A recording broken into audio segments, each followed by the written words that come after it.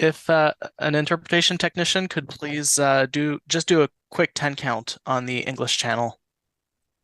10, 9, 8, 7, 6, 5, 4, 3, 2, 1, 0.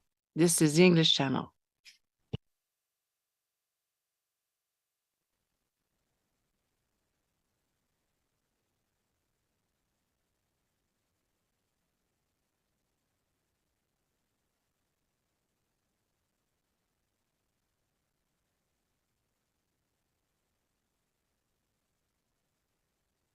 Thank you, and a quick 10 count on the French channel.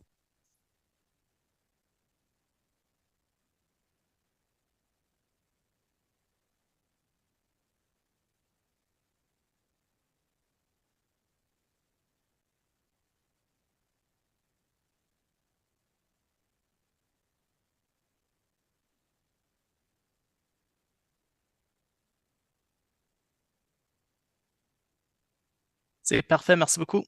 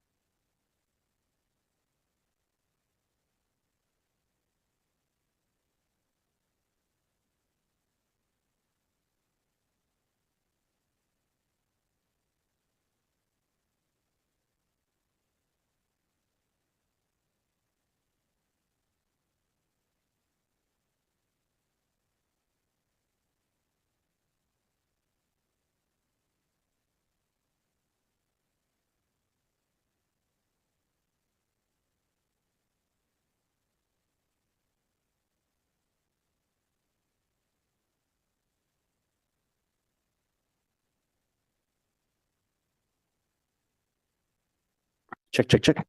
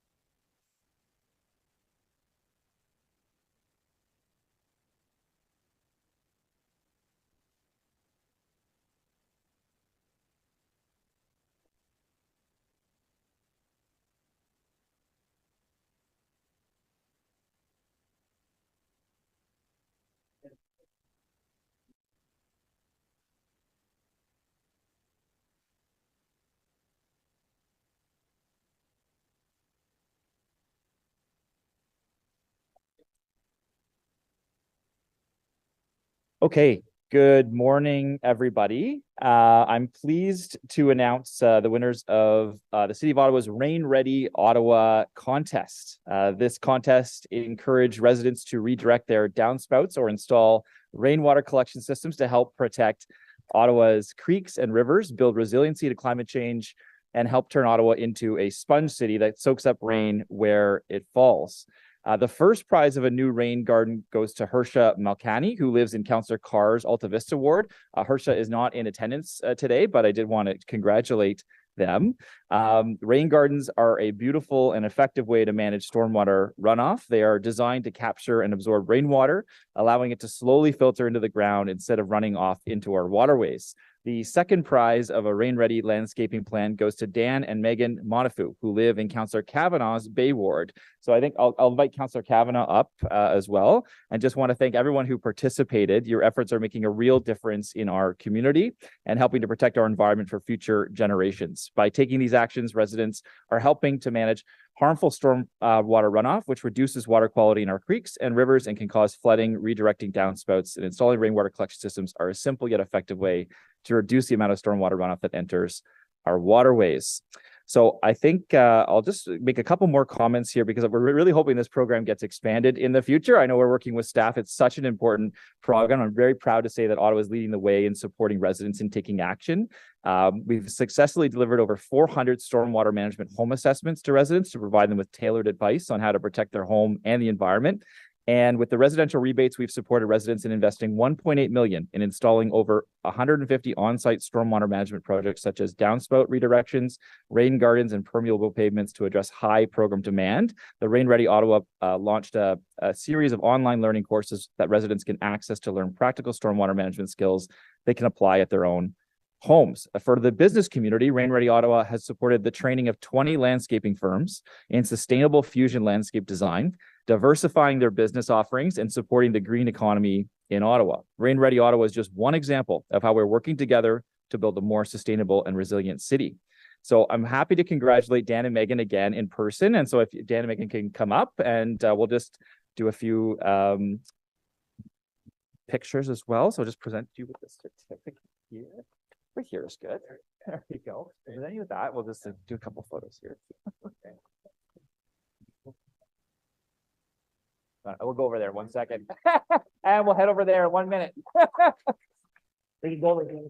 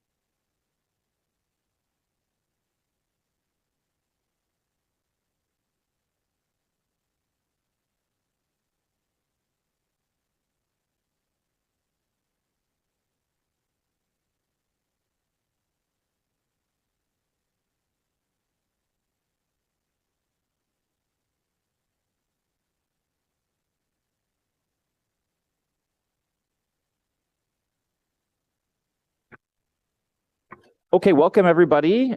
This is the last Environment Committee meeting of 2023. It's been an exciting year, and of course, we're going to be considering the budget today, as well as a lot of other items. I expect the day to be fairly long into the afternoon, given the items on the agenda.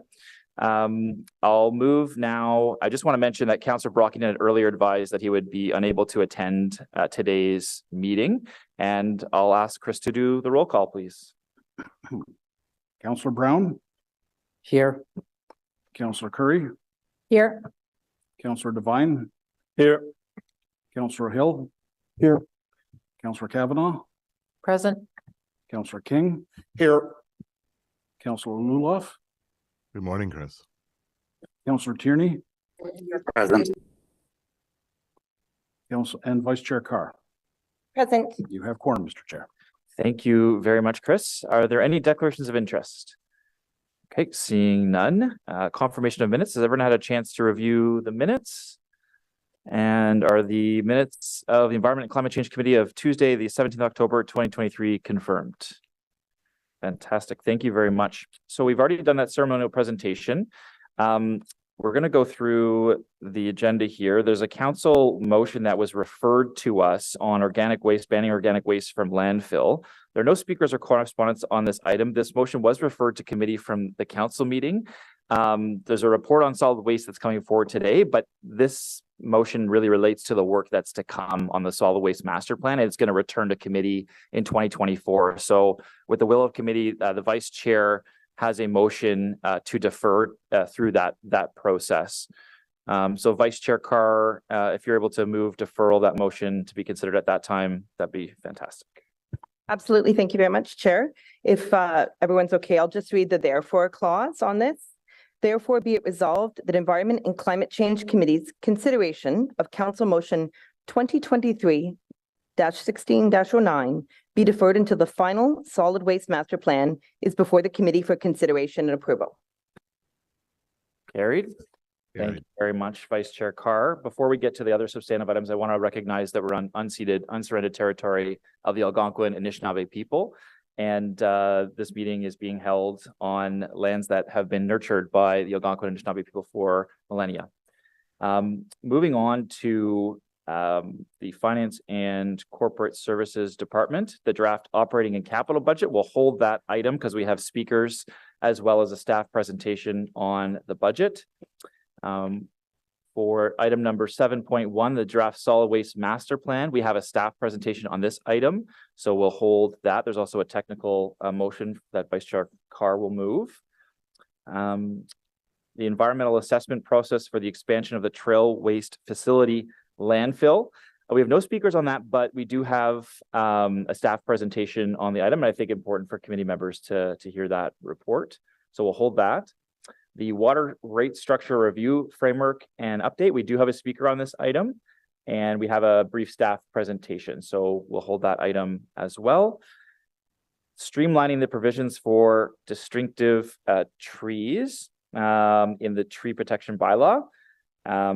We have no speakers registered for the item, but I did want to make sure there's been a couple of submissions, and we do have a very brief staff presentation, and I think there's a lot of thanks to go around for staff on that good work in aligning the suburban urban area with those trees. So we'll hold that item and come back to it just very briefly.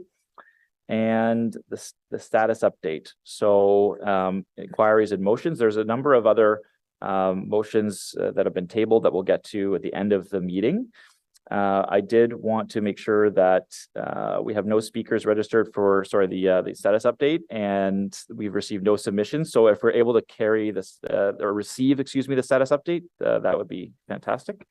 On 10.1, can we receive that status update? Thank you very much. So with that, there's also an IPD I wanted to just point out to members as well. There are two IPDs, the third-party review of data used to inform the draft solid waste master plan and the report of the use of delegated authority during the 2022 as set out on Schedule H. So does anyone want to lift either of those for discussion? And if you do, we'll waive the rules of procedure to get those on. So one is the third-party review of data, and the other is the use of delegated authority. Anyone want to lift those? Okay, I'm not seeing anyone that wants to lift them.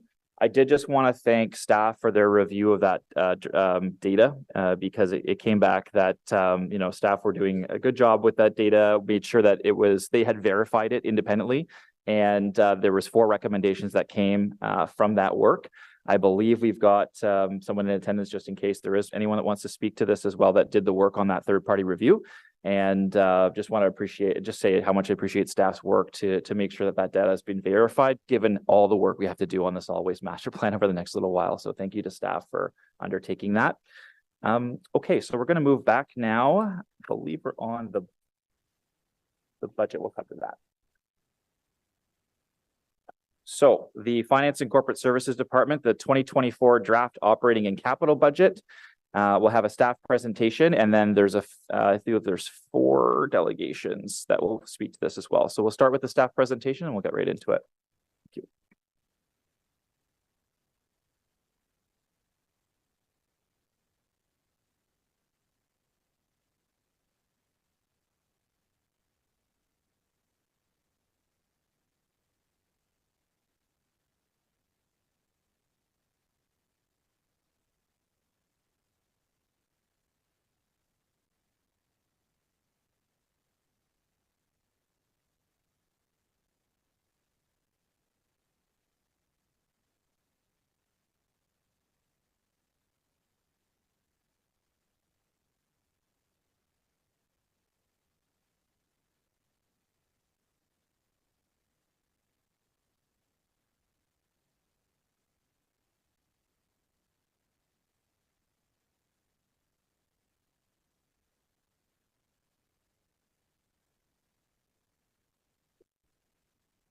Bon matin, good morning. Welcome to the team. Thank you. Chair and members of the Environment and Climate Change Committee. My name is Jen Nielsen, and I'm the Director of Water Facilities and Treatment Services, and I'm pleased to be with you today to deliver the draft 2024 budget.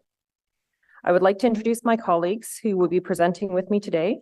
On my left is Cyril Rogers, Interim General Manager, Finance and Corporate Services, and Chief Financial Officer. To my right is Susan Johns, Director of Asset Management. Beside her is Shelley McDonald, Director of Solid Waste. Allison Downs, Director of Parks Maintenance and Forestry Services. And at the end of the table is David Wise, Director of Economic Development and Long Range Planning. I would like to thank the entire cross-city departmental team that has been working on the budget and to prepare this information for you today. Next slide, please. Cette diapositive présente l'ordre du jour de la présentation. Today, and on this slide, you have the agenda. We're going to have the operating budget summary, the capital budget summary, and we'll take into account changes. 2024 investments with a focus on term of council priorities, areas of focus from the service review and/or continuous improvement, followed by questions. I will now pass the presentation over to Cyril to present the operating and capital budget. Thank you, Jen. Good morning. Next slide, please. So I'm going to go through the different components of this committee's budget. As you know, we do have a tax component and we also have a rate component of the budget. What you see before you right now is the tax supported component of the Environment and Climate Change Committee budget. We do have just shy of $109 million budget.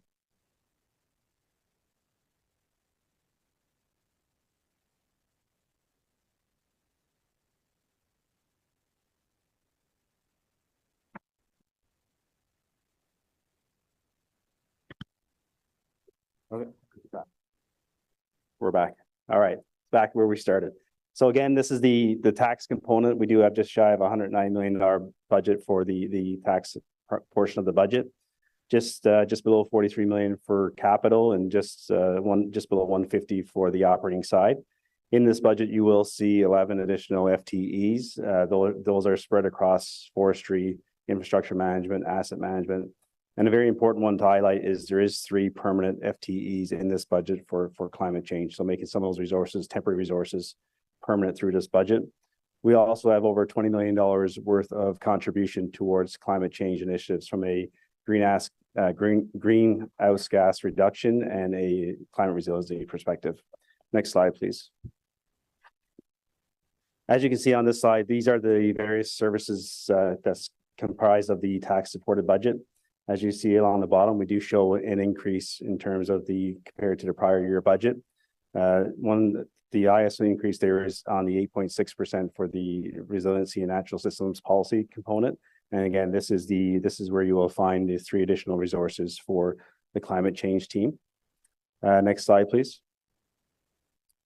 On the tax supported capital component, the $43 million is broken down across renewal, regulatory, and service enhancements. The main component of the budget is tied to regulatory initiatives, and this is mainly driven by the solid waste program, where there's significant investments into that program from a trail, road, landfill perspective. On the service enhancements perspective, that's where you'll find the climate change, our annual contribution of $5 million per year. As a reminder, that $5 million was a new program that we introduced in 2023, and that's continuing in this 2024 budget. And we also have the $3 million continuation for energy management component of the budget as well in the service management component. Next slide, please. Moving on to the rate side of the budget. So again, this is the water, drinking water, wastewater, and stormwater component of the budget. Just above $733 million budget when you combine the operating and capital budgets. We do have just below $100 million worth of investments making a contribution towards climate change. We have additional resources, 5.95 resources, a number of resources to support various initiatives throughout this program. Next slide, please. So on this slide, it's important to note when you do a comparison to 2023, it looks like there's no change. But as a reminder, the rate program is a fully self-funding program. So the revenues that we collect and the user fees we collect from that program is then reinvested back into the operating and the capital budget. And we do have specific reserves for each of the three services, the wastewater, water, and stormwater. So any residual funding left over is contributed to that respective reserve to fund future requirements from the capital perspective. Next slide, please.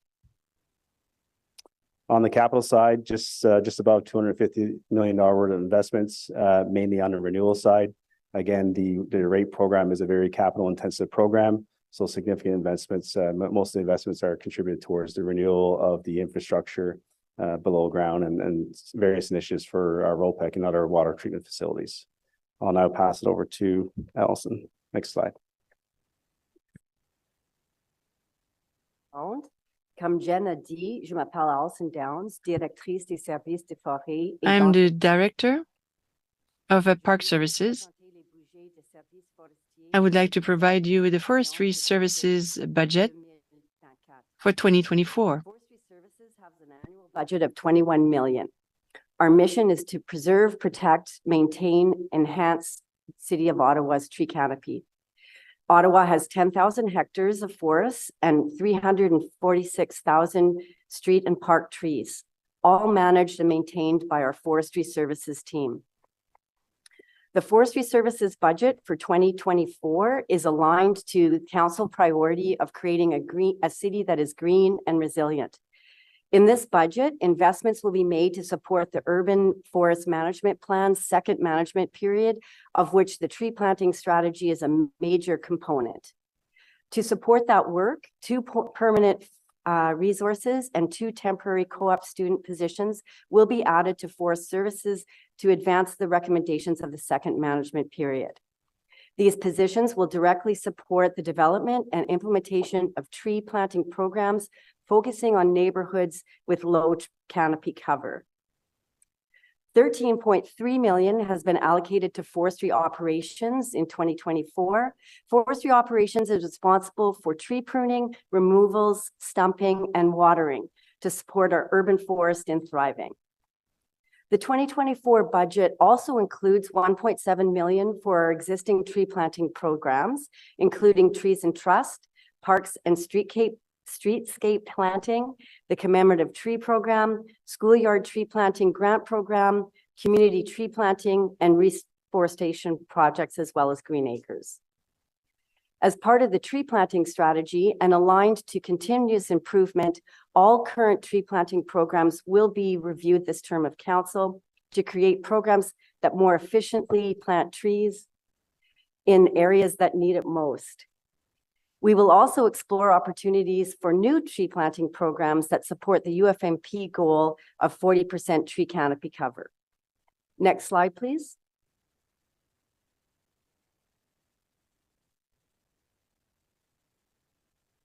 Excuse me. The total operating budget for solid waste services will be 121.3 million. The user fee for the waste collections are increasing in 2024 by $15 per curbside residential household and $7.50 for multi-res, for a total of $145 and $91 respectively. This increase is largely attributed to an adjustment for 2024 cost of living inflation and contribution to the Solid Waste Capital Reserve Fund. This also includes increases in council-approved collection and organic processing contracting costs. As part of the 2024 budget, 2 additional resources have been identified, and an additional 800,000 has been allocated to support the promotion and outreach as part of the lead-up and implementation of the 3-item garbage limit, as well as the mandatory rollout of the green bin in multi-res buildings. This budget also includes 900,000 to expand the recycling in parks program by 1 park per ward. As part of the service review, Solid Waste will be looking to determine if the Trail Waste Facility landfill can feasibly produce renewable natural gas from the landfill gas. In addition, Solid Waste will be supporting IWSD with excess soil management and recovery review, as well as the finance and corporate services with the client experience review. Now I'll pass the presentation to my colleague, David Wise, in Planning, Real Estate and Economic Development. Thank you. Good morning. Bon matin tout le monde. The 2024 draft budget invests in initiatives that advance the goals of the Climate Change Master Plan and supporting priorities like energy evolution and the climate resiliency strategy. This is the second consecutive budget cycle where a climate lens has been applied to new capital budget requests, building on the baseline established in Budget 2023. Overall, the 2024 draft budget includes more than $278 million worth of new investments with moderate or major climate contributions and contributes to a green and resilient city. This is an increase of $226 million from Budget 2023. These investments include more than $86 million that is expected to make a moderate or major contribution to build climate resiliency, of which over $48 million is for integrated infrastructure, rehabilitation projects on Bank Street and Carling Avenue that will reduce the risks of basement flooding. Budget 2024 includes $5 million to support the implementation of the Climate Change Master Plan, which makes a major contribution towards reducing emissions and building resiliency. Budget 2024 also includes more than $188 million worth of investments expected to reduce greenhouse gas emissions, $184 million of which supports more connected, reliable mobility. Of this, almost $180 million is for the zero emission bus program, and more than $4 million is to transition the city's municipal fleet to lower emission vehicles. And there'll be more detail provided on that later on. With that, I will pass the presentation back to Jen. Thanks, David. J'ai le plaisir de présenter, au nom du département des infrastructures. On behalf of the Infrastructure Department and on Water Services, the big lines of our 2024 budget. The budget includes $77 million in drinking water investments to ensure a continued supply of clean, safe drinking water. Some highlights include $10.6 million toward the Herdman Bridge Pumping Station Renewal Project, $15.1 million for drinking water treatment projects, and $15.3 million to repair and replace water mains. The budget includes $81 million in wastewater infrastructure investments to ensure that wastewater is conveyed and treated in a way that protects residents and the environment. Some highlights include $6 million for sanitary linear system improvements, condition assessments, and flow monitoring, $21.7 million at the R.O. Picard Environmental Center for the Electrical Reliability Project. This investment is a critical step towards protecting ROPEC from power outages. Additional investment will be required to allow ROPEC to operate completely independently of the grid. Improving the electrical reliability of ROPEC is a key city initiative to build resiliency to increase power outages that are expected with increased extreme weather events due to climate change.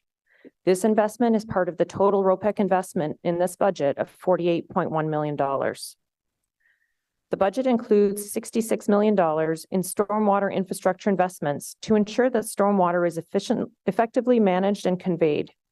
Some highlights include Convent Glen North storm sewer rehabilitation for $36.9 million, which is part of the $43 million in stormwater collection rehabilitation, over $15 million to replace and repair culverts across Ottawa. The budget also includes $21 million for renewal of integrated water and wastewater infrastructure and $4.5 million for slope stabilization of the Ottawa River along Ottawa Road 174 to protect against erosion during significant spring runoff. Although this is under the authority of the Transportation Committee, we thought it was important to highlight here because it's an important measure to help protect our critical infrastructure from riverine flooding, which could occur more frequently in the face of climate change. Next slide, please.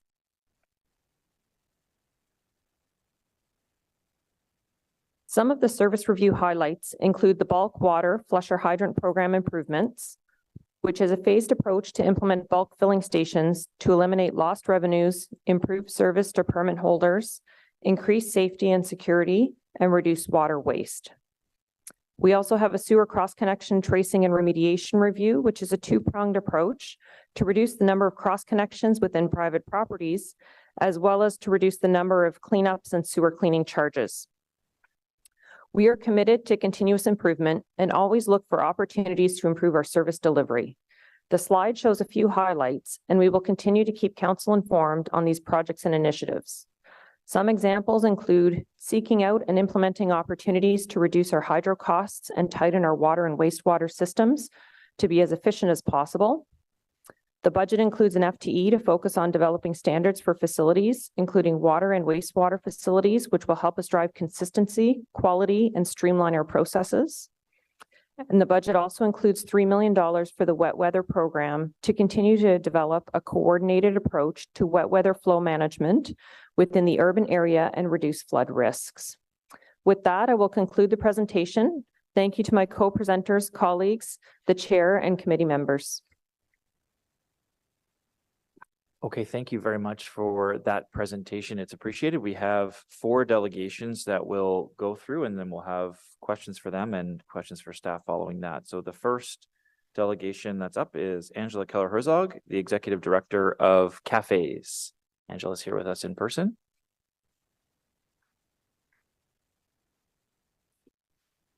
Just up here to the delegations seat. I think you're no stranger, and you're going to have 5 minutes to address the committee.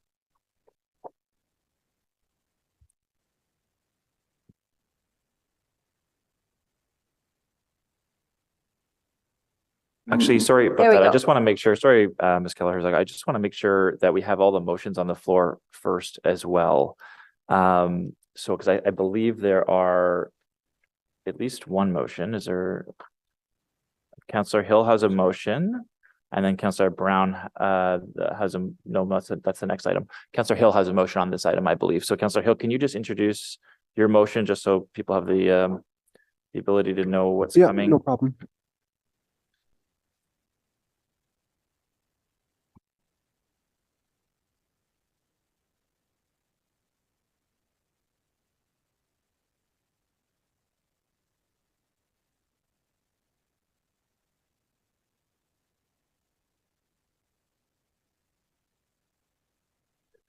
Thank you very much, Mr. Chair. Whereas climate resilience and mitigation are critical components of the Climate Change Master Plan, whereas over the past 5 years, Ottawa has seen over a dozen of extreme weather events, including spring flooding in West Carleton and Orleans in 2017, 19, and 23, tornadoes in 2019 and 2023, Derico in 2022, flash flooding in 23, and a number of ice storms.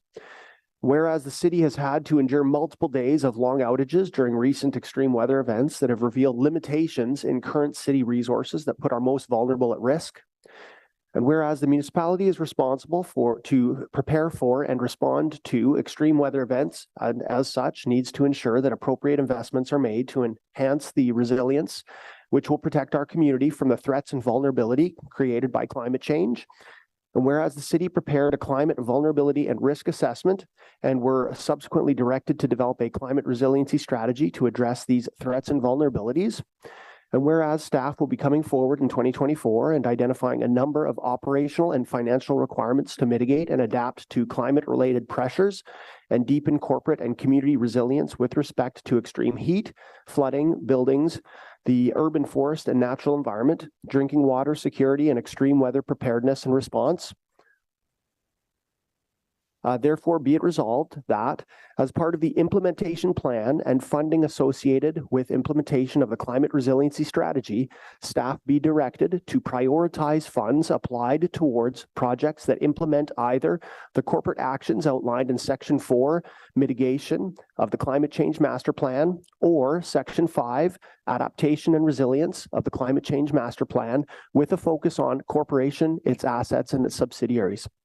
Be it further resolved that staff be directed to develop a prioritization framework to guide disbursements associated with Capital Fund 911372, the Climate Change Master Plan, including a focus on 1, flood resilience, 2, corporate building retrofits and energy conservation, 3, urban forest management, 4, electrifying city-owned vehicles, tools, and equipment, including EV infrastructure, and 5, extreme weather preparedness and response.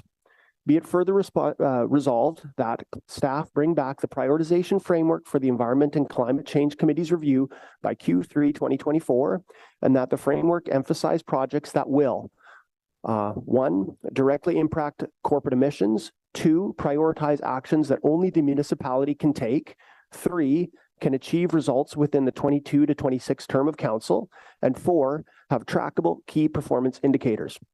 Be it further resolved that the future budget allocations to the Climate Change Master Plan include details on how funding will support the above mitigation and resiliency actions until the end of the 22 to 26 term of council. I believe that's all. Okay, thank you for that, Councillor Hill. Appreciating that committee just received the motion. I believe if we can make sure it's emailed out to everyone. And it's just been read in, so obviously delegations are just seeing it now, and there's a lot there. So with that, I'll ask Ms. Keller-Herzog, you've got a PowerPoint presentation, I believe. So with that, I'll ask you to get started. Thank you. Okay, good morning, everybody. My name is Angela Keller-Herzog. I'm the Executive Director of CAFES. Next slide, please. CAFES is a local environmental network of local leaders working at neighborhood and municipal level in both the rural, suburban, and urban area. Next slide, please. Yeah, so I'm gonna start off by touching on trees and urban canopy, and then look at climate mitigation and climate resiliency in the budget, and then summarize. Next slide, please. So in the tree area, we did see the memo. We're delighted to see that there will be more human resources for implementing the urban forest management. But we do have some questions in terms of whether there are also additional material and operational resources, including trees, of course. And by our reading of the budget in the forestry section, there's only a 0.79% increase on material and services, which doesn't really keep up with inflation. So if we want to approach the canopy cover and the mayoral commitment of 1 million trees, we need to give even a heads up to the nurseries. We can't wait till the last year in the term of council to suddenly order huge trees. That was the lesson in the 1 billion tree federal initiative. Next slide, please. In terms of looking at the climate budget analysis, the question is how even to do it, because climate affects all city departments and is very horizontal, cross-cutting issue. So the questions that we're asking in our analytical frame is sort of the bang for the buck, high emission reduction and co-benefits, cost-effective risk mitigation, and also investing in capacity for building a climate-smart city. Next slide, please. On the investment high-impact spending side, we're really happy to see the public transit investment with the e-buses, and also we would welcome if we can keep an eye on the sweet spot with affordable housing in terms of having energy and carbon efficient housing investments and building better and not retrofitting later. Later retrofits is really inefficient. Next slide, please. In terms of also high impact savings, we think that slowing down on urban expansion is probably the savviest climate move that the city has, as urban sprawl is the most costly, financially unsustainable thing for the city to do. And in terms of emissions, it's also terrible. We also like the carbon lens on the capital projects. That's excellent that the city is doing that, the finance department. We can therefore beware better of carbon emission lock-in and stranded assets, investing in unneeded fossil fuel infrastructure like big pipes that we don't need the capacity, for example. Also in green infrastructure, in stormwater management, we see some savings potential. Next slide, please. So in terms of the investments horizontally, we feel that the city needs to build also its climate competence. And that's kind of a weird term, but we want to talk more than just FTEs, temporary or permanent, but it can also be training for staff. It could be consultancies. It means that the city would have a better handle on the capital asset management and planning for climate, unlocking climate finance, learning to ensure and mitigate against climate risks better, and also working with and leveraging the community. Next slide, please. I'm not seeing the timer ticker here. Oh, well, I'll keep going. Climate resiliency and risk management is obviously key. Somewhat aligned with Councillor Hill's motion, which I just saw like 3 seconds ago. We think that the climate resiliency strategy and action plan should be accelerated, and there should be resources allocated this year, or I mean in 2024, coming out of reserves, so we can get going on that. Next slide, please. Next slide.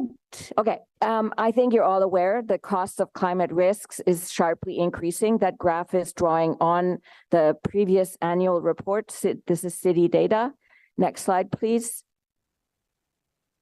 So our recommendations are to find 500,000 for forestry to ramp up the actual tree planting, to spend 5 million in the budget on the climate master plan deliverables, and this area of building city climate competence.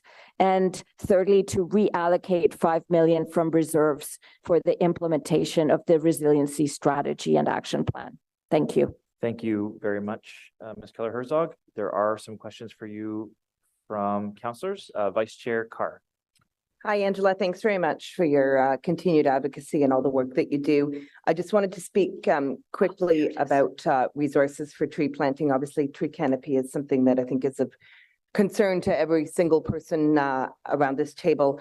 I will be asking questions. I just wanted to let you know that I did go back to staff on whether or not there was enough costing to complete the goals, and they have told me that that they believe that it's 7.66 FTEs that are required to support the implementation of that second management period of the UFMP.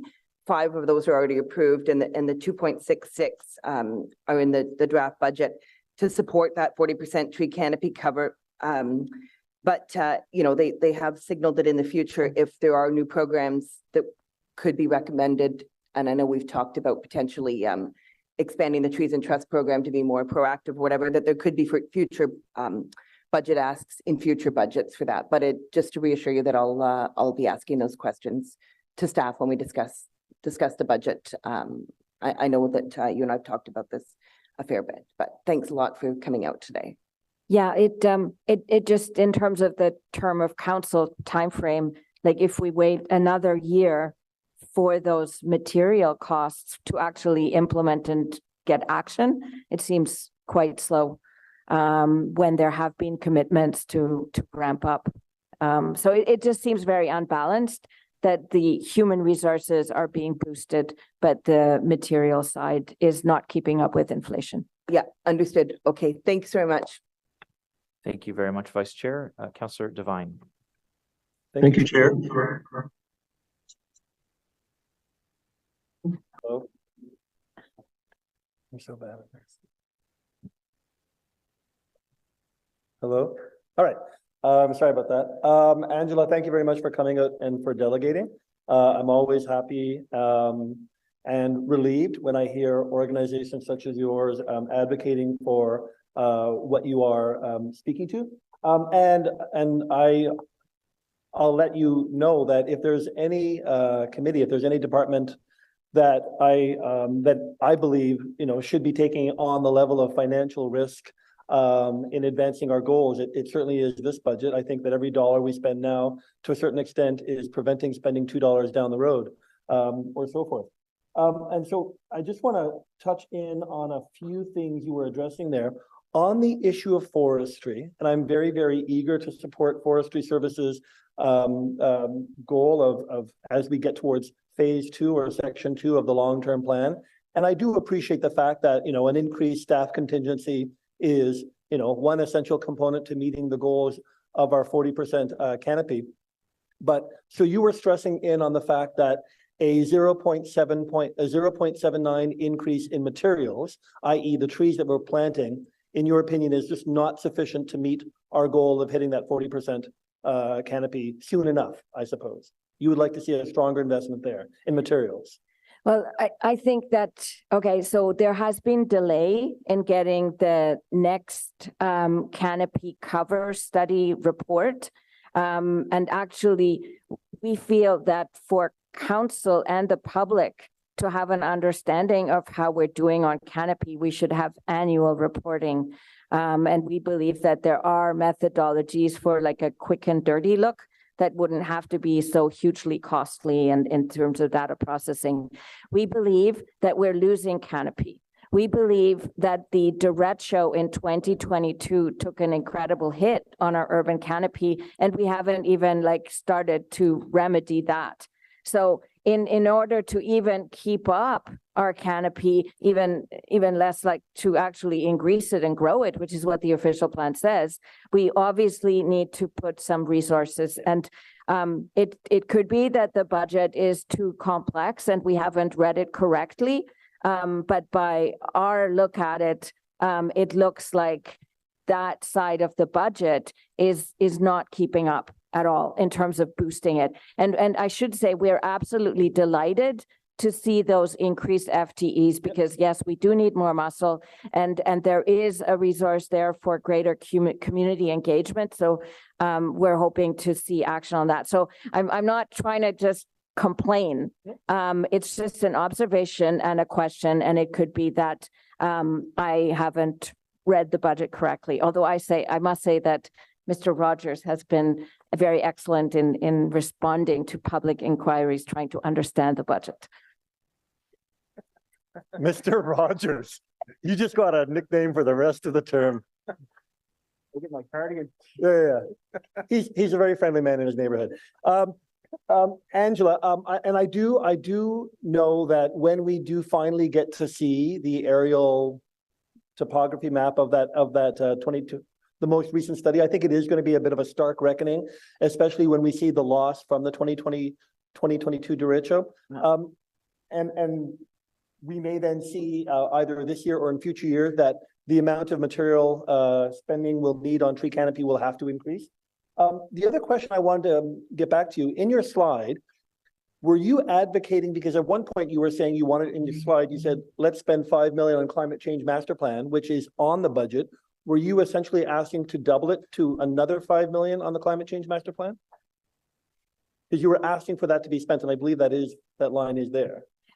Okay, so I had some comments on the 5 million that should be, that is already in the budget, where I think that it's really, really important to try to build capacity in the city staff. So that was a comment on what's in the budget. And then in addition, I was saying, yes, we have this like really well-based climate resiliency strategy coming up. We've talked to hundreds and hundreds of people in workshops, and cafes has really been talking to the community in all parts of the city. There are a lot of concerns and there are a lot of practical actions that can be done, and that I believe the strategy is going to include an action plan, including like quick, low-hanging fruit kind of things. So we feel that it would be a good use of money to reallocate 5 million from reserves that I think are huge and deep and extensive, like very well endowed. And rather than having that money just sit there, invest it in prevention, in areas that have been like really well identified and studied for like, I mean, this resiliency work has been going on for almost 10 years. We were supposed to have an adaptation strategy as early as 2014. Like, this work is not coming out of nowhere. Thank you. And my last question, you made reference to investing in, increasing our capacity. I think you said increasing our competence, and you made reference to spending to increase our confidence in order to unlock, I think you said climate financing. And I know that oftentimes, and I believe I even heard in the staff presentation about seeking other levels of funding for any of our goals. I know that with the handcuffs that are put on our budgets in so many ways, we're often talking about where can we find financing elsewhere. Can you just say briefly what you meant about learning to unlock climate financing? I assume you're referencing financing that we could find elsewhere. Yeah, I mean, the first obvious thing is just to be alert and have like the human resources and capacity to write complicated proposals to unlock funding from other levels of government.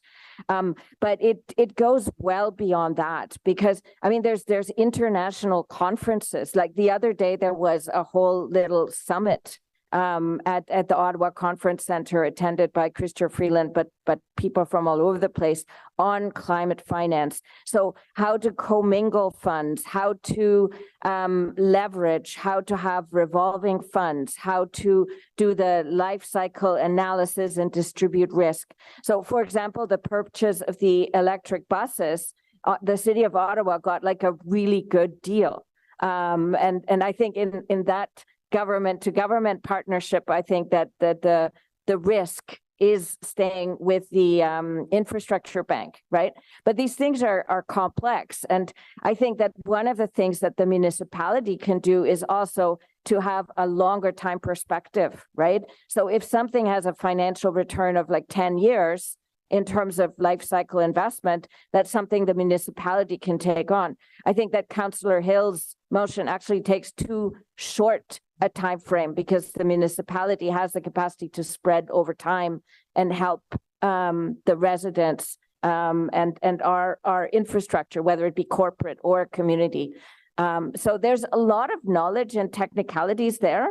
And I think that the finance department, with, for example, doing the climate lens, there's a lot of capacity that might be necessary there, because it is like a complex métier with a lot of technical knowledge needed. Okay, thank you, Angela. Thank you, Chair. Thank you very much, Councillor Devine. Councillor Hill. Thank you very much, Mr. Chair. Thank you, Angela, for the delegation this morning. I really appreciate the comments that you're making. Obviously, in line with my motion, you spoke to resilience, and I know that you and I have spoken on that topic a number of times, including your report that you did this summer. And anybody that's listening to this who had a flood this summer in the flash flooding, or who was affected by the tornadoes out in Barrhaven, those words are going to resonate with them. And that's certainly the reason why I wanted to advocate specifically to that. But what I was specifically interested in, Angela, is if you could speak to some of the work that you have done in the last several months on the topic of resiliency and the impacts of extreme weather on the city, and how you believe that the city should be looking at actions from a climate resiliency perspective, so that can hopefully shape some of our debate as we go forward on the topic. Wow, that's actually a big question. And Cafes we ran 11 workshops with support from the municipalities, and taking on board a lot of the research and the data in terms of understanding the climate prognosis and what impacts we are here expecting in Ottawa. So building on that good work base, the community is concerned, and I think the expectations on the city to take care of business and help everybody are probably higher in the urban area. And then as you move to suburbs and especially in the rural area, people are counting on the city much less.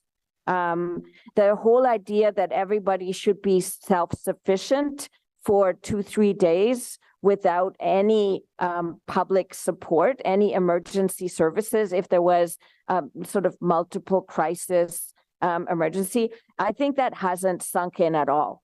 At the neighborhood level, in terms of emergency preparedness, I think that in West Carleton is one of the only places where there is starting to be a community capacity for people to figure out like their emergency response network, trying to have a database, like having some building blocks in place in terms of how the community can take responsibility when you can't call 911, when you don't have basic infrastructures working for you. So there's a huge amount of work to be done. And I think energy resiliency, which I think you, Councillor Hill, have started to take like a real interest in, is also at the center of it, but it extends to other parts. So there's the emergency preparedness, which sometimes comes to mind first, but urban forestry, for example, is connected, right? In the sense that the heat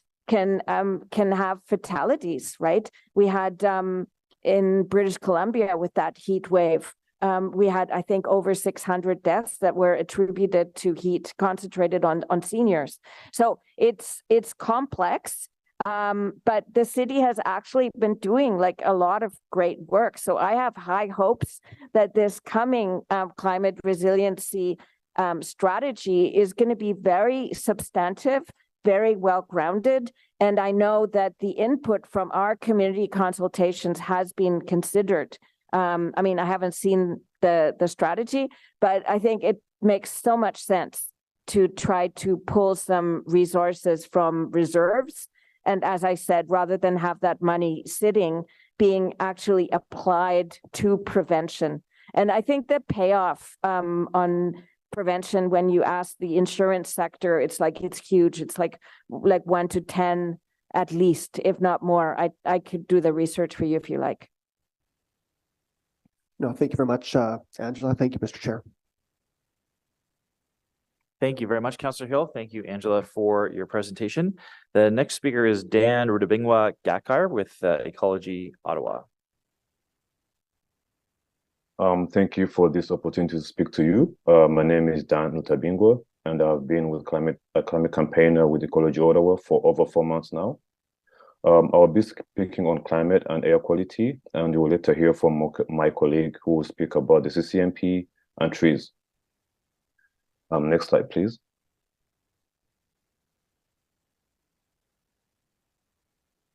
Next slide. The year 2023 has been extremely unsettling with regard to climate change. The effects of climate change are being felt in Ottawa. In June, Environment Canada rated Ottawa's air quality as a very high health risk for several days, the highest level on its scale. The small causing this risk came from wildfires in Quebec due to arid conditions. We had tornadoes, flooding, and heavy rainfall ravaging Ottawa, causing worsened health conditions, deep worry about when to keep the children inside, and anxiety about worsening climate change. It has been projected that the climate in Ottawa will get significantly warmer in coming years, and accompanied by more intense rainfall and extreme weather events. So the time to act is now. Next slide, please. The city's budget is crucial indicator of our priorities. The city should allocate funds for local municipal climate initiatives that can help reduce the impact of climate change. The city staff needs to figure out a way to engage, partner, leverage, and work with residents and civil society on climate issues. As an example, I'll talk about our Breathe Easy project. The Breathe Easy campaign, led by Ecology Ottawa, is an important initiative aimed at addressing the gaps in air quality left by the government. Currently, there is only one air quality monitor in Ottawa, located in a downtown park. However, air quality varies significantly across the city and affects different communities in different ways, and this is why we monitor for the 6 different locations in the city to better understand the issue. We have received an overwhelming response from over 200 volunteers who have registered to assist us with monitoring sessions all across the city, indicating people's interest in knowing more about the overall air quality and ways to improve it. Next slide, please. The Breathe Easy program has taken the crucial initial step of pinpointing hotspots of air pollution throughout the city and showcasing how air quality is not a monolith. There are vast discrepancies depending on location, income level, and demographic makeup. Our previous reports have shown that individuals residing in lower income neighborhoods tend to be subjected to higher levels of contaminant concentrations, which lead to greater environmental health risks. Air quality worsens with income more significantly than any other factor. This points to a clear demonstration of environmental inequity in the city. This campaign serves as a catalyst for fostering community discussions focused on developing localized solutions aimed at enhancing air quality and, in turn, enhancing overall quality of life. Now, we would love to continue this project for the foreseeable future, but the funders want the city to take it on or fund it. We have shown here, though, through our sessions and reports, how beneficial it is, why it's needed, and evidence that it works. What we're asking now is that the municipal government should take it on, take responsibility for collecting data on air quality, and take action to improve it for the benefit of the residents. The city of Ottawa must step up now to protect the most vulnerable populations in our neighborhoods. Increasing funding for such programs will encourage more residents to take action, and Ottawa has a significant opportunity to become a more livable and resilient city, and this benefits the environment and the current and future generations. Thank you so much. Thank you very much for your delegation. I'm just looking for hands. I'm not seeing hands up, but I do have a question for you.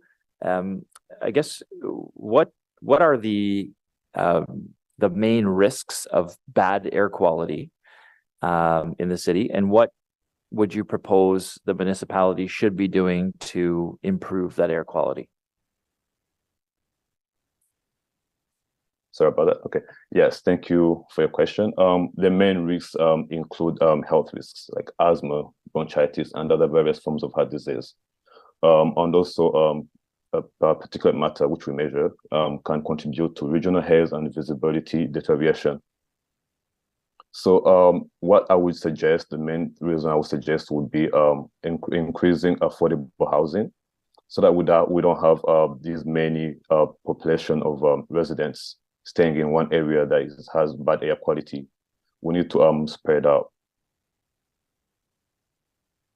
Thank you very much for this. I do see other councillors have their hands up now. Councillor Devine.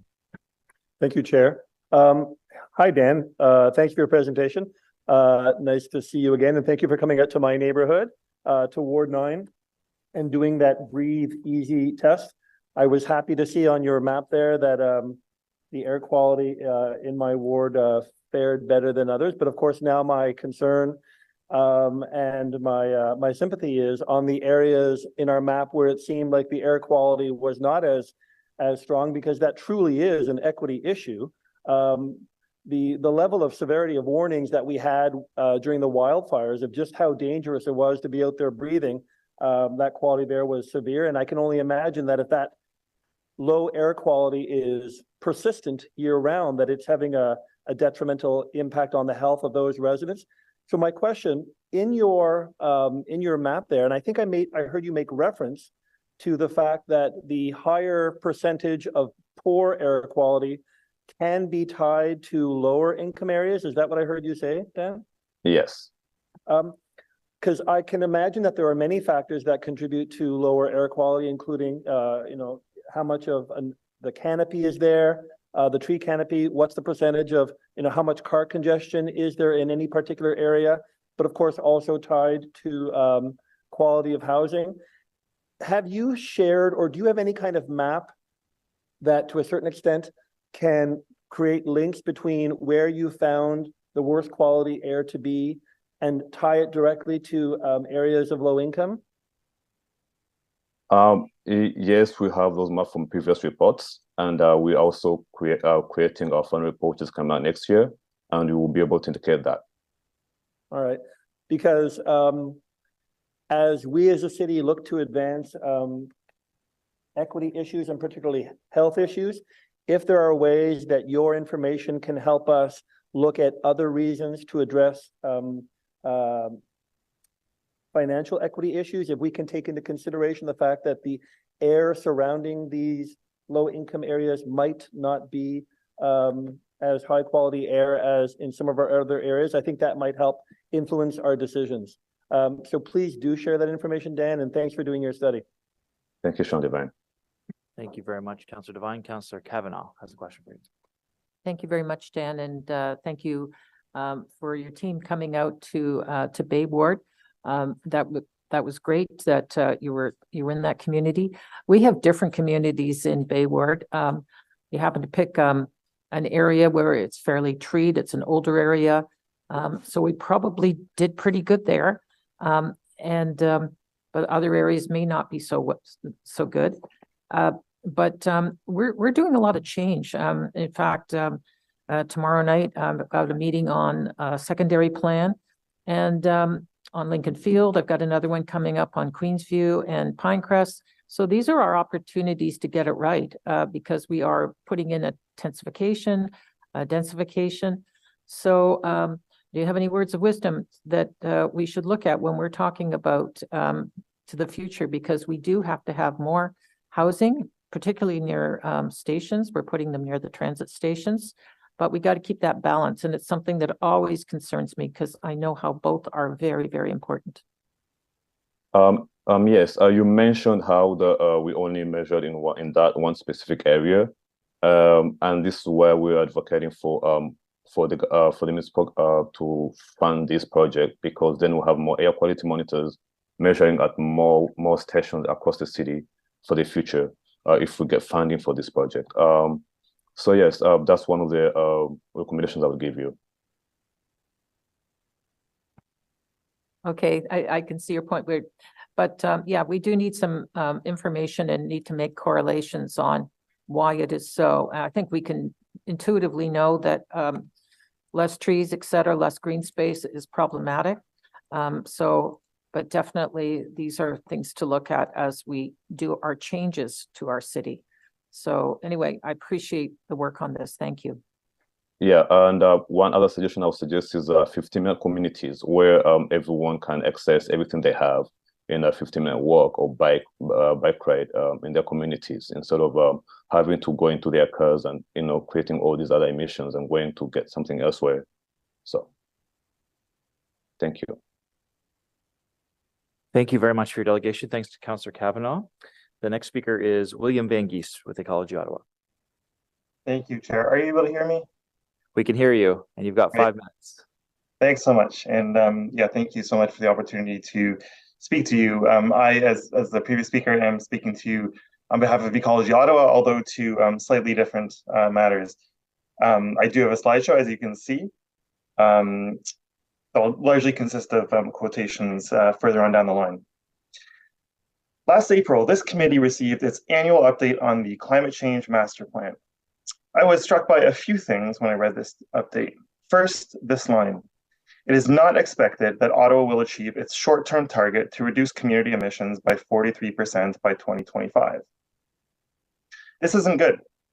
As the capital of one of the world's wealthiest nations, we have no excuse for not doing our part to mitigate greenhouse gas emissions. Second, I was struck by the fact that only 2 of the plan's 8 priorities were judged as on track. This is particularly striking in that the plan was approved in 2020, so we're more than halfway through it. It's a 5-year plan. Moreover, City Council declared a climate emergency in 2019, and rightly so. If the countless alarms sounded about record-breaking global temperatures and sea ice loss weren't enough, we've felt firsthand the effects of climate change in Ottawa, most recently through extreme weather events like the heavy rains causing widespread flooding this summer, or tornadoes, of course, last winter's ice storm, last year's derecho, and so on. Third, I was struck by how frequently in the update, the reason given for delays in implementing the plan was lack of resources. I want to read a few passages of the CCMP update. So next slide, please. Oh, these are just, of course, examples of the destruction caused by exacerbated by climate change. Next slide, please. One priority number 6, has not advanced since the last status update. This is primarily a result of allocating limited staff resources and prioritizing the most critical initiatives. Next slide, please. Many priorities are off track due to staff capacity, both within the climate change and resiliency team and the broader corporation. Staffing constraints have put many projects at risk of not meeting their milestones. I'll skip ahead here. While the official plan, master plans, and asset management plans will incorporate climate change mitigation and resiliency considerations, additional capacity is required to undertake several activities required to meet greenhouse gas targets and build resiliency to climate risks. Next slide, please.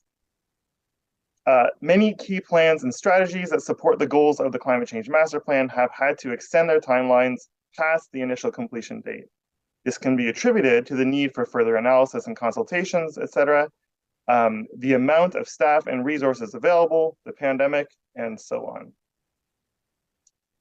Specifically about the $5 million in budget 2023 devoted to implementing the CCMP, the update says, and next slide, please. This is a good start, the $5 million, and it will help significantly with planning, staffing, and early implementations, but it is not sufficient to achieve Council's climate goals. Again, this $5 million is not sufficient. With more time, of course, I could provide other examples from the update, but I'll stop there. Devoting $5 million to budget 2023 to implement the CCMP was good, let's be clear.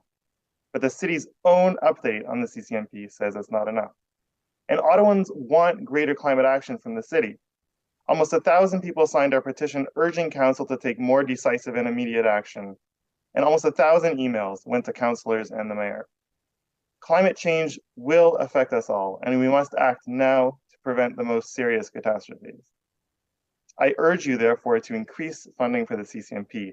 An additional $5 million this year and subsequent years would be a great next step. I also want to briefly address the Urban Forest Management Plan. We engage closely in the development of this plan, and we think it's good.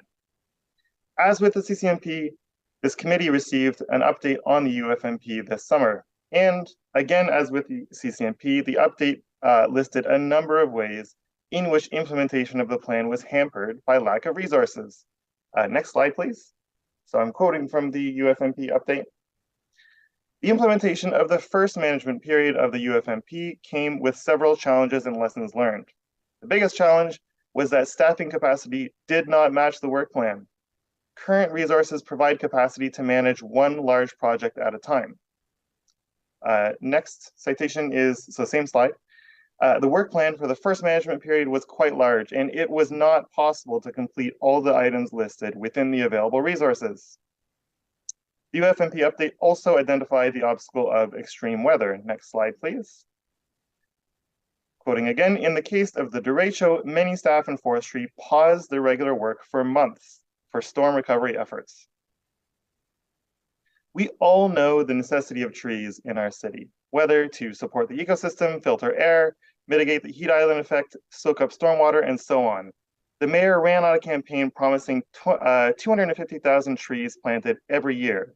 It's impossible to reach these targets without adequate funding. This funding also needs to account for extreme weather events. We know such events will increase as our climate warms. I therefore urge you to properly fund both the CCMP and the UFMP. Thank you. Thank you very much. William, is there any questions from councillors on the delegation? Good presentation and appreciate that. I'm not seeing questions today, but appreciate you being here as always. The next delegation is Businge Nuruddin Abdelnuru Saladin. I'm not sure if you're in person or online. Hi, thank you so much. Yeah, thank you so much, Chair. My name is Businge Nuruddin. I live in Ottawa, in Vanier. I come from Smart Youth Network Initiative. I am online. I am going to talk about climate education and the need for young people to be involved. Thank you so much. I've seen a lot of presentations and a lot of speeches from the delegation. We thank the cafe that is done by we thank the work that is done by the cafe, but also a lot of work that is done by Councillor King. I'll go straight away and request for the City of Ottawa to invest more funding in what we call building the capacity of community-led organizations to take advantage of the climate change financing outside elsewhere. A lot has been said, lack of shortage, lack of financial support, yet outside there is a lot of funding, but the local youth-led organizations do not have capacity to write attractive proposals to attract this investment. If a local youth organization gets investments to plant more trees, I believe it will be advancing your objective. Also, we request that young people are put in position to support your campaign of 1 million. We want to make sure that we mobilize 1 million youth still to come ahead and, like plant all these trees. But we really want to thank you for making sure that you give me this time to speak, and looking forward for answers to my query in a specific line of how much is put in place to make sure that we build capacity of community organizations to attract funding elsewhere. Thank you so much. Thank you very much for your presentation. Councillor King has a question for you. If you can stay online and stay with us to take some questions from councillors. Thank you. Councillor King. Thank you, Chair. And I just really wanted to thank the efforts that have been brought forward by the Smart Youth Network. And the question I had was, beyond the 1 million trees and having youth involved in that, were there any other specific concerns around climate change and ecological action that you've been hearing from youth across the city, and especially from racialized communities? Because I know that you're engaging with all youth across the city, but especially racialized youth. So I'm just wondering if there are any other recommendations that you're hearing from youth that the city should take heed of. Yes, thank you so much for that. Yes, a number of recommendations around two came on board. One include climate education. The young people from the racialized communities are not given opportunity to attend, to learn more about how they can take action on climate action. Let me say a point in case waste management. When they cook, they always mix their waste, but they do not have where they can learn how to separate this type of waste. But also the programs of rain ready energy efficiency programs, they are not eligible to get funding to support them to make sure that their houses save energy, or their houses are eligible for rain ready programs.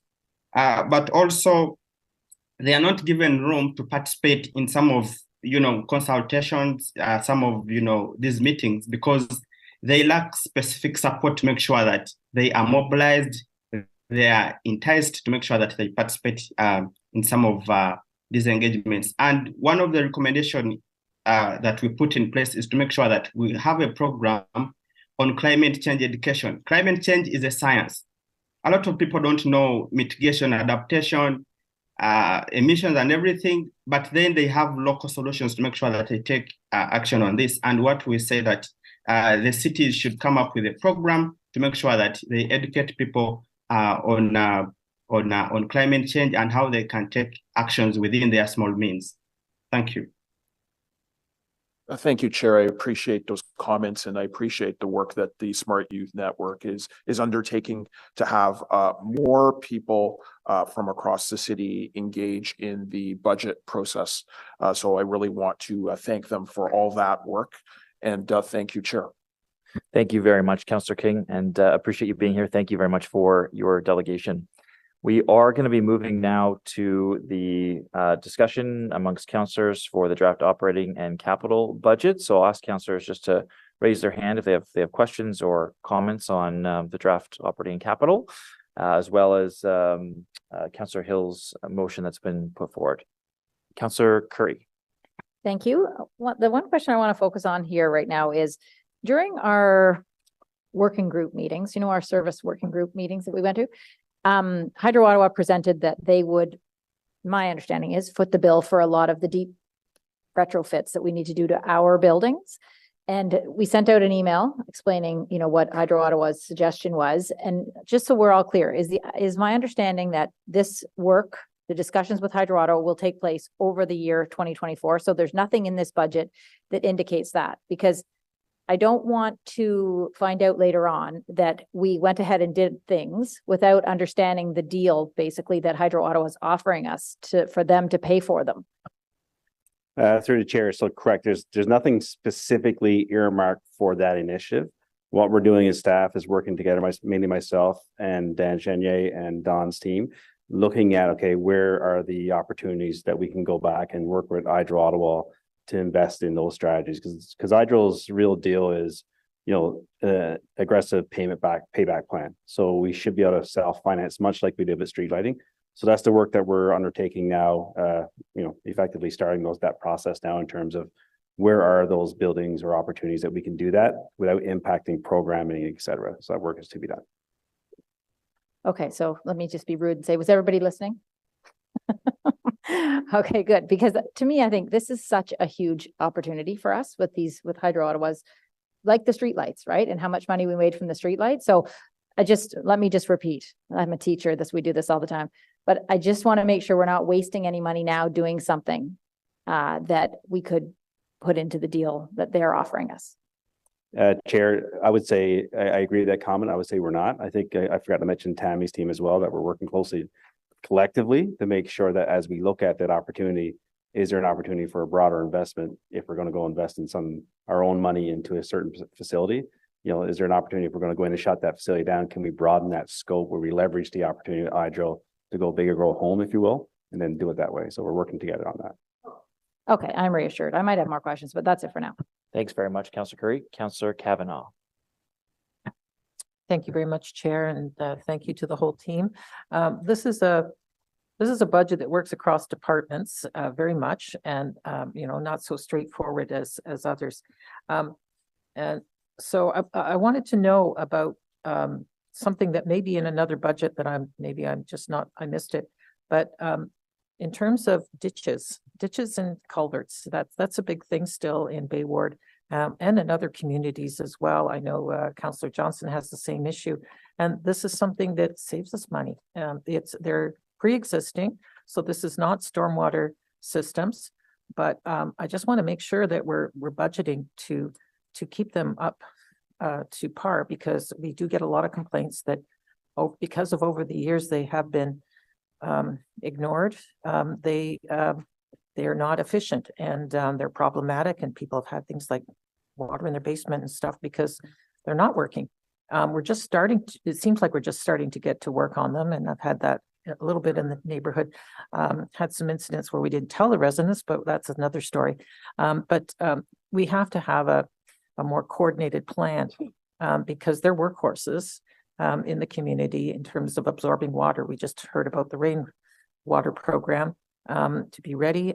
So I just want to know that we're making that investment in those areas. Thank you, Mr. Chair. There is a program approach to ditches, and you're right, we have activity in Councillor Johnson's ward as well as your ward, some in Councillor Brockington's ward, where we have done planning to have a year of effort on sort of a drainage engineering study, and that leads us to the ability to develop design plans and phasing plans and construction probably over several years. And so there is a community that's ready for the beginning of the construction phase. The ditches are part of a storm sewer system. Some communities have ditches, some communities have storm sewers, and they provide the same service to residents. But you're right, because the ditches are exposed, they are sometimes declining in their level of service over time, maybe because people aren't recognizing the important role that they play. So the budget does include a continuation of investment in that staged process that I talked about to make sure that ditches are being addressed as part of our storm sewer system. Thank you. And you also touched upon education is important too, because people fill them in without knowing. And then it just gets, left for decades sometimes.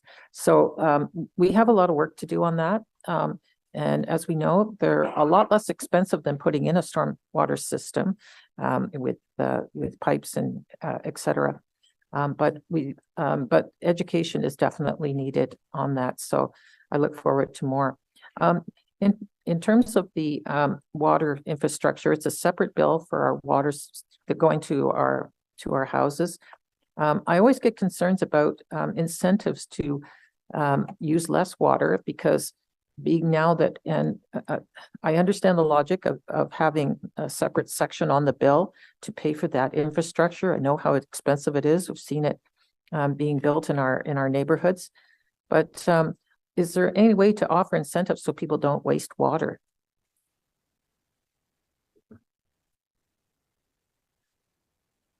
Thank you, Chair. So the city has done a number of programs over many years to encourage water consumption, to reduce water consumption.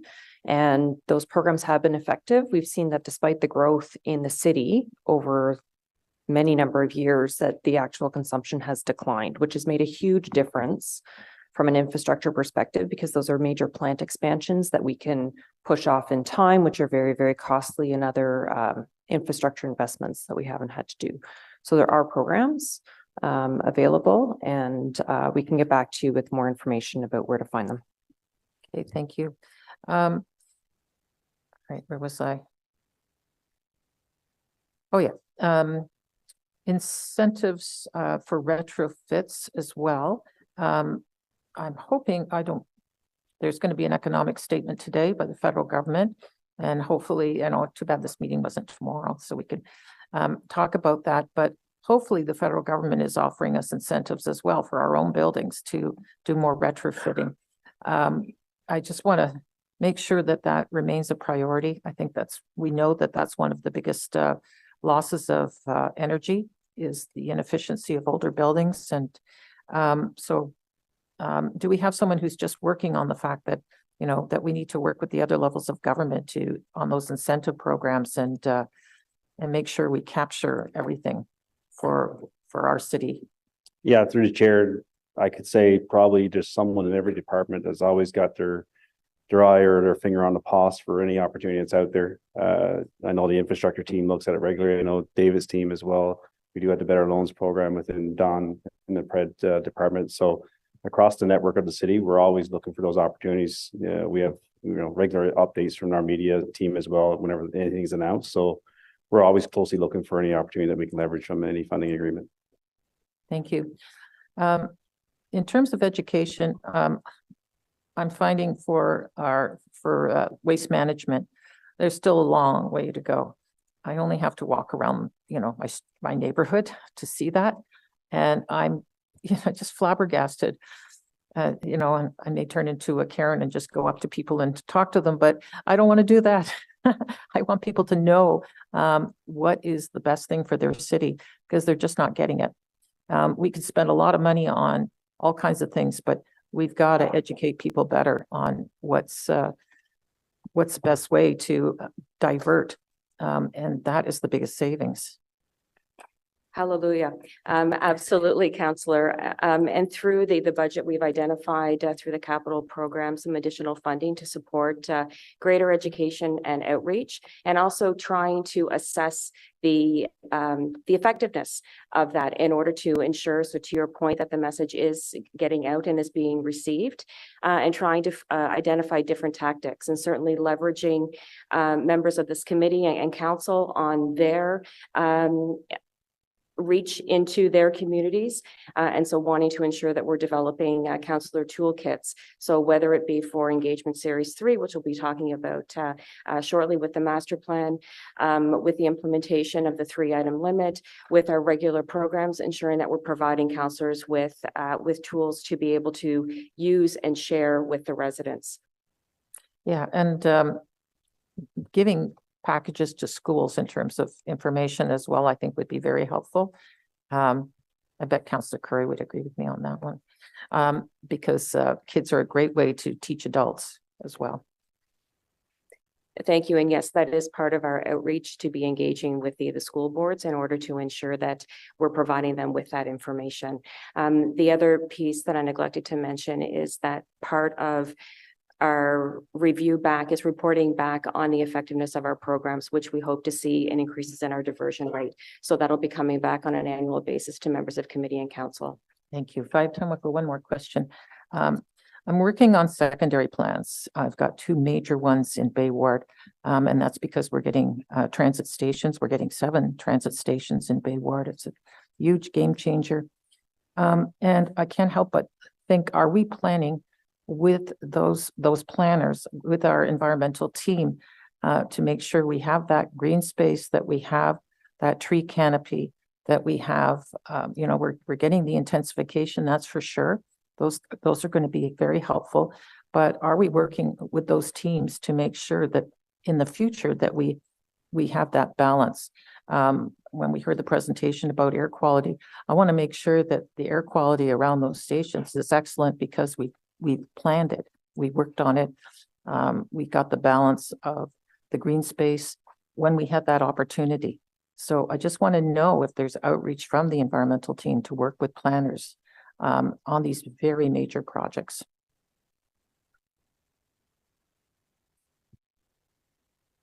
Thank you for that question, Councillor. I can say that forestry is consulted in projects that are being run through OC Transpo and LRT. So we are part of the consultation process. Yeah, I get that, but I'm talking about planning, about this is like beyond the official plan. These are secondary plans around stations. We've got our official plan in place, and we're concentrating like on Lincoln Fields, Queensview, Pinecrest stations.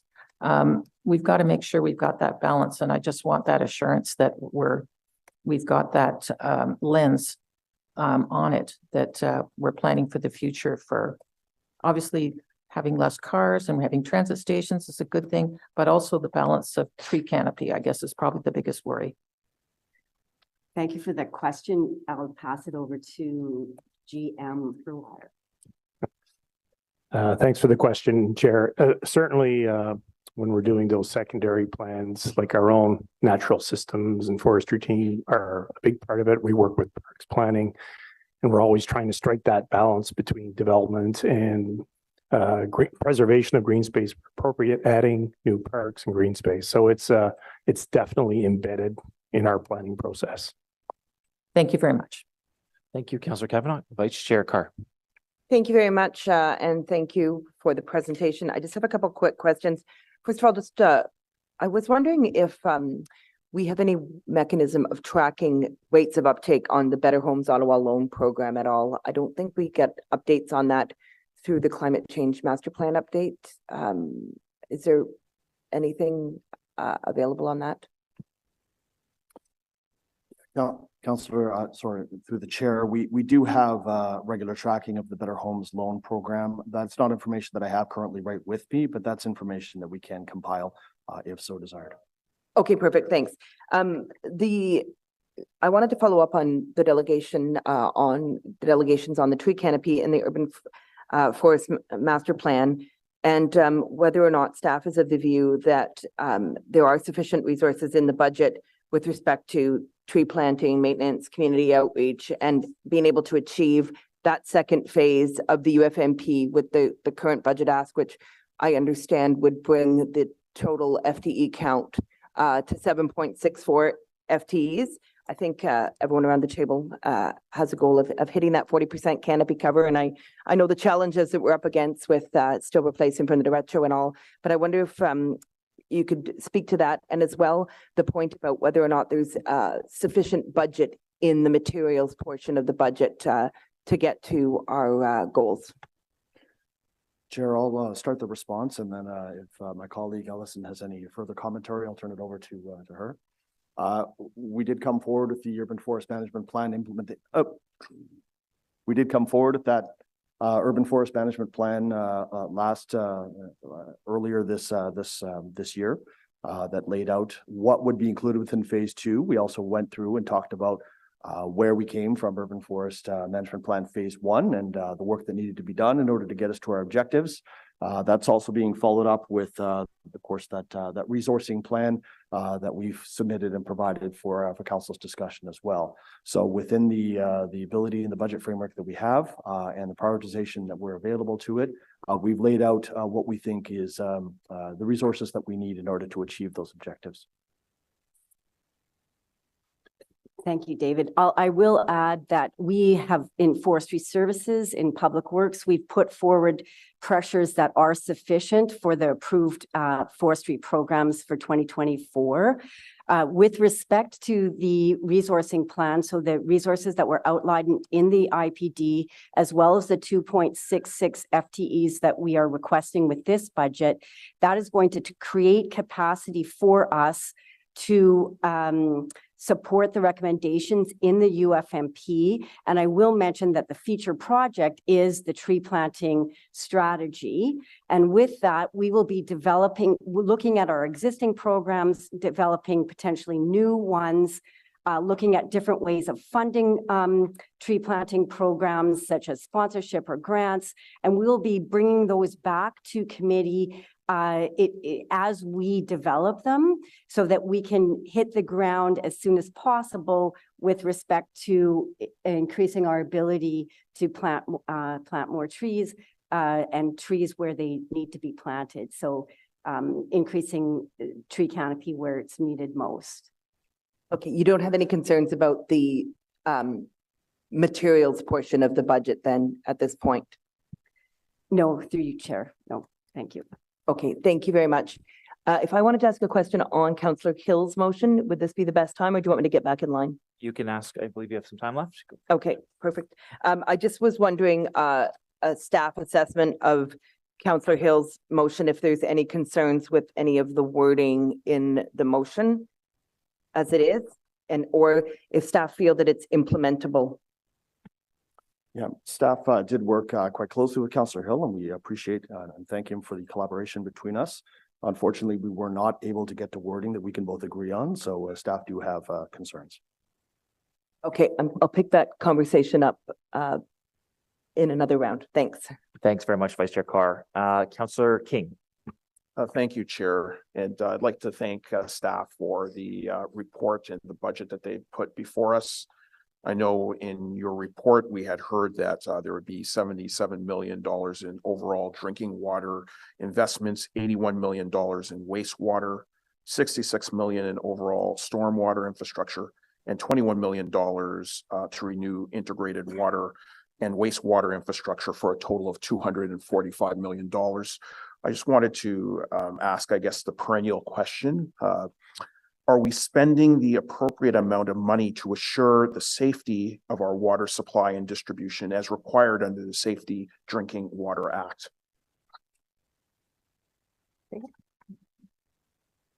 Chair, thank you for the question.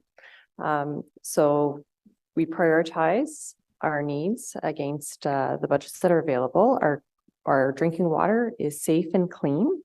And we work very closely, both the operations side of things. So myself, like my team, as well as Ms. Journal's team, work very closely with Sue Johns' team to ensure that we are maintaining the system, maintaining the equipment to ensure that the systems are working properly and that we are identifying our high priority needs.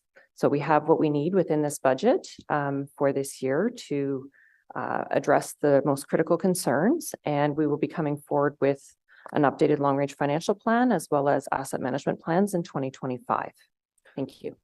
I appreciate that. And with labor market pressures, do we have the appropriate human resources to maintain those operations as well? Are there pressures in terms of training, education, access to human resources that are appropriate to these tasks? Chair, thank you for the question. We do indeed. So within the budget, there's cost of living increases that are worked into the numbers, and we have certified operators, which require certain levels of training. So that is mandated by the province, and we're required to keep up with those training hours to maintain our certifications, which we do. Appreciate that. Is there more money in the budget this year to attend to flash flooding like what we saw this summer? Chair, yes, there is. I don't know exactly because it's probably spread out in various departments, but there's several initiatives where we are focusing on capital investments into the flooding, the floodplain, other initiatives that would kind of prevent that as well. I don't have it specifically, but certainly take it offline and provide all that detail if that works. Okay, I appreciate that because my next question was going to be around the work for service enhancements for flooding improvements and system optimization.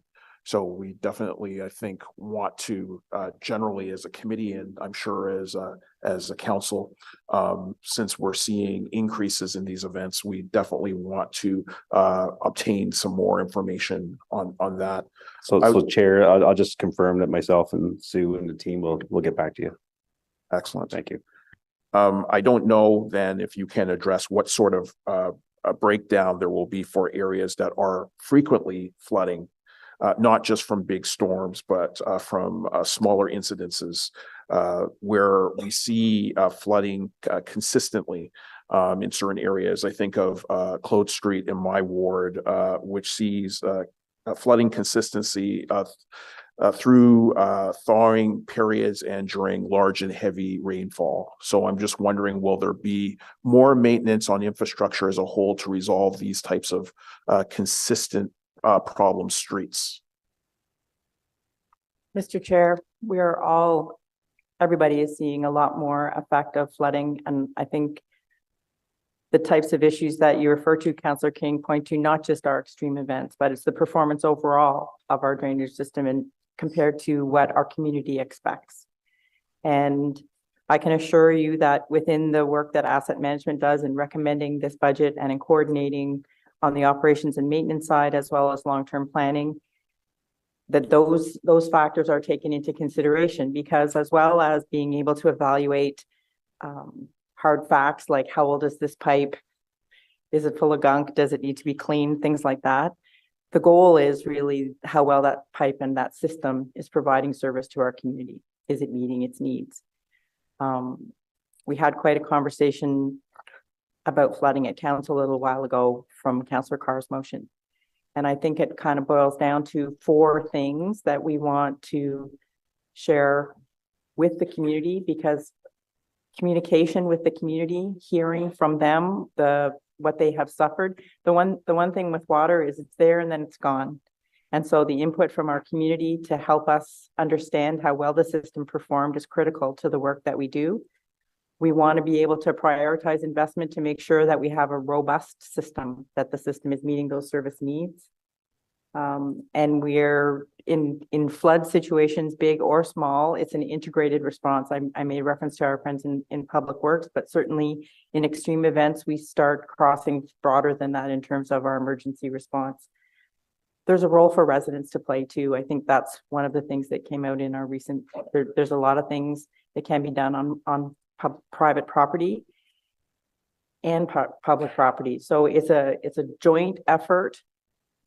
I think it's a longer term effort to get us to a sustained level of service. But we're committed to it. It is key to the type of investments that we recommend in this budget to make sure that those expectations are met. I appreciate that, and I appreciate the complexity of the challenges around flooding. I remember in that debate, I believe it was Councillor Hubley saying, well, sometimes it's better for that water to be in the street than in basements. And we would definitely agree with that. But when we see these recurring scenarios in neighborhoods where at every turn we see that there's a heavier rainfall, that there will be water in the streets, we get concerned, rightly so. And obviously we'll work with those residents along with staff to work towards resolution. I'm happy to hear that there are some resources that will be dedicated to that.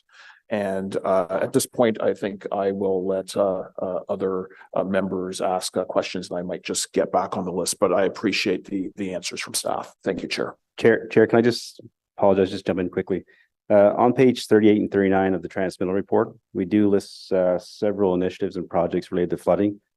$48 million for infrastructure rehabilitations along Bank Street, which helps against basement flooding. There's a list there. So maybe as opposed to committing to taking on more work today, maybe if you want to just review it, if you do have questions, come back to me and Sue, and then we can kind of go from there if that works for you. Okay, thanks. Thank you very much. Councillor King's questions and comments, I think, are emblematic of many councillors' concerns with the flooding that we've seen recently, and that increased flooding, and not just on above ground, but the sewer backups as well that are occurring. So it's an important priority. I know we all share, and needs to be addressed. So thank you for that, Councillor Devine. Thank you, Chair. Thank you, staff, for the presentation. There certainly is much in the budget that I'm very, very pleased to see. Just to follow up on Councillor King's and Councillor King's comments on flood mitigation. I'm happy to see all initiatives in that direction, particularly as we try to move. Like, I'm excited about a motion that is going to be on the agenda here today about stormwater rate adjustments based on permeability of properties. I think that's a step in the right direction as we try to incentivize homeowners of what they can do with their own properties and so forth. I am definitely looking forward to more long-term investments about what the city can do above ground and below, about making our city more absorbent. So I want to zero in on a couple of specific questions related to how the 2024 budget will help us attain targets. And then I want to just talk about the scale of investment that we're advancing. So for some specific questions, what are the anticipated reductions in greenhouse gases that will derive from the 2024 budget? And are they in line with the GHG emission targets and plans that are detailed in our energy evolution strategy? So through the chair, we can calculate reductions, but we don't have the tool done yet on a corporate basis in terms of what it means for GHG emissions and reductions. So we have a little bit of a scale that we can use for our fleet as an example in terms of what they currently emit versus what we think they will based on manufacturers suggested quotes and things. We are working closely with David's team in terms of developing that corporate greenhouse gas emission tool. I'm just not there yet. We just ran out of time this year to get that done. But for me, my goal will be to make sure it's there for the next cycle. Because I can imagine that having that tool and being able to report on that metric is essential for us to know whether or not we are achieving our goals. On the safe assumption that a reduction in GHG is one reliable, safe measure to determine whether or not we are advancing in our goals, I think having that reportable measure in place as soon as we can would be a noteworthy accomplishment. So my colleague, Councillor Tierney, I trust you're probably just back from Federation of Canadian Municipalities, where municipalities across country are looking to lobby our federal partners for doing more of their fair share for a new fiscal framework. And I certainly will be screaming from the rooftops of getting our federal partners to invest more. But at the same time, I also want to make sure that we as a city are doing our fair share and investing, putting our money where our mouth is and doing what we need to do to meet our goals. Can I ask then, from the current budget, because oftentimes when I get my list of, hey, Sean, here's what we're doing in your ward, here's our budget investments, I can tell that some of those are not our money. Some of those are like, oh, the feds are doing this. Well, okay, thanks, feds.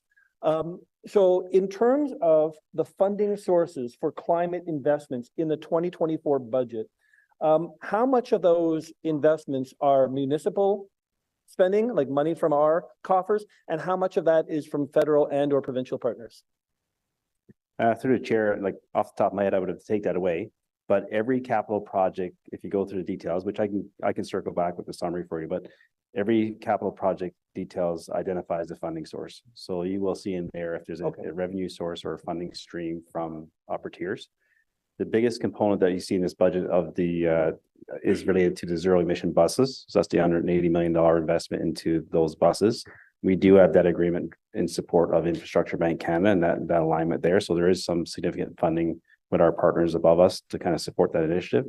Most of the other initiatives are city funding, but I can certainly take it off and get back to you in terms of that mix. Okay, thank you. I want to zero in a bit on the climate change master plan, specifically the $5 million allocation.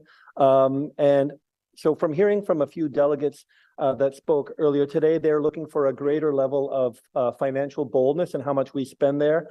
I know that my residents many of my residents are asking for a level of financial boldness that reflects the urgency that we are dealing with. I can understand from what I hear from staff's own reporting on climate change master plan, they would love if we could throw more money at the problem.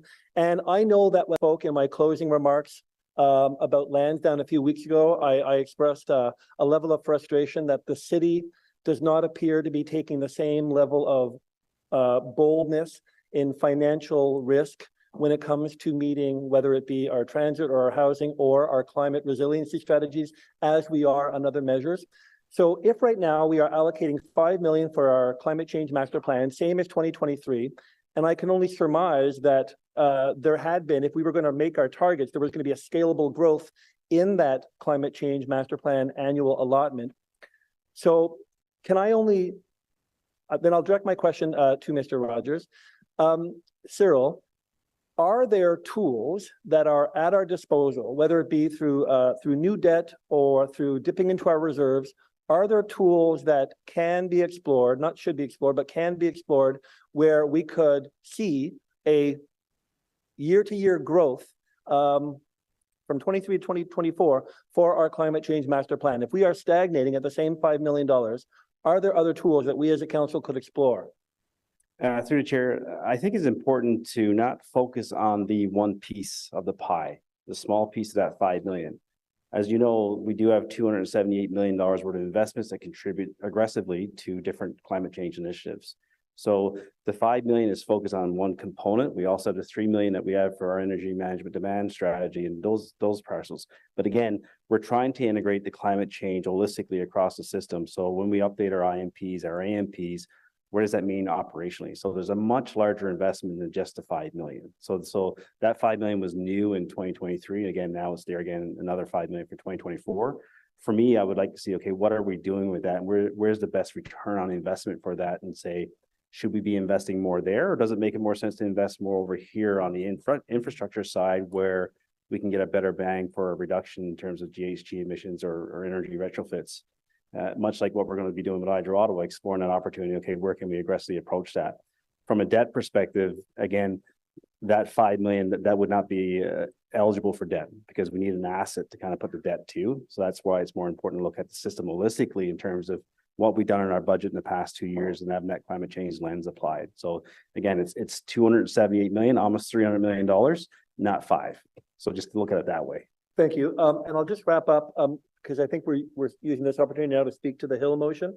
So Mr. Wise, you had made reference to staff's position on the Hill motion. And while I appreciate elements of the Hill motion, and of course, obviously, we're only getting to see this now this morning, I suppose the concern I have in it is that it's not that it's prescriptive, but it's certainly limiting in terms of what the CCMP would be allocated towards, perhaps at the exclusion of other priorities. So I wanted to hear, you made reference to the fact that you couldn't agree on the wording. I'm not sure if that means you might tell us where your concern was, but one concern I have is if the Hill motion restricts the CCMP allocations in certain areas, at the expense of what? And specifically, it would seem that it may be at the expense of some measures, but the one that I was key on was perhaps at the exclusion of some more community-based measures where we elicit more community actions from that CCMP funding. And obviously, if we don't get the most out of our communities and how they can respond to the crisis, then we're shooting ourselves to a certain extent in the foot. So could you speak a bit more about what concerns you had with the wording in the Hill motion that you were not able to arrive at? Thank you, Chair. The challenge that we have with respect to it is we do understand and appreciate through the Climate Change Master Plan Progress Report that we are off track on a number of initiatives. The $5 million is really best seen as seed funding. It is funding that can be leveraged by other departments. It can be funding that can be leveraged in conjunction with other funding sources from provincial or federal partners and from other associations as well. And so the 2023 budget was really with respect to the $5 million spending plan is finding ways to allocate funding to try and bring the CCMP project back on track. We mentioned the greenhouse gas emissions, for example. That is a program that is continually under development within the shop. Building retrofits are another example of where that CCMP $5 million spending plan is. The concern that we have with respect to the prioritization of funding going forward is that does not necessarily allow for that $5 million to be spent on the catch-up that is needed from past programs and current programs that are needing to be allocated. The other challenge as well is as we move forward is we are going to be going through a fairly extensive process. Cyril mentioned the $278 million worth of investment that is flowing through the Climate Lens project that is here as well. We are going to need to be leveraging city funding with provincial and federal partners as well. So we are concerned that there might be a limitation on that or constraining on the ability for the city to actively leverage the small commitments of municipal funding into much larger commitments that we can obtain from other partners. So in terms of those ones, as I said, there are some wording differences. We hope that we might be able to continue to work with the councillor prior to council in order to resolve some of those challenges. But we just think that in terms of the wording there are some constraints that are potentially limiting for our ability to move forward with assets planning, livable long-range financial planning, and other prioritization exercises as we see cross-departmentally. And then just on the flip side, to hear the credit, the positive, the potential benefits of my colleague's motions. If my colleague's motions is focusing on climate resilience efforts, but also there's a lot of emphasis on corporate assets, do we stand to gain from putting a lot of the CCMP's focus on corporate assets? Chair, there is certainly no doubt that there are significant investments that are needed on the corporate side of things. And that's certainly when we look at the $278 million and the work that has been flowing through the Climate Lens, there are huge improvements that the city is investing to really inject climate mitigation and adaptation directly into the structures and the projects and initiatives that we are moving forward with respect to infrastructure, with respect to stormwater, with respect to fleet services, all the way across the board. At the same time, we also have programs such as the Better Home Loans program, the Rain Ready program, training, education, opportunity and awareness that are also critical programs in order to ensure that community resiliency is also improving on that side as well too. So I don't necessarily think that it is an either or. I don't think that motion's intent is to constrain it to an either or situation, which is why we would like the opportunity to continue to work with the councillor before that motion comes to council. Thank you, Chair. Thanks very much, Councillor Devine. Councillor Luloff. Thanks, Chair. I suppose I'll start with water infrastructure, and then I've got a question on the forestry budget as well. Starting with drinking water, I heard you use in a response the phrase "most critical issues." So what's the threshold? Do staff have concerns about infrastructure beneath that threshold of most critical? Every single person sitting around this table in an elected position is personally liable for the drinking water quality in their wards, and we certainly do rely on you to provide the best advice, as I don't think any of us have a background in water management. So are there other issues that staff are concerned about that do not meet the threshold of most critical issues? Thank you, Chair. We are constantly monitoring all of the infrastructure. So whether it's equipment or static infrastructure like the pipes, the buildings, et cetera. And we do ongoing maintenance to make sure that that equipment is functioning. So with that in mind, we also have a limit to how much work we can do in any given year. So we try to put into the budget what we think we can operationally handle in terms of ongoing renewal and maintenance work. And we keep the system going. So part of these budgets also include capitalized maintenance, which is money that we would spend to replace valves. Not everything has to be a full-blown capital project for us to keep up with the needs in the system. So we are confident that we have what we need within this budget and that we can spend the money that we're asking for council to approve within this budget to keep the system running consistently and with confidence. So what level of risk is there that there may be issues outside of what is within the scope of this budget and city staff at their current allocation, their ability to maintain? would you categorize that as relatively low risk or very low risk?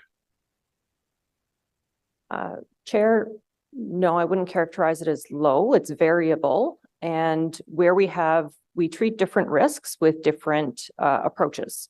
So where we have high consequence, for example, perhaps a low probability, high consequence risk, we would put contingency plans in place to make sure that should something occur, that we're ready to respond. An example of that is we have some really robust contingency plans for flooding at the water plants, for example, and it's almost like a recipe level of detail where you would go in and pull certain pieces of equipment, place them in spots on the map at certain levels in the river. So very detailed.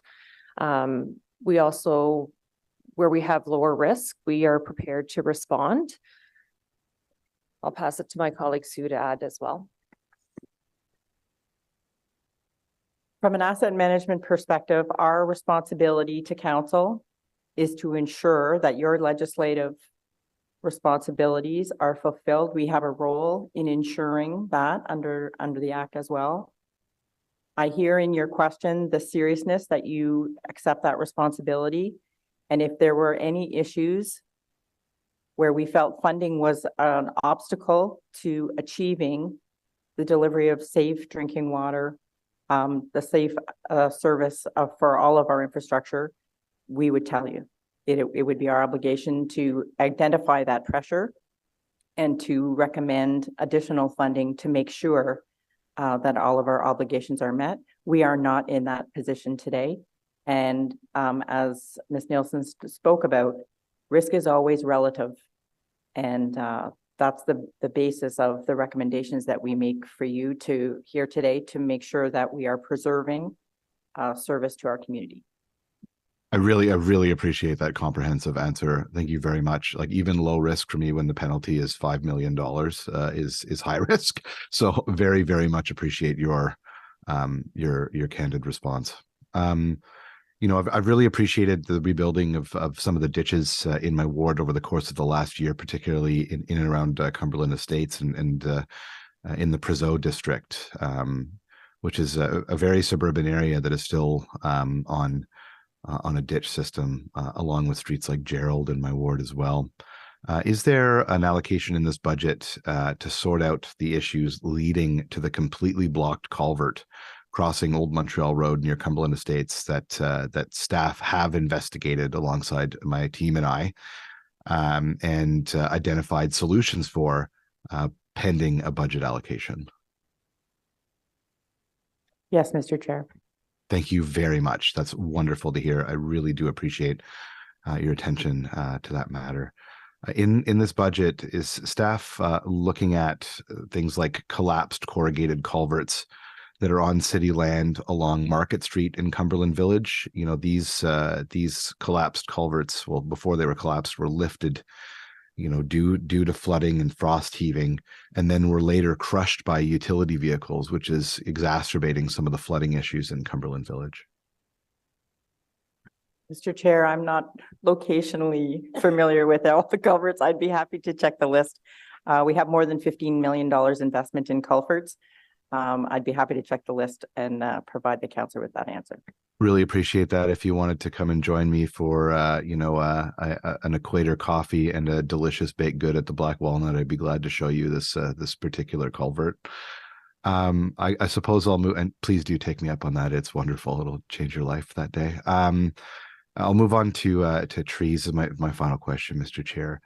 How does this budget address the thousands of downed trees in my ward, including those that are threatening private property along Bilberry Creek, backing onto streets like Marcoux, and others that were damaged during the derecho but are still either like leaning or ready to fall? I really worry about, you know, any weight that's going to come as a result of snowfall. And we do know that it's not necessarily always the catastrophic event that brings trees down, but it almost lays the groundwork for the tree collapsing later with another event that may just quite be, you know, a normal amount of heavy snow or ice. I'm just wondering if this budget is looking at these sorts of issues as well citywide, but I suppose I'm coming at it from a from a ward standpoint. Through you, Chair. So as hazards are identified, if there's hazardous trees on city property and they're identified to Forestry Services, we'll go and look at them and identify what needs to happen. If there's outstanding damage from any of the multiple storms we've had in the last couple of years, we'd be happy to take a look at them.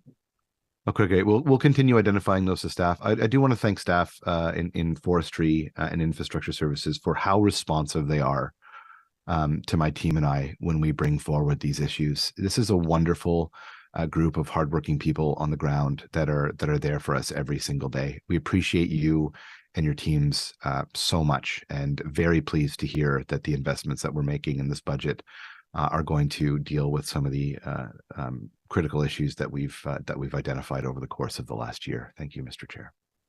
Thank you very much, Councillor Luloff, and great questions on water safety and quality. Thank you for that. Councillor Hill. Thank you, Mr. Chair. So I guess I'll address the comment that, we're off track with our investment. And that's really the reason why I wanted to bring this motion forward. It was born out of, my walking down Watercolors Way with broken glass everywhere and condemned houses on either side of me after the tornado, asking, what do I need to do for my residents in order to ensure that as we go forward and as we see more tornadoes and more floods and more ice storms, that the city can look to those people and say, we've made the investments that we can make in order to keep you safe. And we're spending your tax dollars on the things that we have an obligation to spend on. I think it's fair to say that a big reason why our climate change master plan and energy evolution budgets are off track is because there are huge components of those that are outside of our jurisdiction. They come from the federal government. They come from the provincial government. And I think for us as a municipality to try and spread the peanut butter so thin on this piece of toast, we're not going to taste any, which is the reason why I'm saying, let's take a look at how we can prioritize $5 million on resilience, on corporate investments for the city that will have a tangible outcome that our residents will appreciate, they'll understand, it makes sense to them. And so that when I go back and talk to them after the next ice storm, and they say, hey, my power was only out for 24 hours instead of a week like last time, I can say that's because we helped make investments in that. Or when there's a big flash flood and the neighborhood that was completely basements flooded last summer, they come back and say, hey, you know what? I noticed that there was less water or there wasn't a flood at all. We can say that's because we focused our scarce resources on the things that our residents need and deserve. So that's the purpose behind my amendment motion. I think it's reasonable. And I would just ask staff to confirm. I know that you have said you're not supportive. We haven't completely come to agreement. I know we've worked extremely hard over the last several days to try and get there. I've certainly amended this as much as I think I feel comfortable with to get there. But I would ask you, can this program be implemented?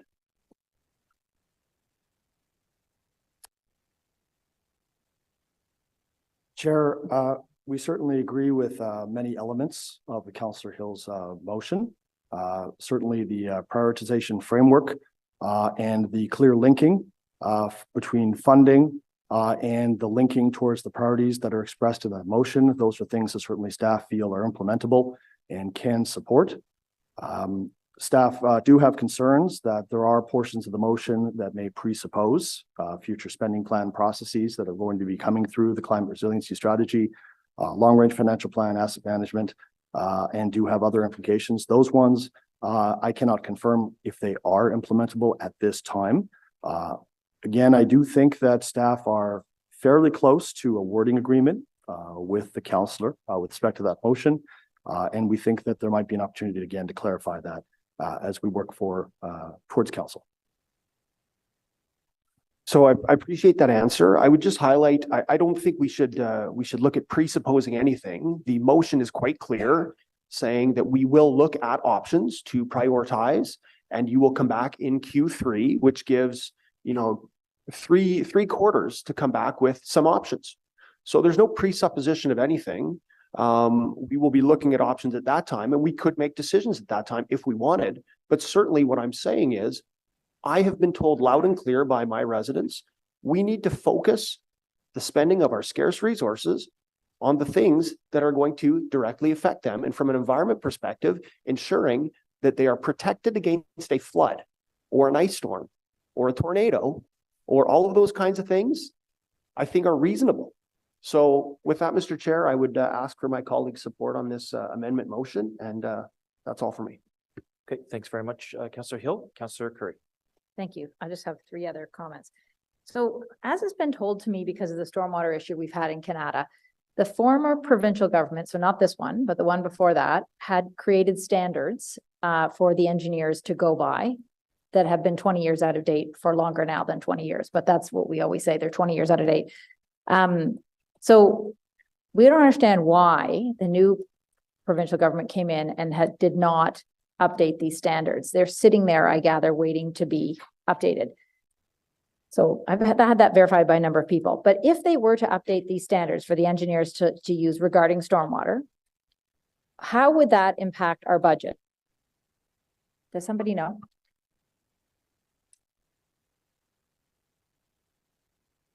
I'll jump in. I'm not an engineer, but I work closely with my engineer friends. We would have to uncouple that in terms of what that is. Obviously, if it's a change in standard, then okay, what does that mean from a, what's currently in the ground that's not at standard?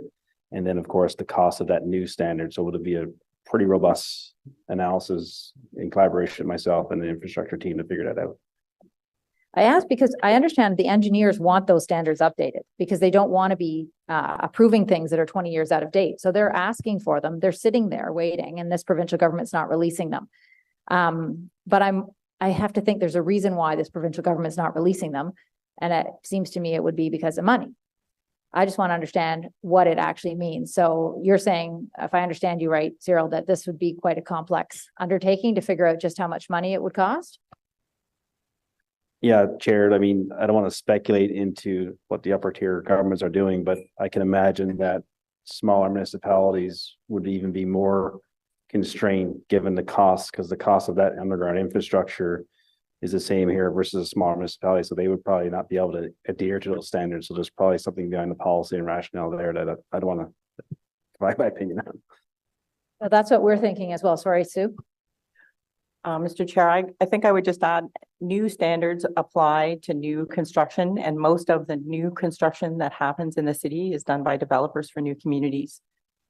And right now, even if when we're doing our retrofit programs and when we're updating storm sewers in an existing community, we do our best there are certain elements of that we need to comply. There are certain elements of, especially with stormwater, that we can't, just from geographic constraints, the lay of the land. In a brand new community, the design covers all of the land, including private property, like major storm flow around the backyards and stuff like that. In an existing community, we don't have the ability to do that. So it would be a 2-part exercise in my mind. And my initial reaction is there'd be new infrastructure that we inherit through development, where new standards are applied to 100% compliance. And then in our existing communities, that would be a different level of analysis of our constraints that we'd have in being able to achieve that. Okay, well, I'll look more into that later on. The one question I had was, I think we talked about this last year. You know how the city, we offer this thing where we go to companies and we do heat mapping of their buildings and we tell them how energy inefficient they are. I think I'd asked last year, is there any way we can monetize that? And did anybody look into that between now and last year's, where we could actually charge to do that? If we have people on staff that are skilled at doing this heat mapping, that we could ask companies, would you like us to come out and do that? And then they would actually pay us to do that. Did anybody look at that? Mr. Chair, I am aware of a couple of heat map tests on buildings that we own that we did, but I would have to reach back to that team to be able to provide you more detailed information on the possibility of that as a business case. Okay, because they showed me examples of buildings in Canada that were private companies. And I thought, why are we doing this for free? It's a huge benefit to have that done, right? And other companies charge for it. The last question I was going to ask is, when we talk about tree canopy, someone indicated earlier that some wards have lower tree canopy right now, and they're not meeting our targets, and then others have met. I understand Canada North has met its target, or it's higher than, but there, you know, of course, it's Canada North. But I understand there is a list, and has that ever been sent to us in any report to see which ward is the worst, or the not worst, but no, I don't know it off by heart, but is that in one list somewhere?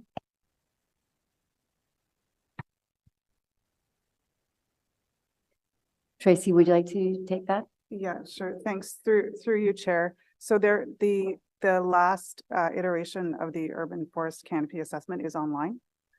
So you can find that there's a report, and it has every ward listed. It's for the it includes Gatineau and NCC properties, but it's ward by ward in that report. Okay, I just wanted to ask if that was available, because I wanted to be able to name the wards. But when we look at that list, is it that we say, okay, these wards are going to get the majority of tree planting? Because if a ward has already met its target, do we just not plant additional trees there, or how is that decision made?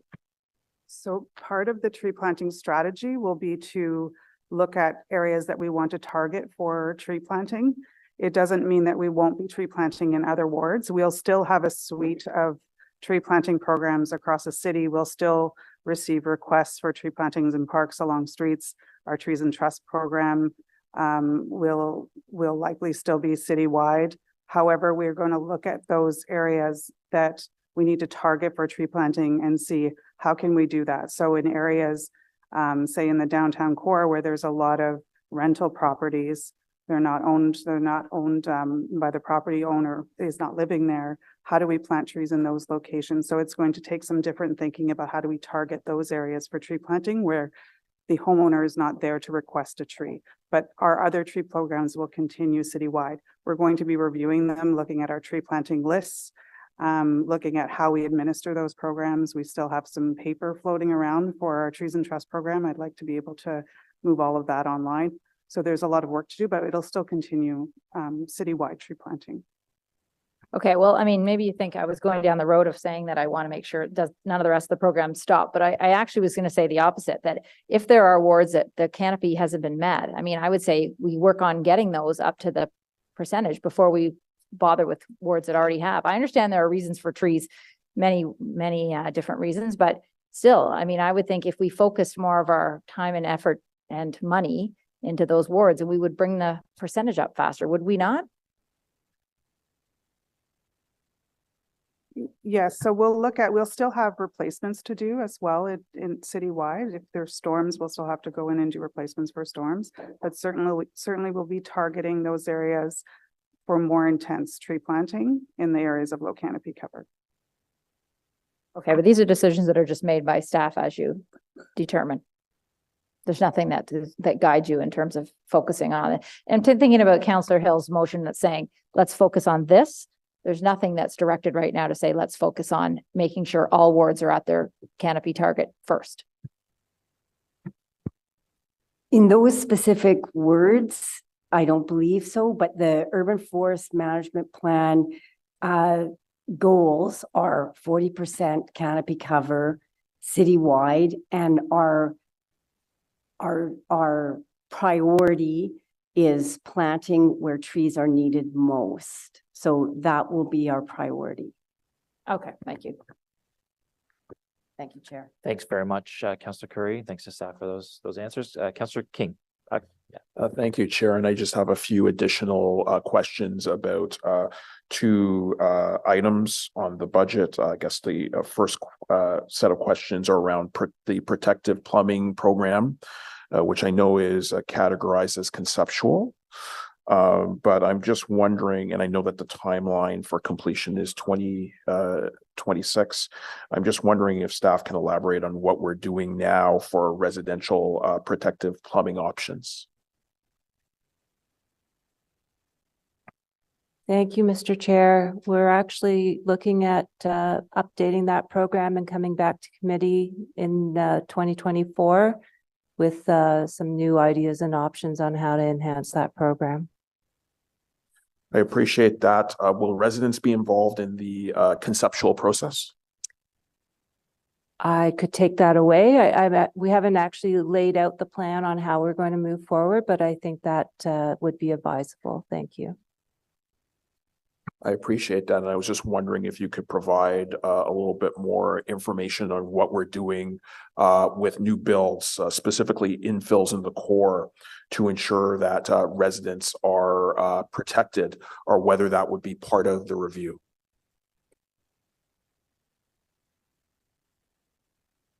I believe my colleague Sue will respond to that. No?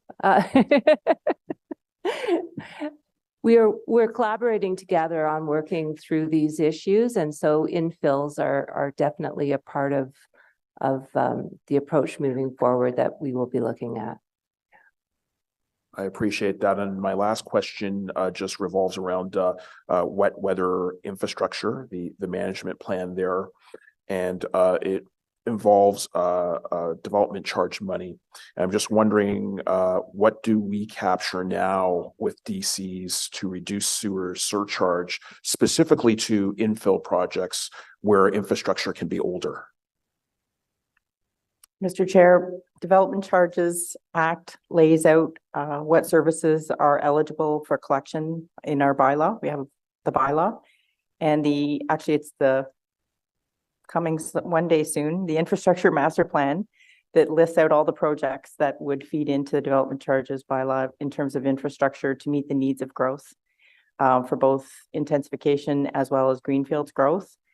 The projects that are development charge funded in this current budget are from the last version of our bylaw, since the new one's coming next year. So they're specific to what was approved the last time. I appreciate that answer, and I'm looking forward to the debate and deliberation around the infrastructure master plan. Thank you, Chair. Thank you very much. Councillor King, Councillor Brown.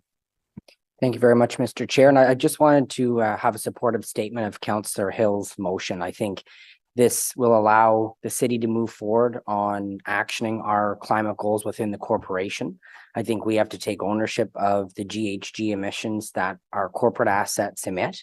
And I think this motion will help us address that in an expedient fashion. So just a comment to support, and hope that committee will support it as well. Thank you, Chair.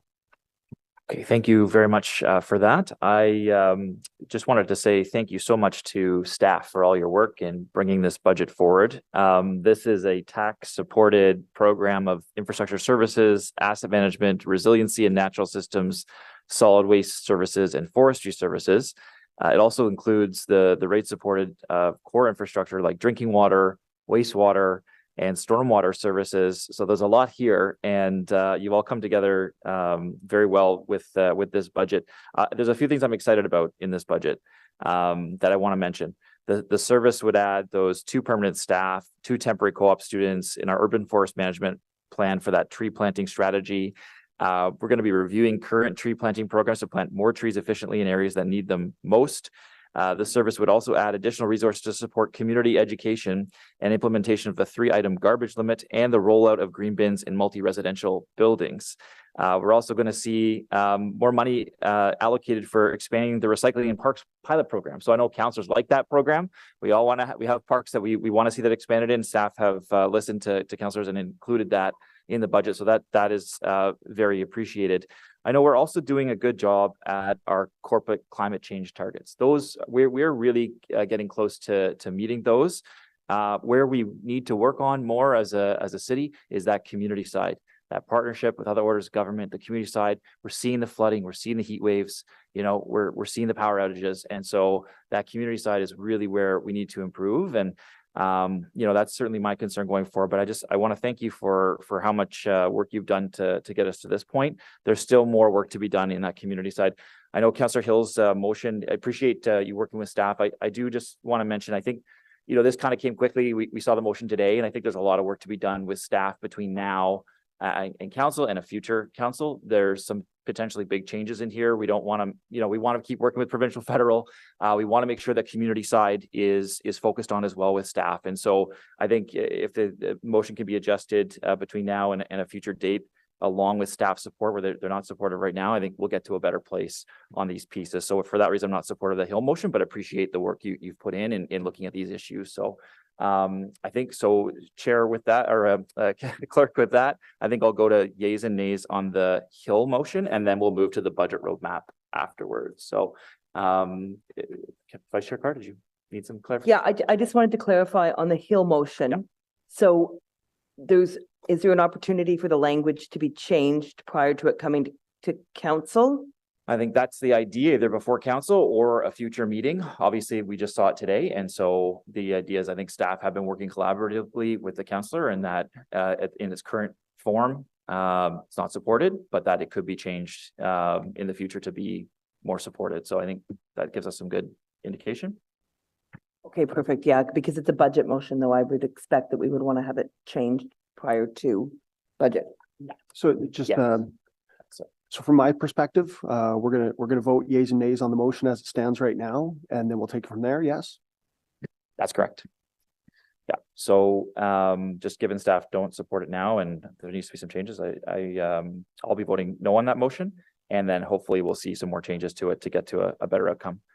Okay. So with that, we'll go to yays and nays on the Hill motion, please. Mr. Clerk. Councillor Luloff, Yes. Councillor Hill, Yes. Councillor Curry, Yes. Councillor Kavanaugh, No. Councillor Devine, No. Councillor Tierney, Yes. Councillor King, No. Councillor Brown, Yes. Vice Chair Carr, No. and Chair Menard. No. 5 yeas, 5 nays. Okay, so it fills on a tie, but I understand there can be more work towards council and or a future date. So thank you for that. We're going to now move to the roadmap on the budget. And so Councillor Carr, you have the roadmap for the budget. If you can please start going through that motion. Absolutely. With the rate supported. First rate supported. Rate supported, we'll read first. Be it resolved that the Environment and Climate Change Committee recommends that Council, sitting as Committee of the Whole, approve the Environment and Climate Change Committee 2024 rate supported draft operating and capital budget as follows. 1, Infrastructure and Water Services Department, drinking water services as follows.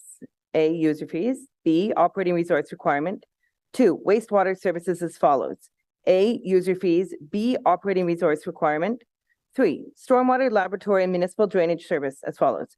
User fees, operating resource requirements.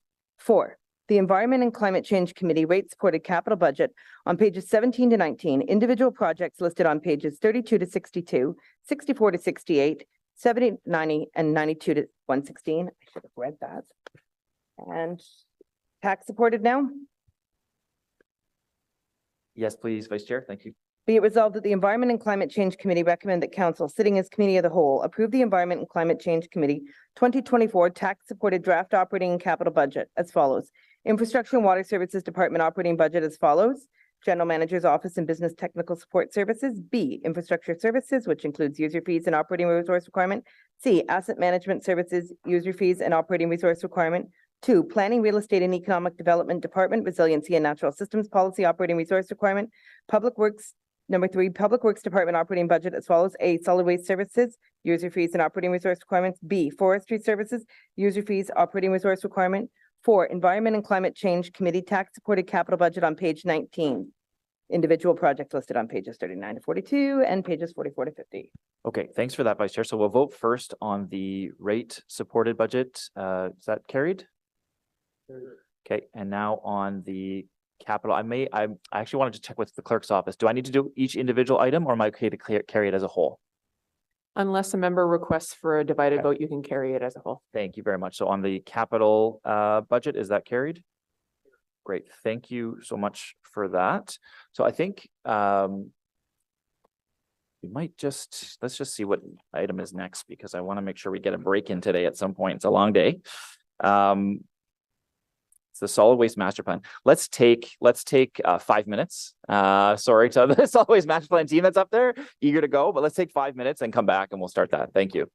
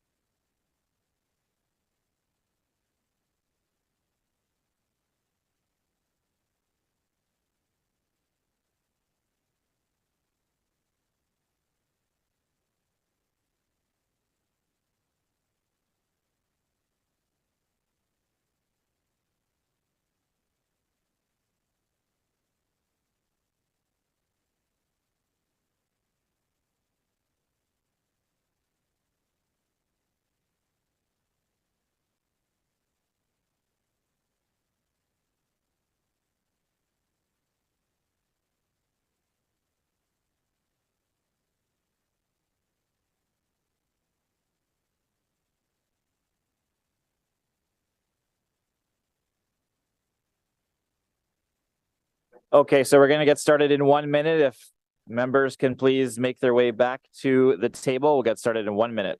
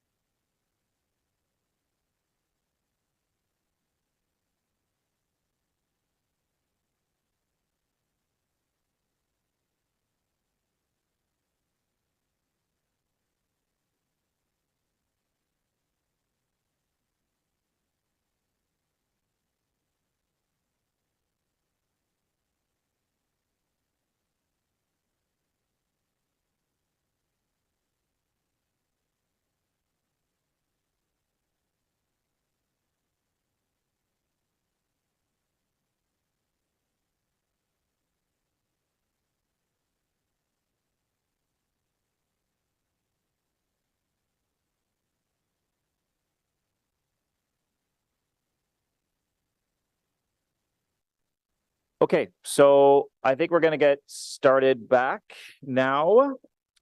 Thank you everyone for taking your seats. We are on now to the draft solid waste master plan phase 3.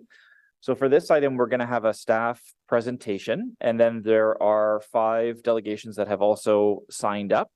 After the staff presentation, we'll have a technical amendment and a Councillor Brown amendment introduced, and then we'll go to delegates after that. So over to the excellent solid waste master plan team.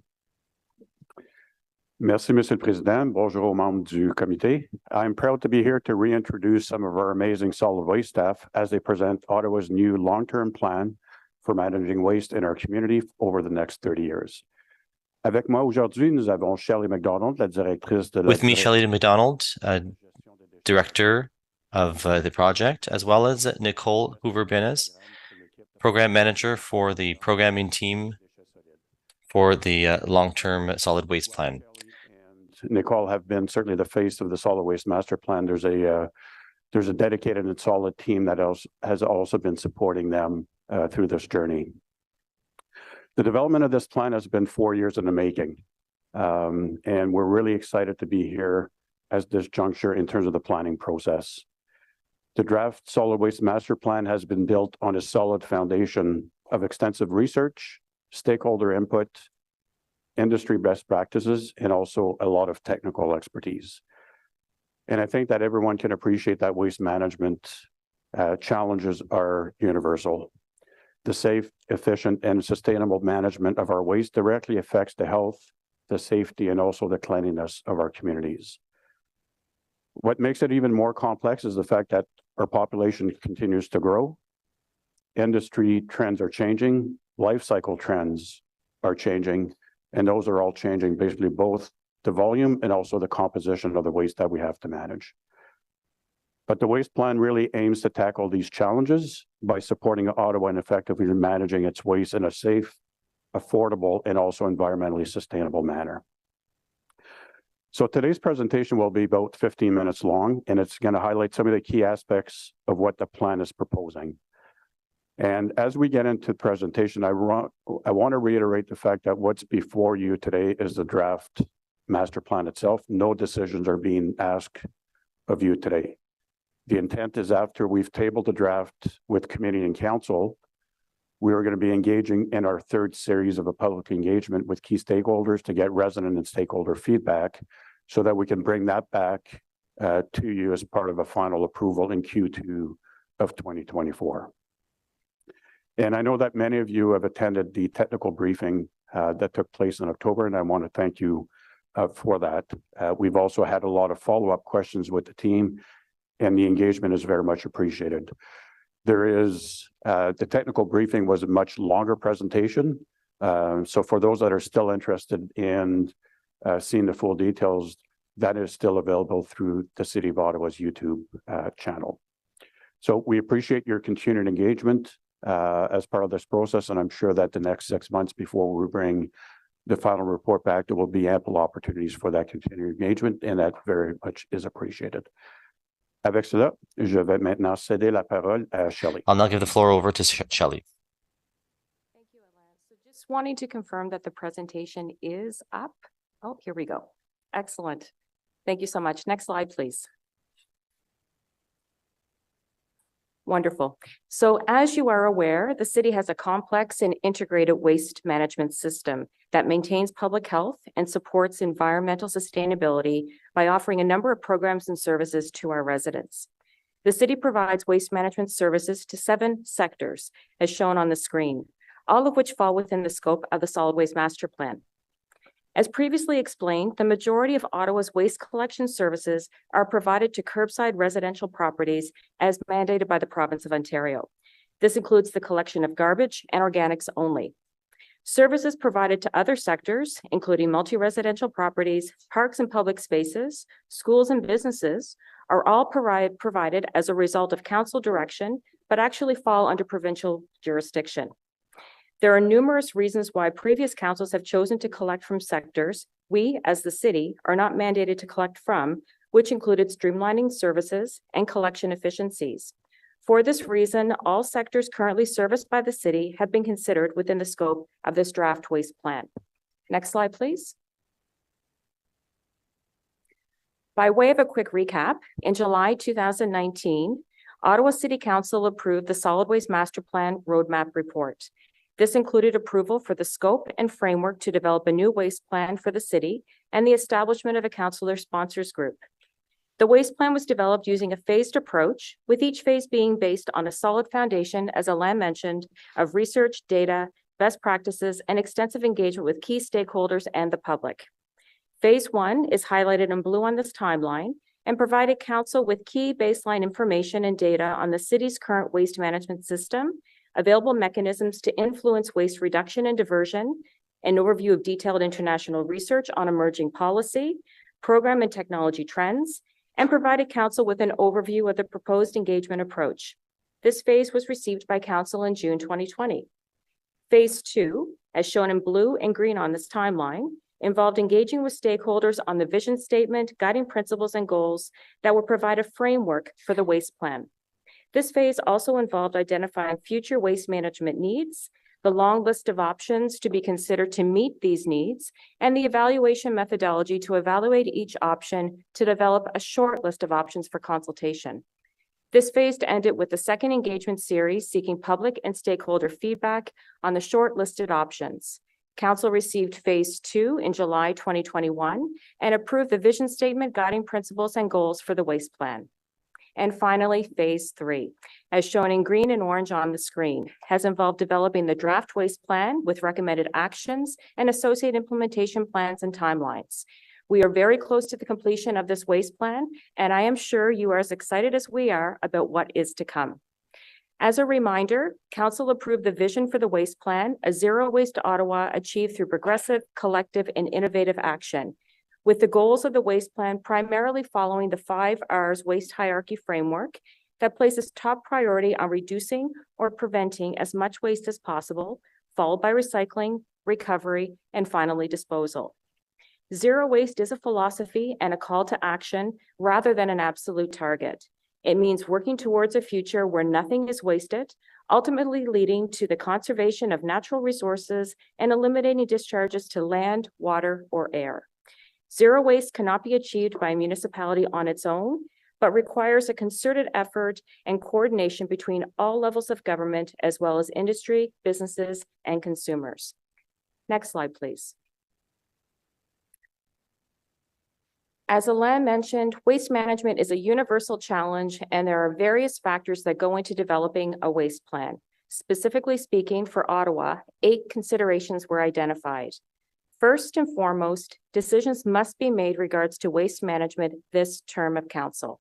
We are at a key juncture where the city must decide how waste will be managed in the future, and decisions must be made within the short term to ensure we're set up for success. Going hand in hand with number 1 is the capacity of the Trail Waste Facility landfill. This key city asset could reach capacity between 2034 and 2035 if no changes are made to Ottawa's waste management and disposal habits. The time for change is now. In recognition of the changes required, this waste plan focuses on how we can support our residents in reducing the amount of waste sent to landfill to preserve airspace and defer costly alternatives to landfilling. As we will explain shortly, there are substantial investments proposed as part of this waste plan.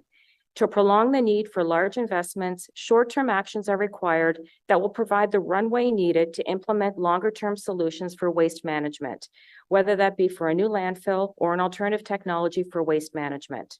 Another factor in this plan is our existing diversion programs and their success.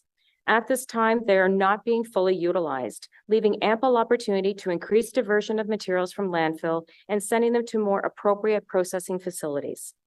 In addition to existing waste programs, there are other opportunities for us to divert non-residential waste from landfill that could prolong its lifespan and delay costly alternatives. We are also in a position right now where 2 key contracts are expiring, and we have the opportunity to rethink how we want to process our organics and embrace new energy market opportunities for managing our landfill gas capture and utilization, both of which create significant opportunities to reduce GHG emissions. The final consideration centers around the provincial transition to IPR. This continues to create some uncertainties regarding how the city provides its services and will be an underlying factor as actions are rolled out. There's lots to consider, and as we've said before, waste management and planning is complicated and requires a multi-pronged approach and a lot of strategic solutions. We are confident in the waste plan that we're proposing and look forward to continuing to engage with you as the development continues. So with that, I'm going to hand the remainder of the presentation over to Nicole. Great. Thank you so much, Shelley, and good afternoon, members of the committee. So as Shelley had mentioned, the council approved vision for the waste plan is to work towards a zero waste future, which of course is recognized as aspirational. So to guide Ottawa towards a zero waste future, we first needed to understand what our future would look like. So this started, actually, sorry, I'll get you to move to the next slide here, please. Thank you. So this started with gaining an understanding of how much waste we will have to manage as a city in the future. what industry trends are influencing waste generation, and then we pivoted to identifying the city's future waste management needs. So given the increasing population, changing waste composition, and industry and lifestyle trends that Elaine touched on earlier that are impacting the waste quantities and composition, the amount of waste the city will need to manage over the next 30 years is forecasted to increase by over 31%. To prepare the city to manage the volume as well as the composition of waste into the future, and to adapt to ongoing regulatory changes at both the provincial and federal levels, 21 core needs were identified. And this ranged everything from the need to increase reuse and recycling, to increase operational efficiencies, to determining the next garbage and organics processing facilities. So the needs were prioritized based on when actions need to be undertaken to address them. So as Shelley had mentioned, we do have a number of contracts that are coming to end. So you'll see within the draft waste master plan, we've broken down the initiatives into both short, medium, and long-term timeframes. So a variety of options were carefully considered to determine which could best meet the needs while also working towards achieving the vision, goals, and guiding principles of the waste plan. So we had a total of 71 options that were originally identified, and this was a mix identified from our technical consultant, our staff, members of the public, as well as key stakeholders and members of council. And this was done through our first engagement series. Those options were then evaluated and shortlisted.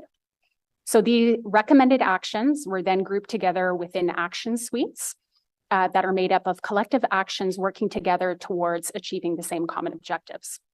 So the objectives, which we'll go through on the next slide, help to organize what actions will address what needs and act as targets for performance metrics.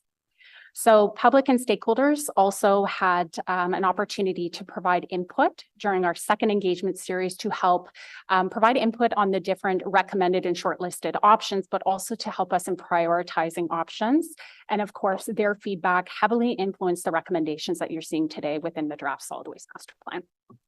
Next slide, please.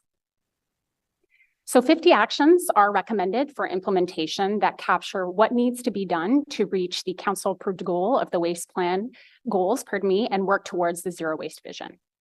So as Shelley had mentioned, waste management and planning is complicated. It certainly requires a multi-pronged approach and a lot of strategic solutions. So hence there being no one silver bullet solution and that need for multiple actions. So considering a combination of policies, program enhancements, new programs, new technologies, and enhanced education and outreach efforts. So as outlined on the slide here, oh, sorry, go back one slide, please. Thank you. The 50 recommended actions are rolled up into 25 action suites or groups of actions. And they ultimately reflect that many of the actions will work in conjunction with one another. And we also considered cost efficiencies that could be realized if we are implementing some of these different actions simultaneously. So the action suites are shown on the slide here under 5 objectives that are recommended as part of the waste plan. So the 5 objectives include maximizing the reduction and reuse of waste, maximizing the recycling of waste, maximizing the recovery of waste as well as energy, and the optimal management of remaining residual waste, maximizing operational advancements, and then last but not least, developing a zero waste culture across the city. So combined, the proposed actions create an opportunity to significantly reduce the amount of waste going to landfill, reduce greenhouse gas emissions produced from managing waste, diverting valuable resources to be recycled and repurposed into new products, and further preserve and expand capacity at our Trail Road landfill, ultimately providing time for the council and the city to choose, plan, as well as implement its next residual waste disposal solution. Next slide, please. So the proposed waste reduction, reuse, and recycling actions are estimated to reduce waste to landfill by just over 31,000 tons and divert over 970,000 tons of waste from landfill over the 30-year term of the solid waste master plan. So these actions, combined with diverting 30% of waste to private landfill, which council approved earlier this year, expanding the trail waste facility landfill within its existing footprint, which of course will be the next report on today's agenda, and preserving capacity at the trail road facility for residential use by banning industrial, commercial, and institutional waste. Those combined are estimated to result in an additional 14 years of landfill life, and that's according to our most recent capacity projections.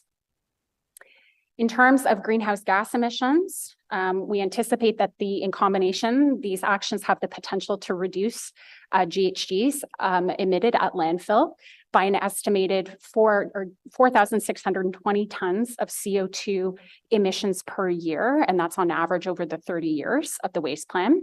So this is equivalent to removing just over 1,400 passenger vehicles off the road each and every year, or the combustion of just under 2 million liters of gasoline every year. Next, you'll see 3 alternative residual waste management technologies are being proposed as part of the draft waste plan. So the first of the 3 actions is specifically directed at organic waste, which explores an anaerobic digestion facility that could process organic waste and develop renewable natural gas. This has the potential to reduce community emissions by an estimated 4,300 tons of CO2 emissions per year by 2053. And that is equivalent to the emissions from just over 1,300 passenger vehicles, or 1.87 million liters of gasoline per year. The 2 further alternative residual waste management technologies that staff are recommending involve advancing the feasibility study and business case for waste to energy incineration and mixed waste processing. So both of these technologies are proven technologies within the industry and present different opportunities to further reduce waste from landfill, thereby increasing landfill life. So alternative technologies. So first and foremost, speaking to waste to energy incineration. So in essence, this is combusting waste in a controlled environment, and the byproduct of that process is developing either electricity or heat to offset the use of natural gas. So it could reduce the volume of waste requiring landfilling by about 73%. It is estimated to extend the life of trail beyond the end of the 30-year planning period. And it could also result in less emissions when you compare to the status quo of landfilling with district energy heating system. Now, the second piece, mixed waste processing, or the second technology. So essentially what that is it's a mechanical process that will further separate out organics and recyclables from the waste stream. So from the garbage bag that residents set out for collection. It has the potential to divert an additional estimated 30,000 tons of organic waste from landfill every year. That is estimated to extend the life of the landfill by about 40 years. So it would bring us just up to the end of the 30-year planning period, but not beyond. It could result in less emissions compared to our status quo landfilling with electricity generation. Next slide, please. So in terms of financial implications, first, before we walk into run through the implications of the draft waste plan, wanting to touch on status quo. So over the next 10 years, there is a need for capital expenditures of approximately $200 million, with a significant portion of that required to cover regulatory costs for our existing landfill, making sure that we're well positioned to continue providing these regulated core waste management services to the residents of Ottawa. Of course, I say estimated because this is based on the 2023 10-year capital forecast, which of course it's updated annually as part of our budget process to reflect updated costs. So of course, subject to change. In addition to this, the solid waste capital reserve is currently in a deficit position without funding to support these future needs to maintain our current services. So there's an additional estimated cost of between $350 to $400 million for a new landfill, which is not currently included in the city's 10-year financial plan. So the main key takeaway here is whether or not the draft waste plan is approved, rate increases will be required to cover the cost of the forecasted budget needs over the next 10 years to ensure that the city is well positioned to continue to provide these core regulated waste management services to residents, especially once the landfill is full. Next slide, please. So what you're seeing here on this slide are 4 different scenarios in terms of estimated cost impacts to households to provide waste management services into the future. So before diving in, just a reminder here that these are, of course, high-level costing estimates, and it's really about highlighting the magnitude of investment that will be required to pursue the recommended actions contained within the draft waste plan. So it's based on today's funding model and doesn't account for inflation. And they were developed by the waste plan's technical consultants in conjunction with ourselves, as well as our city's financial services team. A long-range financial plan is being developed to accompany the final waste plan, which will propose a sustainable funding model for both current and future solid waste service needs, and that will also set an affordability framework. So beginning with the first scenario here, the gray line, which shows the cost of status quo, so our baseline services, that cost of doing nothing that we just touched on the last slide. And the gray line extends, of course, to the 10-year mark as it aligns with our existing financial plan. Plus, it also includes the need or identifies the need for a new landfill if nothing is done to increase waste reduction and diversion. The other 3 lines indicate the estimated impact of implementing the recommended actions of the solid waste master plan. So the green line from 2024 to 2032 includes the core reduction as well as diversion recommendations of the waste plan, including a new organics anaerobic digestion facility opening in 2030, diversion of waste to private landfill, as well as the expansion to the Trail Road landfill. After 2032, you see that the line is split into 3 different scenarios, with the orange line showing the core solid waste master plan recommendations continuing, along with planning and implementation of a new landfill. It reflects how the implementation of a new landfill could be pushed back due to the core solid waste master plan or the recommended actions. The recommended waste plan actions will require around $280 million in new capital investment, and that excludes costs for a new landfill or alternative management technology. The blue and the green lines also continue to factor in all of the core solid waste master plan actions, but they also consider alternative technologies for waste management, with the blue line showing waste to energy incinerator and the green line showing a mixed waste processing facility. So if council does decide to pursue waste to energy incineration or mixed waste processing technologies, there will be additional costs, but both technologies have the potential to further delay the need for investment in a new landfill or landfilling capacity, resulting in greater cost and airspace savings at our existing Trail Road landfill. So while, of course, what you're seeing here does represent a sizable increase above and beyond what residents pay today, they do align with what households pay in other comparable municipal jurisdictions today. Next slide, please. So in terms of next steps, following council's receipt of this report, staff will be meeting with the Waste Plan Stakeholder Sounding Board before launching our 3rd and final engagement series. The final formal, in terms of the 3rd engagement series, we will be, of course, looking to build off the success and lessons learned from our first 2 engagement series and ensure that we have the ability to reach and capture all of the feedback from interested audiences, and making sure that those who want to have their thoughts embedded within the plan have that opportunity. So the 3rd and final round of engagement will focus on informing residents and stakeholders of the draft, what the draft plan entails, sharing how stakeholder feedback from our first 2 engagement series have been integrated into the waste plan's development, providing an opportunity for feedback and questions on the draft waste plan, of course, before tabling the final recommendations in the final waste plan in Q2 of 2024. So we intend on hosting a series of in-person open houses across the city and virtual sessions. We'll have an online forum available for residents to provide feedback, and one-on-one sessions with members of council, as well as an opportunity to receive your feedback and hear what you're hearing from your constituents. So once engagement wraps up, staff will use the feedback on the draft waste plan to finalize the solid waste master plan, which will be tabled alongside the long-range financial plan for solid waste services for council's approval in Q2 of 2024. So that concludes today's presentation. I'll hand things back over to the chair.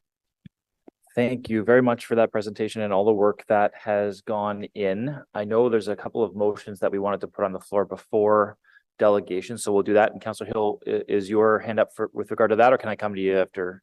Okay. So I think we'll start with the technical motion from Vice Chair Carr, and then we'll go to Councillor Brown's motion. Thank you very much, Chair. Whereas the draft solid waste master plan, phase 3 legislative report was submitted by staff with supporting document 1, the draft solid waste master plan. And whereas supporting document 1 outlines the recommended solid waste master plan actions and corresponding action suites to support the city in achieving the council approved solid waste master plan vision and goals. And whereas the solid waste master plan technical consultants in collaboration with solid waste staff identified a typo of a numerical nature within supporting document 1 under action suite 5. And whereas the typo of numerical nature did not impact calculations within the draft solid waste plan, therefore be it resolved that the environment and climate change approve an amendment to the text within action suite 5 be changed from recycling 209,000 tons over the 30-year plan to recycling 20,700 tons over the 30-year plan. And 2, the substitution of the revised action suite text be included in the report when it is submitted to City Council. So I like the more ambitious goal better, but I'm prepared to move the amendment. Thank you, Vice Chair Carr. Councillor Brown. Thank you very much, Mr. Chair. And if it's the will of the committee, there are 19 whereas and therefore be it resolved clauses, and I'll just read the therefore be it resolved clauses. Therefore be it resolved that the committee recommend that City Council direct staff to begin the feasibility study and business case for alternative technologies for waste management ahead of the timelines outlined in the draft solid waste master plan, including the exploration of waste to energy incineration and mixed waste processing that are available, in operation, proven for managing and diverting municipal waste from landfills that meet or exceed all current and applicable environmental regulations and that align with the council-approved solid waste master plan vision statement, guiding principles and goals.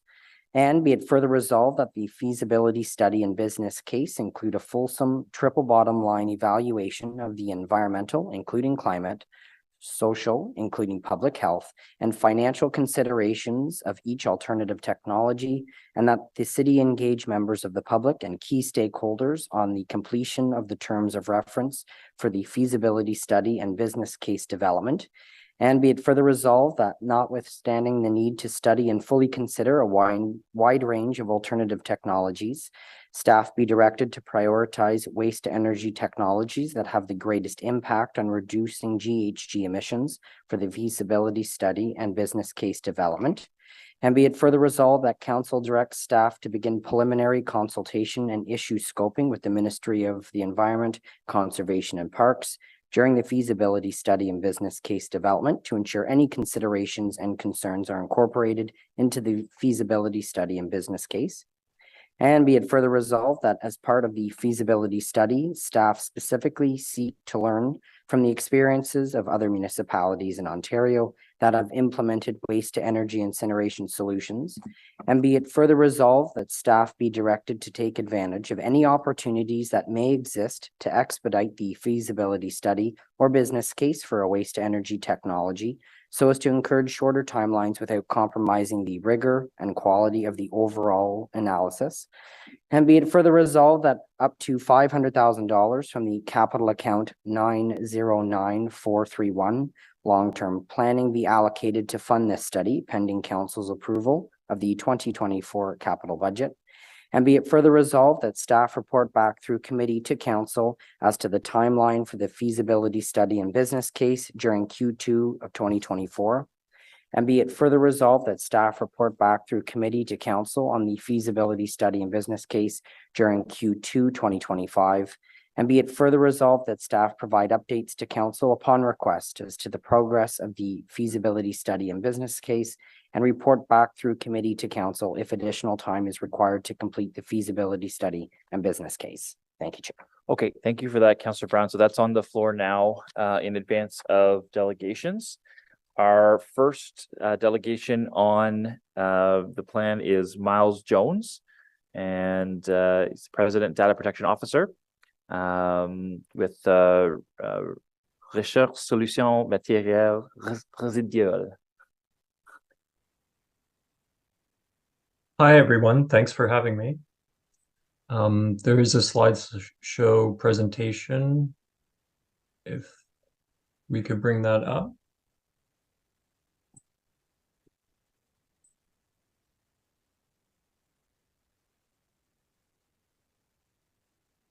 we'll bring that up for you. Sure, thank you.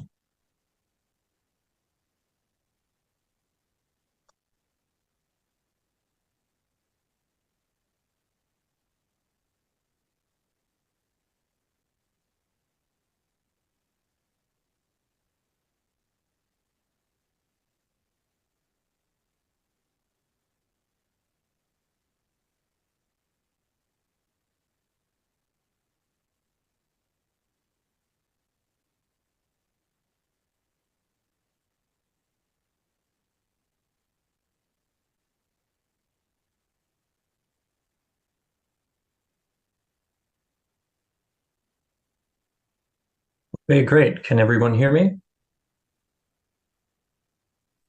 We can hear you well. Please go ahead. You've got 5 minutes. Okay, thank you. Me and my colleagues, I'm a licensed commercial truck driver. I hold certificates for transporting hazardous waste and dangerous goods in the provinces of Quebec and Ontario. I've developed a pilot project to divert hazardous household waste collection, construction and demolition material, and e-waste. Could you go to the next slide, please? So these materials, as part of the pilot project, would be to track and divert what materials would potentially go in the black bags or curbside collection containers. So household hazardous waste, electronic waste, CRD materials. It could be textiles, fabrics, unused clothing as well. That's part of the call for proposals for the pilot project. Next slide, please. What I'm proposing is a automated drop-off collection point in neighborhoods. It would be a small kind of smart locker where citizens could dispose of their e-waste or their small hazardous waste. I know there's a call for independent producer responsibility, but my understanding is that that is not in full implementation yet. So could provide weighing equipment for the household hazardous drop-off events, the special events coming this year, as well as tracking system for a take it back the system. My understanding is mobile collection is not preferred, but that could be part of the pilot project as well.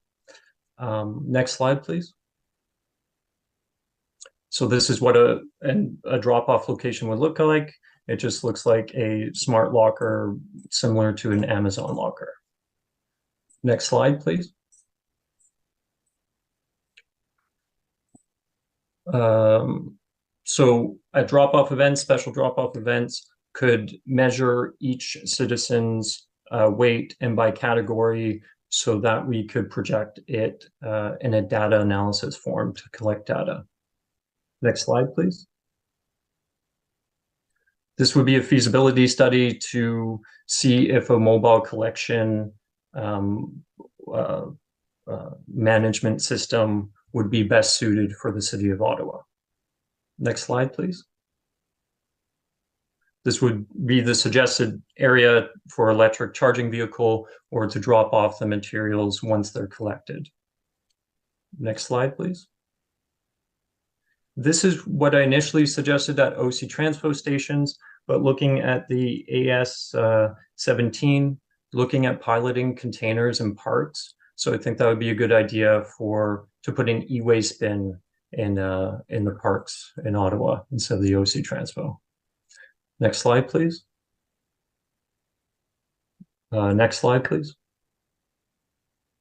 So this is the call for projects for a pilot project. It would be 50-50 between the municipality and stakeholder partners.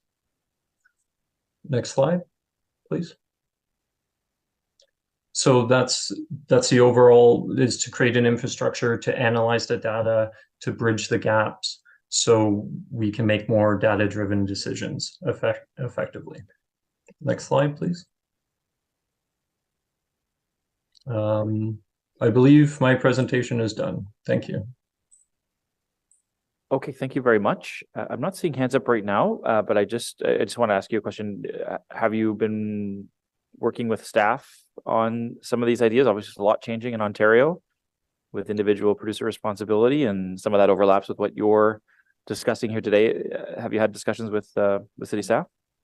No, I've been talking with many municipalities in Quebec, talking about this specific pilot project available. I am brand new to this. I just did the slideshow presentation over the weekend.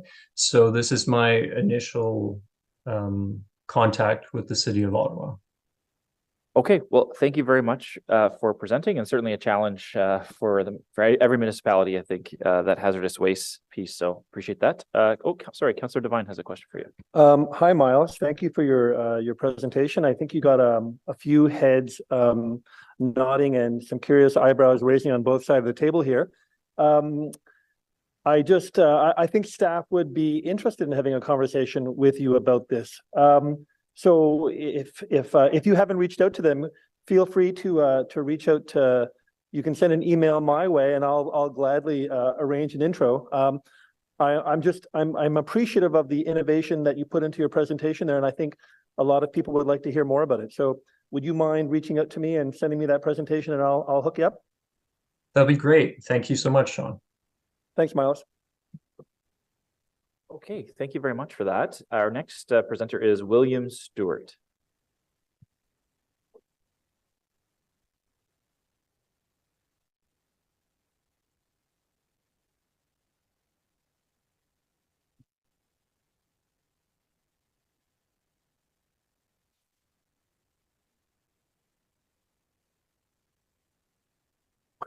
Miles chose his email address.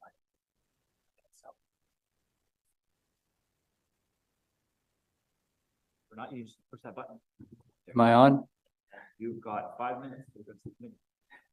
Thank you very much, Chair, committee members, Ms. McDonald. It's been fascinating watching democracy today. Very interesting. I appreciate it. They say you should always start a presentation with a joke. So I looked up all the jokes on recycling I could find. I'd be glad to tell them to you, but I'm pretty sure you've heard them all before. Possibly including this one. My presentation is, if we can solve the recycling bottleneck, you can extend the landfill and save Ottawa money. Next slide, please. Bottleneck is a restriction in the system that prevents the entire system from flowing optimally. Next slide, please. And here in Ottawa, the bottleneck is the size of the recycling container.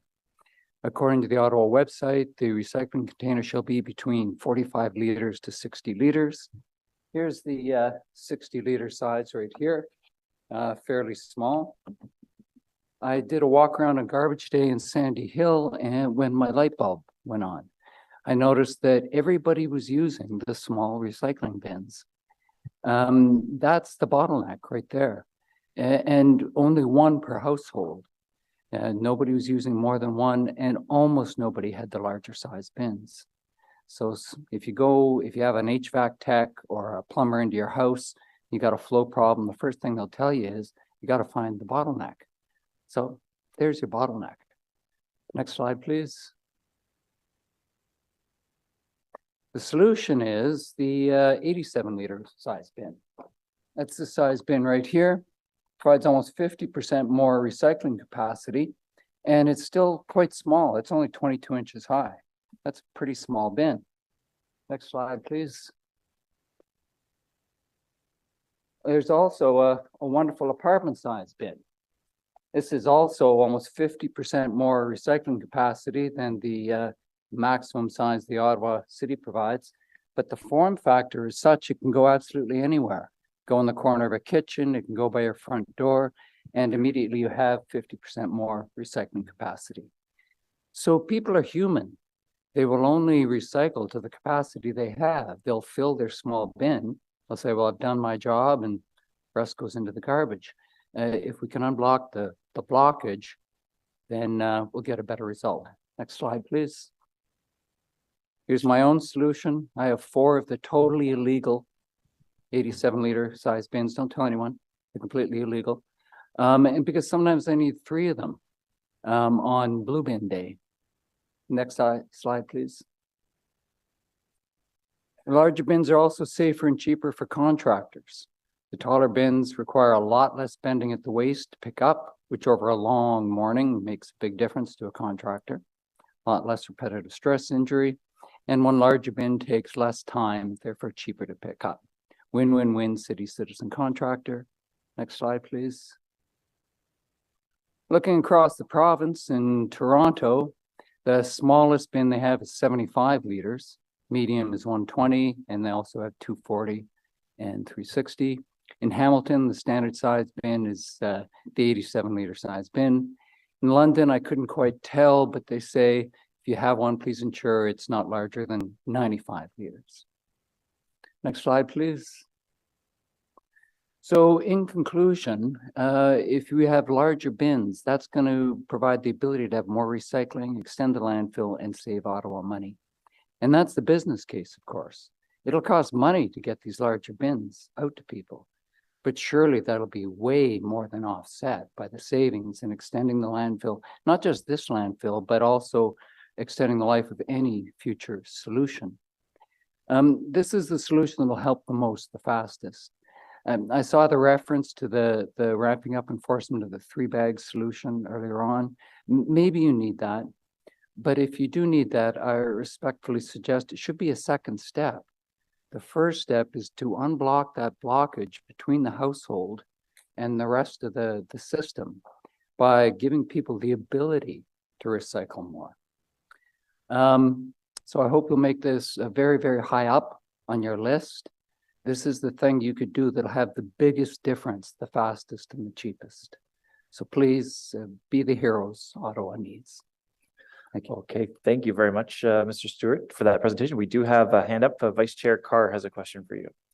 Thank you very much for your presentation and your commitment to recycling. I think you've corresponded with my office before, I think, on this idea perhaps. But one thing just I think is a challenge in this is that the province has taken over for responsibility for the collection of recycling. And so my understanding is, and perhaps staff can confirm, is that as of 2026, when we have the new contract, we will have absolutely no say over what sort of collection vehicles there are. Can I just get staff to confirm that? And then I have another point as well. Through the chair, yes, that's correct. Yeah, so I certainly appreciate willing to look for solutions. I'll ask you another question. I went for a tour of the blue bin facilities, and one thing that was very shocking to me is that 17% of what is put in our blue bins actually has to be disposed of. And I think that speaks to some of the challenges in the blue bin program, that people often do wish cycling, where they hope that things are recycled, but then they can't be. And I was really surprised when they gave me a walk around and there was bags and bags of things such as batteries and other devices. And so I wondered if you, and you put thought into coming here on how we can recycle, if you had any thought on that specific issue, because in having a larger container, I could see potentially some of those things being exacerbated. And I just wanted your thoughts on that. Other thoughts on how we could alleviate some of those issues.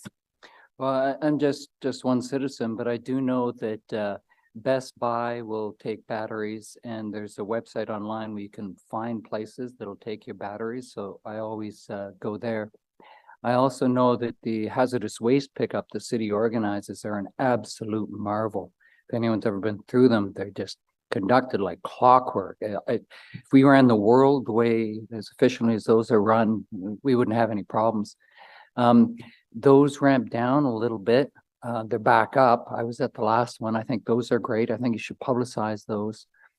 But with regard to the rest of the excellent issues you raise, I don't have solutions to those, what level is organizing what. But putting all of that aside, the one thing I do know is if you want to increase recycling, you gotta provide a large recycling capacity in the middle between the household and the system. And so somebody needs to make that happen.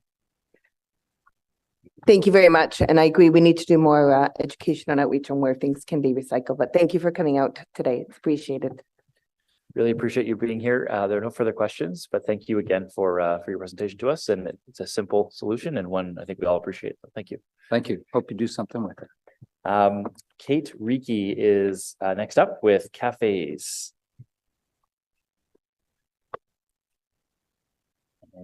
Yeah. Hi, everyone. Thank you, Chair, for the introduction. And yes, I'm representing cafes here today. And cafes, as you may know, is a network of community associations and environmental organizations that span across the city. And we all share a concern for environmental sustainability. And we've been following this solid waste master planning process since the beginning. And so the first thing I want to say is I really want to commend the solid waste team for really having done a great job and involving us from the beginning on this and getting the plan to this stage, really. But I do want to say that on behalf of cafes, we have three main concerns with this plan. The first one is its level of ambition. We don't think it's ambitious enough. The second is its timeliness. Like, we don't feel that it reflects a lack of urgency that we really are in right now. And finally, we don't feel that it leads us really and fundamentally towards the transformation that we need to be making as a city, you know, from one that is wasteful to one that is reducing waste and really changing behaviors and embodying circular economy principles. So first, with respect to the level of ambition, in this plan, we are proposing to reduce waste by 23% over the next decade. And so we thought, well, how does this compare with other cities? And we looked at Toronto. And Toronto's long-term solid waste master plan aimed to reduce waste by 70% over a decade. And based on last year's data, 2022, they seem to be on track to achieving their goal. So our question is, you know, why are we only 1/3 as ambitious as Toronto is? We really urge council to aim higher on this one. On the issue of urgency, well, given the 4 years spent already in planning for this, we would have hoped to see a plan that would be more fleshed out at this stage, that would allow the city to get to work right away this year or next year. But here we see that there's a lot of the proposed actions are actually the development of further strategies. So we have like a strategy on food waste, a strategy on bulky waste, construction and demolition waste, on circular economy, and that'll take, you know, at least a year or two in the development of these strategies before we can even start implementing. And I just want to remind councillors that Ottawa continues to lag behind other Ontario municipalities in waste reduction and diversion. And so we kind of run out of time for these lengthy planning processes. We already know many of the high impact solutions to our waste crisis that can be undertaken now. So we're really urging councillors to demand that this plan spell out the specific actions to be undertaken, not just further strategies, before giving this plan a final approval, and also to request compressed timelines for any additional planning that really is required following approval. In terms of getting our waste priorities right, well, the plan says that it uses the waste management hierarchy to prioritize actions that are most impactful and that really get to the root cause of our waste problem, starting with reducing overconsumption and waste. But unfortunately, we can't really identify any such prioritization in this plan. You know, actions aiming to reduce our waste, promote reuse, repair, and sharing, they all appear to be ad hoc in the plan and clearly not intended to contribute in any serious way to the overall waste reduction effort. And I have to say, this will be a missed opportunity for Ottawa if we fail to get this balance right. Cafes is also very concerned that incineration is still on the table in this plan. This is fundamentally at odds with the plan's vision of a zero waste Ottawa. With an incinerator, there is every incentive for residents to continue wasteful consumption patterns, given that there's a built-in need to keep feeding the incinerator at a certain level. But conversely, when we rely on a landfill, we retain a strong incentive to reduce our waste. With fewer tons going to landfill over time through strong policies that support waste reduction and reuse, there can be fewer overall emissions with a landfill than with an incinerator. We urge councillors to request additional clarity on the various options presented for final waste disposal, including the relative costs and impact on landfill capacity prior to approval. There seems to be some confusion on some of the dates and some of the amounts, and I think it warrants further looking into it. We also want councillors to carefully consider the climate implications of this plan. One of the options presented is to capture both landfill gas and biogas from the proposed anaerobic digester and convert it into renewable natural gas and use it to heat Ottawa's homes.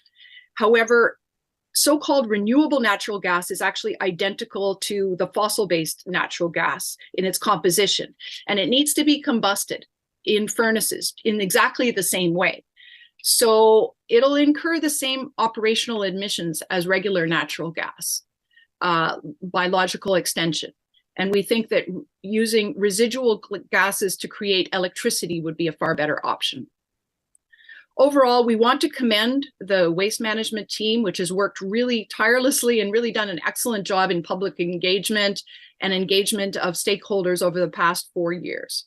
However, we urge council to demand a more ambitious plan and one that emphasizes and accelerates action on waste reduction over high-cost industrial fixes like incineration. Thank you. Thank you very much for your presentation. I just, I'll look around to see, Councillor Kavanagh does have a question for you. Councillor Kavanagh. Thank you very much, Kate.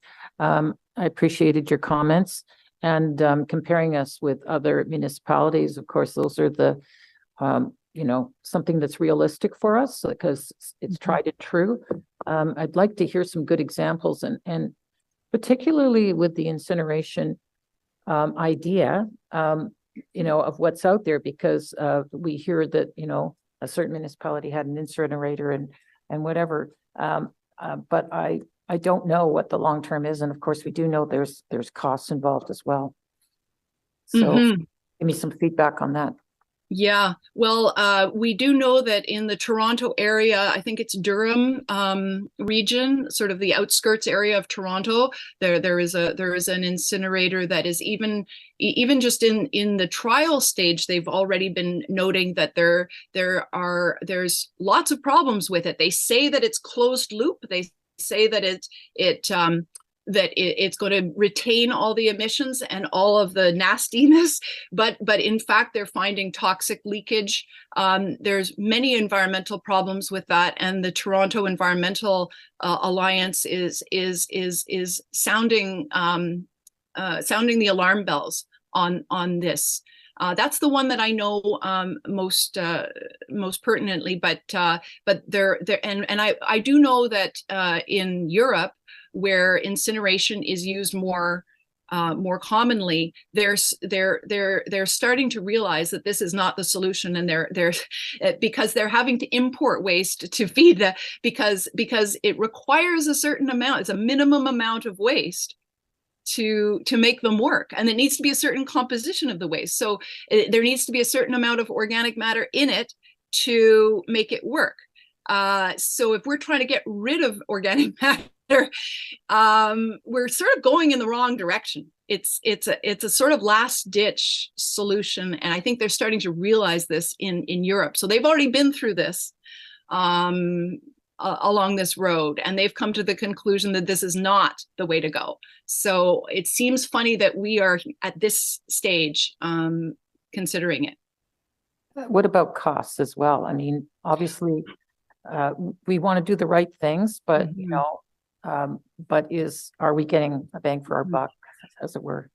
Yeah, well, I mean, in the way it's proposed here, a new incinerator would cost $450 to $500 million. So it's the most expensive, most expensive solution.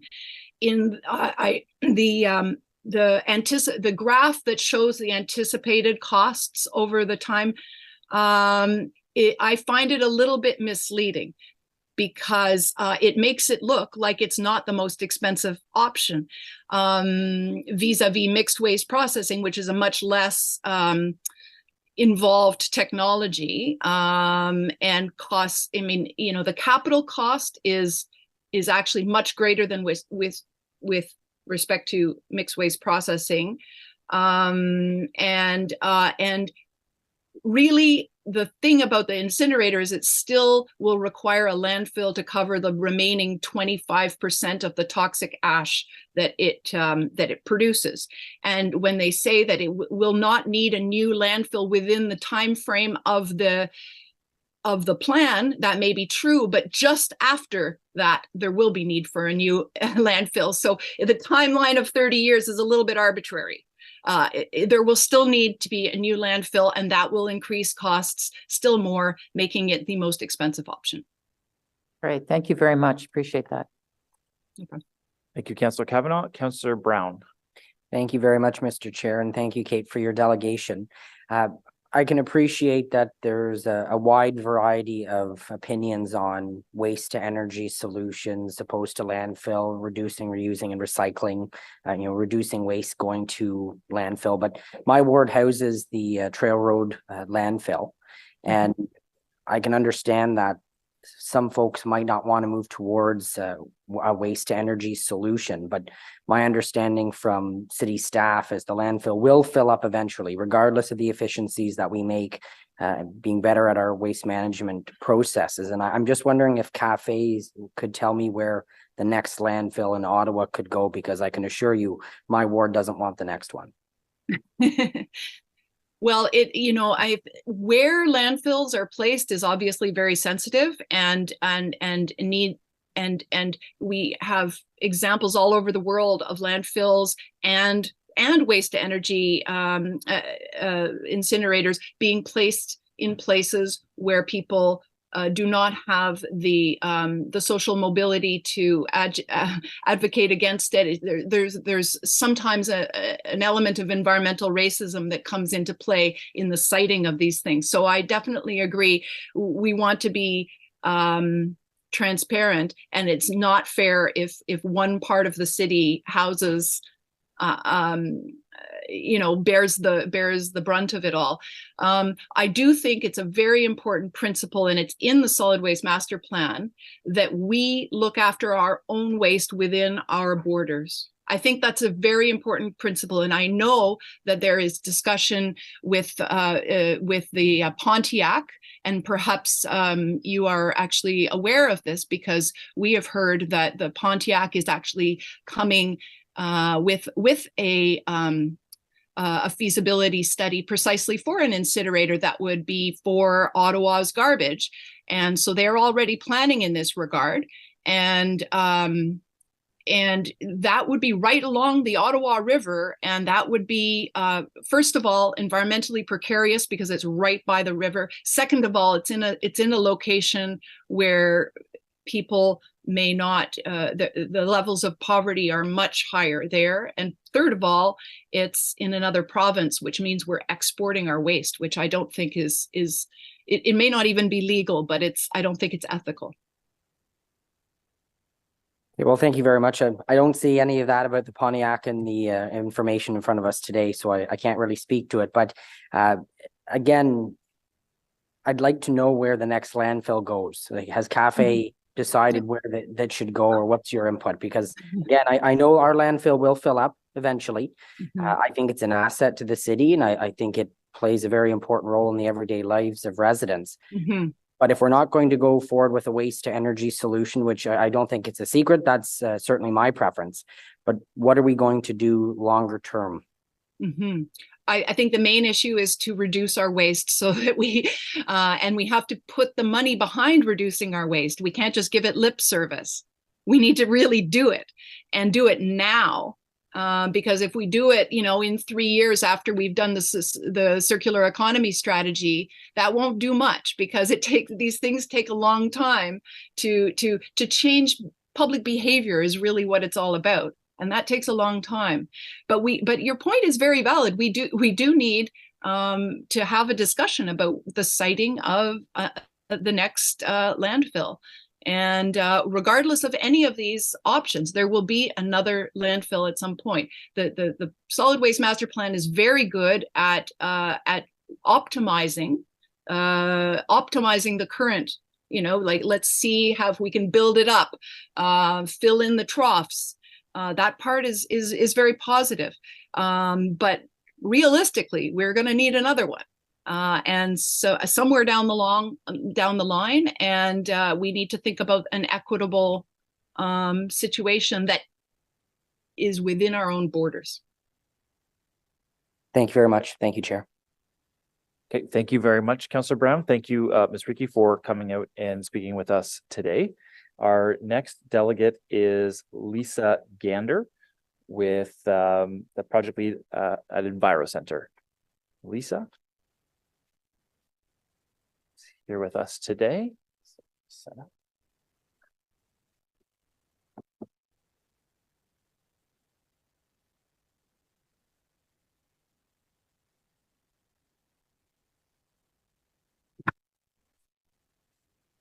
Good afternoon, Chair and members of the committee. My name is Lisa Gander, and I'm here with Enviro Center to comment on the draft solid waste master plan, and specifically its references to multi-residential properties. Next slide, please. The key points I'm going to discuss today are that firstly, Enviro Center supports the draft plan and its priorities, its goals, and its reference to multi-residential properties. Now, why focus on multi-residential? Because only 17% of waste is currently diverted from that sector versus 56% through the curbside program. And we know from experience that effective waste diversion at multi-residential properties is expensive. So we think that funding should be made available to multi-residential properties in order to optimize and make it an efficient waste diversion from that sector. Next slide, please. So Enviro Center has experience implementing waste diversion projects at multi-residential properties. In 2022, we worked with Ottawa Community Housing to implement waste diversion and organics collection at 4 different buildings, 4 high-rises. And the data here shows the garbage collection tonnages from one building. You can see that there was a 56% decrease in garbage collection from pre-project in November to the end of the project in April. The new organics collection system began in December at this building.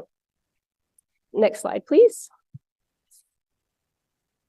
All of our project data showed increased diversion from fiber. We had 140% increase in fiber diversion and almost 200% for glass, metal, plastic. Next slide, please.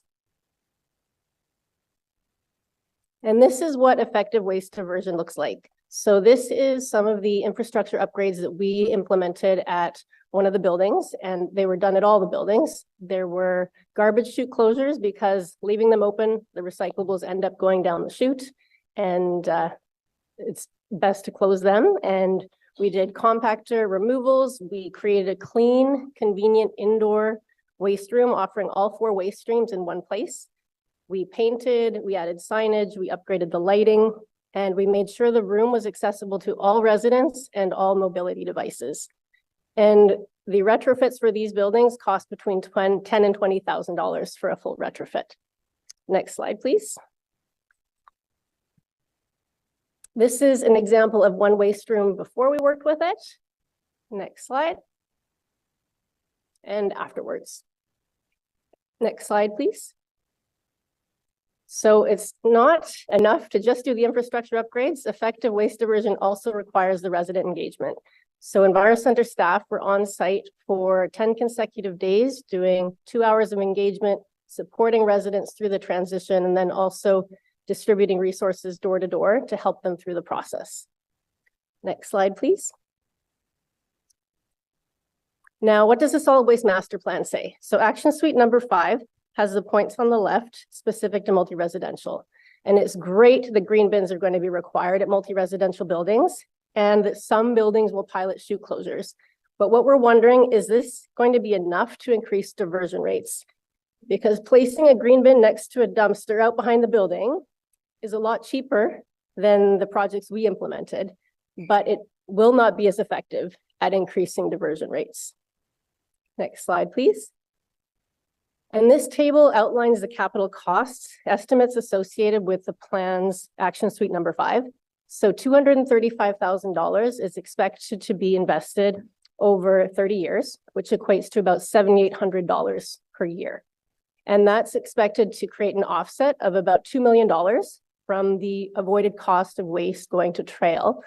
And that's about 6,000 tons of waste being diverted annually. So what we're wondering is $7,800 enough investment to result in over 6,000 tons of waste being diverted annually.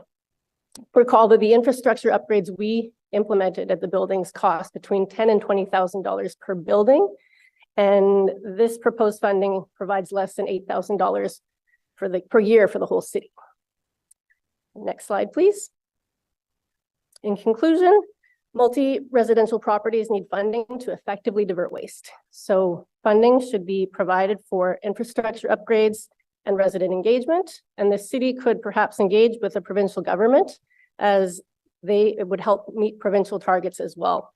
The food and organic policy statement sets targets for multi-residential units of 50% reduction of food and organic waste generated at the building by 2025. And thank you. Thank you very much for that presentation. And we know multi-residential is exceptionally important. Hear it all the time, walking in buildings, knocking on doors in buildings, of how people want that type of service in Ottawa. So thank you for that. Councillor Kavanaugh has a question for you. Thank you very much, and particularly thank you for your work with Ottawa Community Housing. It's great. I recognize the room, and it is working, and it's worth it. Obviously, this took a lot of one-on-one effort and really talking to residents individually just to change habits. It's worth it. It's very much worth it. So my question is, how can we do this on a larger scale? And I'll ask that to staff too. Obviously, we're going to have more multi-residential buildings, and that's something that our future holds. When I look at the secondary plans that we're working on just in my ward alone, it's massive multi-residential buildings, and I just hope that we're really figuring this out right now as they go forward. But the other thing is just the upkeep, because there's turnover, and we need to continue. We can't just say, oh, we're good now. We have to continually update residents so that new people coming in, a lot of times with Ottawa Community Housing, you have people who are coming that are not even from Canada, who this is all be brand new to. So how much upkeep does that take? Because we, even just for one building. There should be regular engagement, especially with new buildings. So with new residents moving in, as you say. So the infrastructure upgrades are one thing, but that also needs to be maintained. So the paint will need to be refreshed, things like that. So the main thing we're looking for is funding to be provided, especially to social housing, because the way to make it work is to make it clean, convenient, easy, and provide the engagement. And without the funding to do so, it likely won't happen. So there needs to be support to allow for that engagement to happen regularly for new residents and for the infrastructure to be there as well. Thank you. And I can tell you from the feedback, it also brings a certain pride to residents when they have that set up, that they're doing something, and that they're, because as soon as you have like that shot of the messy building, the messy room, that gets to people. So there's a sense of pride and ownership when people make that switch. So that's just another bonus of it, and a sense of community. So anyway, I wanted to just thank you for your work. I think we need a lot more of it, because that's definitely in our future. Thank you. Okay, thank you, Councillor Kavanaugh. Councillor Devine. Thank you, Chair. Hey, Lisa, thank you for that amazing presentation.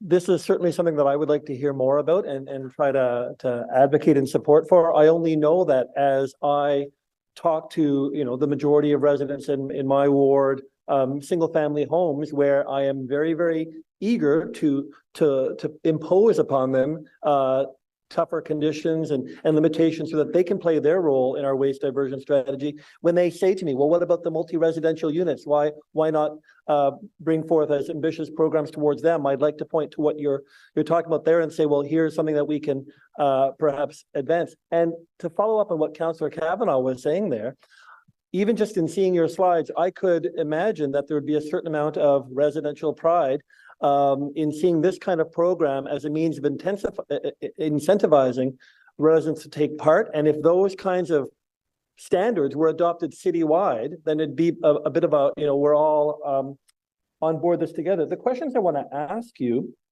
when you were saying that you looked at those retrofits as $10,000 to $20,000 per building, did that include costs involved with education, promotion, and or training, or was it purely the capital costs? Those were the capital costs. So there was additional cost for staff time to go and engage with the residents as well. Okay. Can I assume then that if this were to scale up, whether it was scaled up by the city or by Environment Center, obviously the more that this applied across the city, the costs per building, the retrofit cost per building would come down if we scale up the model as a whole? Potentially, we did four buildings, so we have the data for those 4 buildings, and the costs were, the infrastructure costs were the costs, so they were the amount of money it cost to paint and to add concrete to be able to have residents access the room with accessibility push buttons, transition strips. The rooms really had to be retrofitted, so those were strictly the hard cost of materials. So I don't know how much the change of those costs would go through many buildings. There still would cost. And my final question, in your project, your pilot, how many buildings did this get applied to?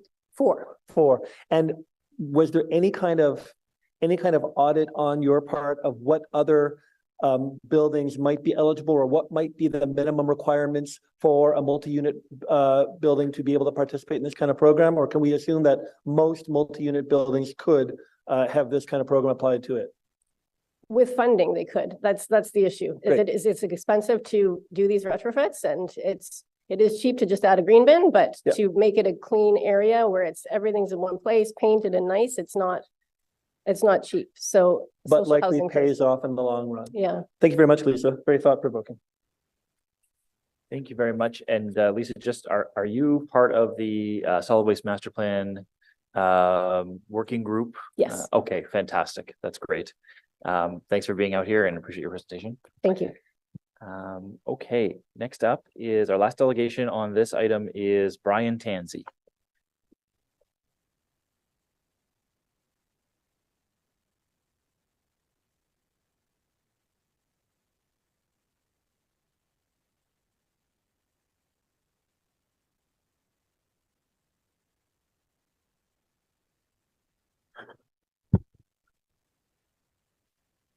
Thank you, Chair.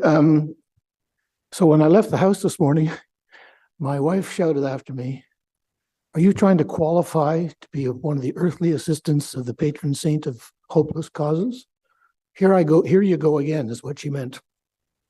And how that connects with what I want to say is that when the last session happened with the solid waste master plan team, I witnessed what I thought in my mind was a big disappointment, particularly on the user pay. And I think I haven't asked them, but I can only imagine how disappointed they were too, and perhaps even switched into the St. Jude mode, because they can sort of see from what council voted and didn't vote for on the user pay, where council is headed, where the bulk of council is headed. So I'll finish in a minute with my main point. Right now, I'd just like to ask for the slide, please. The one slide I've got up there. Yeah, so this is the zero waste hierarchy that's been worked on for many years, mostly by Europeans, but here too. And you can see that it's version 8.0. And the thing in the hierarchy is that the first step in the hierarchy is, and this is what Kate Ricky was talking about before, is we have to get people to reduce and that includes not buying stuff. Incineration is the very last step. And if we think about incineration as being the solution, we're definitely going to be telling people that don't worry about it. It's the waste, but don't really worry about it. We can take care of it. Whereas if we'd had the user pay system, individuals, ordinary members of the public would have to think about this. They just have to think about it. It's just this slight change. It would be, if we'd accepted the user pay system of some form, it would have slightly changed the public's perception, because you're going to have to start paying if you generate too much. And then it actually begins to shift the public mindset, I think. So I agree with Kate Ricky, what she said earlier with cafes, that the plan is not actually ambitious enough, although I think I can put myself in their shoes and think, why is it not so ambitious anymore? And that's because they've lost heart, like I have, almost lost heart, that we're not really going to be, we're not going to become a progressive city when you get down to waste. We're going to start thinking about incineration and just burn it and don't worry about it. There are many other solutions. I've got a pile of them here. You all will have my notes. I'm not going to read them. I don't believe in reading when we get to a situation like this. But we're in a bad spot here. If we don't shift gears before we have our next public engagement session, and put out more serious timelines and money, what we're going to spend, and show the public that we want to help the waste hierarchy by starting where you need to start logically, which is on reduce. It's not even recycle isn't even the first step. It's reduce first. So that's really my main point. So the point I wanted to come back to in the end was, despite the prospect that this seems to have been already voted on, hopeless cause, to somehow or other exhort you to think again about the user pay system. It could be the turning point that would help us deal with the logic, the chronologic of the waste hierarchy, which is get at the top, getting people thinking about it as individuals. Gee, do I really need to buy this? What else can I do? Can I repair? All those things that happen even before recycling. Thank you. Thank you very much, Mr. Tansey. We do have questions for you. Councillor Kavanaugh. Thank you very much, and thank you for continuing to come out. Please don't give up on us. I appreciate and I agree with you that it's pretty tough to get people to change their habits, we lost the opportunity to have an incentive. I agree. I'd like to get your feedback on the motion that was put forward from Councillor Brown in terms of incineration and how it fits into your hierarchy. Okay, well, thank you. First of all, I was surprised, just like Councillor Hill's motion before, the Councillor Brown's motion is like it's just appeared. I mean, I don't know how long it's been growing, but it got born sometime very recently, and here it is, just like Councillor Hill's motion. It doesn't look to outside observer as if council's really taking their time to do things properly. I mean, I can understand you can bring a motion just to walk it on, but these are serious businesses. They shouldn't be thought up at the last minute and have to be argued about with staff as whether staff agrees and all that stuff. So getting to your question, Councillor Kavanaugh, when I saw the motion on the first time, and I saw the number, all these whereases, how many were there, Councillor Brown? 19? Yeah, 19 whereases, but somewhere in there was a number that really caught my attention. It was the $500,000, I think, sort of upfront money for such and such. We're going to spend, it's what's being proposed is we're going to spend $500,000 upfront investigating something without having even in place a serious plan to help people realize they can reduce. I mean, that's the wrong tilt on this whole thing. So it's not because it's 500,000, but a big hunk of money to deal with the bottom of the hierarchy. Start looking at the bottom of the hierarchy. I mean, I don't disagree, Mr. Brown, with you. The logic that needs to be looked at. We've got to look at all the options, yes, but we know there are problems with incineration everywhere in the world, including in Durham, and there always have been, and they're expensive. What's the least expensive way to deal with the problem of waste? To reduce the top of the hierarchy. Thank you very much. I appreciate that. I think that the cost factor is also a big question as well. In terms of the hierarchy, do you have any comment on that? It's just simply that it seems ironic that councillors, I know none of you are actually waste experts. Even I'm not really, even though I'm with Waste Watch Ottawa, I'm just a person who is a citizen interested in dealing with waste properly, and we've been working on this for 7 or 8 years. The problem with the cost is, the irony of the cost is you get the most bang for the least cost by dealing with reduction. It seems, I mean, I would agree that as a citizen of Ottawa, but also a citizen of Ontario and of Quebec, Ontario and Canada, it's every level of government's got to be involved in this. It's true. But when you get down to it, it's the individual. And what we need to try to do is encourage individuals to do what I think most individuals really want to do. They know we've got a problem with waste. They want to take that turn to help the city manage waste. And we can explain to them how. And that's not as expensive or complicated as it sounds compared to $450 million for an incinerator. Thank you very much. Councillor Devine. Thank you, Chair. Brian, thank you for your presentation. What I would love to understand, or to hear your advice and thoughts on, because it sounds like what you're proposing here, and I fully applaud the direction you want to push the city towards, i.e. putting more emphasis on reduce. In terms of the levers that the municipal government can pull to lead residents, consumers towards reducing, I can understand the levers that we can pull to provide residents with options for recycling. I can understand the levers that a municipality can pull to put forward options for what to do with the waste once it is waste. In terms of levers that the city can pull to incentivize, motivate, legislate reduction at the consumer resident level, could you please offer some suggestions? Like, help me understand how I, as a municipal government, other than promotional campaigns, which I'm not at all discounting, what levers can I pull to make a resident reduce? Well, in a way that could be cynically seen as a softball question for me, because I've already said the answer, I think, which is user pay was your chance. And have I oversimplified it? Oh, so you mean reduce? I'm sorry. User pay. User pay is the most obvious way. In other words, a serious user pay turn in the program is the single thing that really kind of like stands out. Okay. And forgive me, I was thinking of reduce on the consumption end. You mean reduce on the waste? Sorry. Okay. No.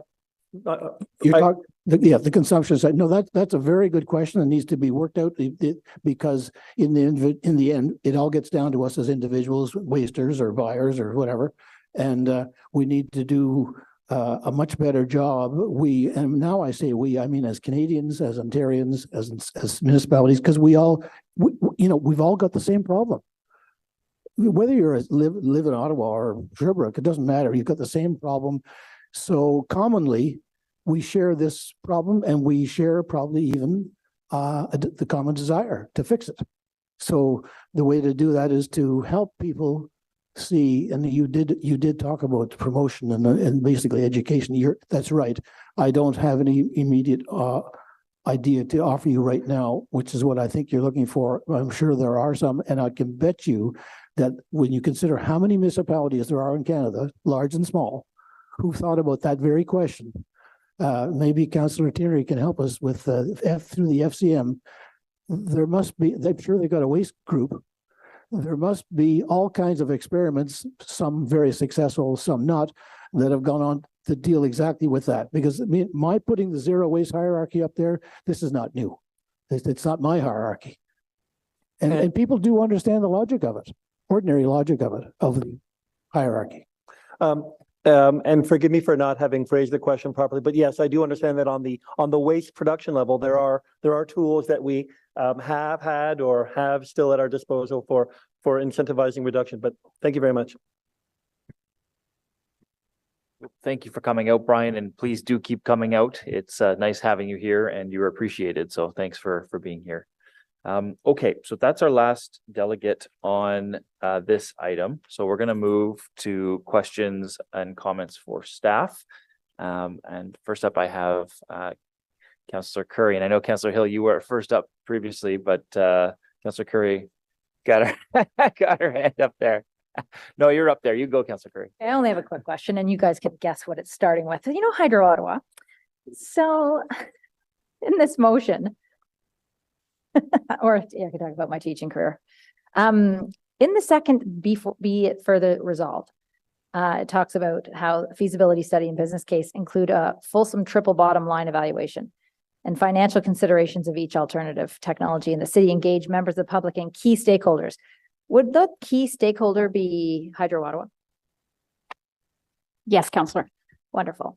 And in the sixth, be it further resolved, that staff be directed to take advantage of any opportunities that may exist to expedite the feasibility study or business case for a waste to energy technology so as to encourage shorter timelines without compromising the rigor and quality of the overall analysis. Would any opportunity include working with Hydro Ottawa?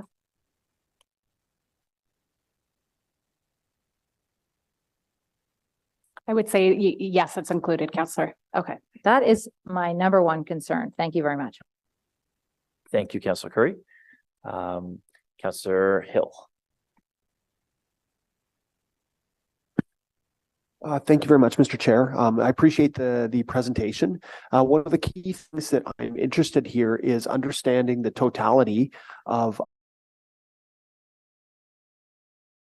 just briefly on some of the delegations that came up today. I'm looking at Nicole. I remember back when Councillor McCrae was chair of this committee, and I think she made me stand in a green bin in an apartment building as part of a photo op to talk about multi-residential. True story. The photo exists somewhere. And since then, I'm very happy to hear we're starting to focus in on that.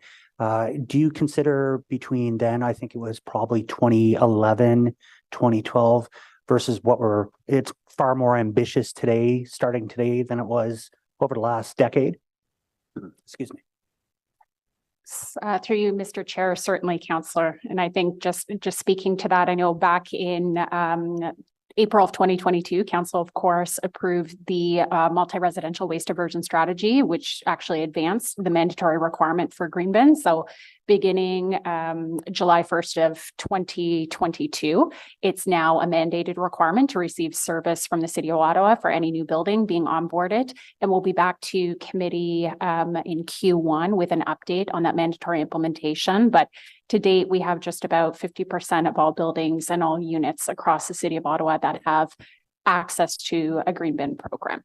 Okay, that's good news that at least we're focusing on that. So thank you very much. That's all, Mr. Chair. Thank you very much, Councillor. Councillor Brown. Thank you very much, Mr. Chair. And I would like to start off with a few expressions of thanks. I'm always concerned that staff, when they see me coming, they're going to say, oh no, here comes that little garbage gremlin.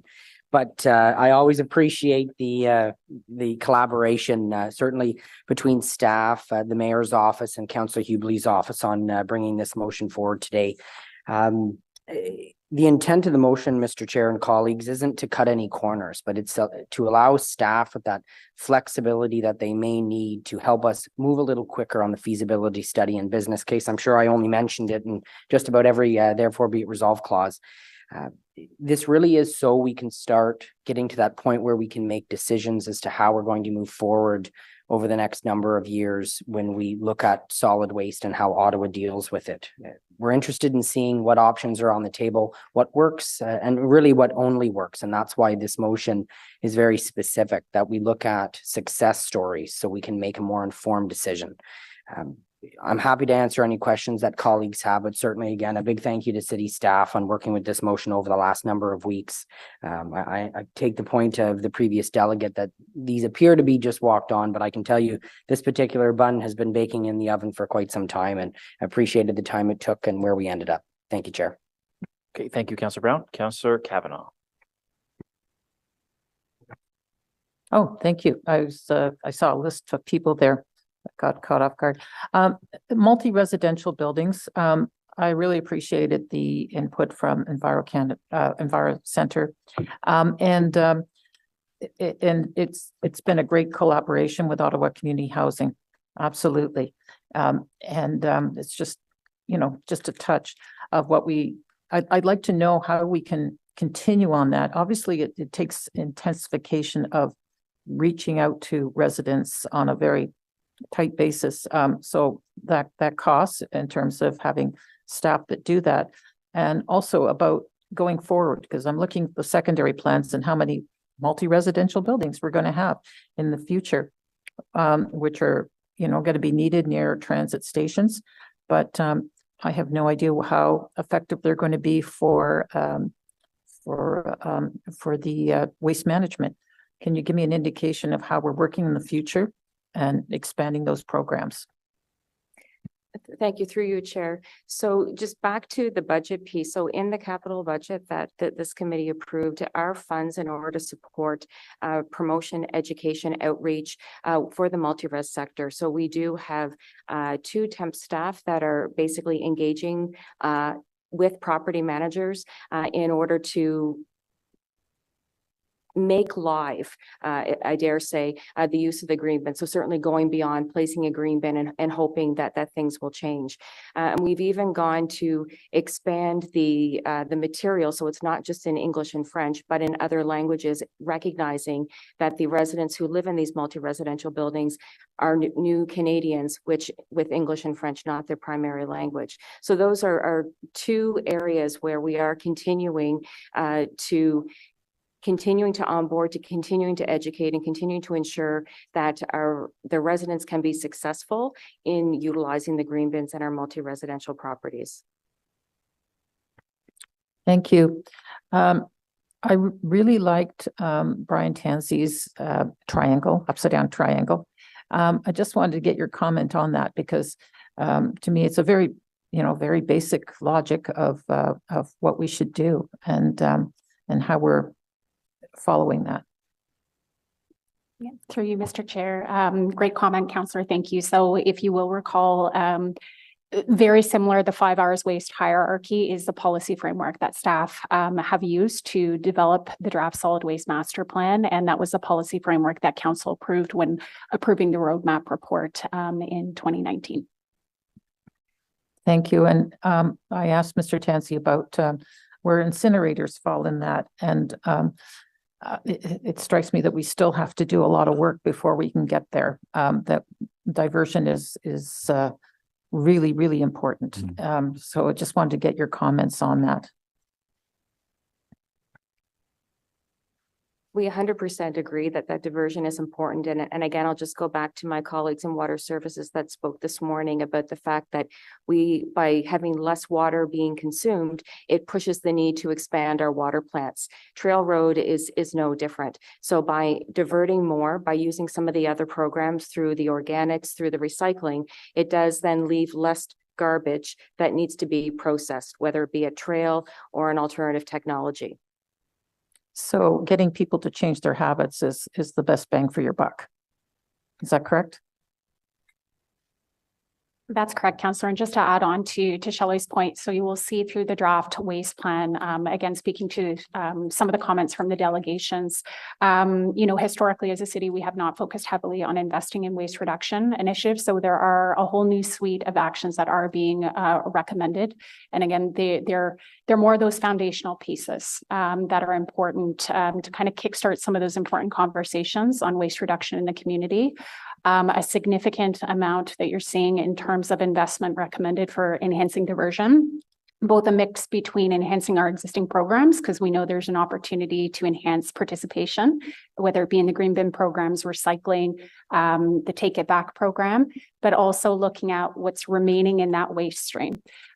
So textile waste, as an example, some of that unnecessary food waste, home renovation waste. So it's bulky waste. So looking at opportunities to further get those out, looking at recycling and reduction options for those as well.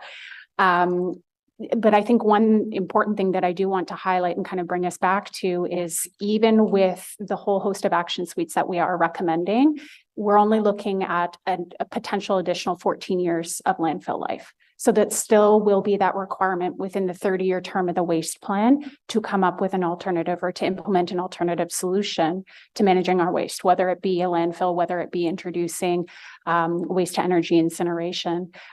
We're at that junction, we're at that point where we need to have those discussions and some of those decisions need to be made.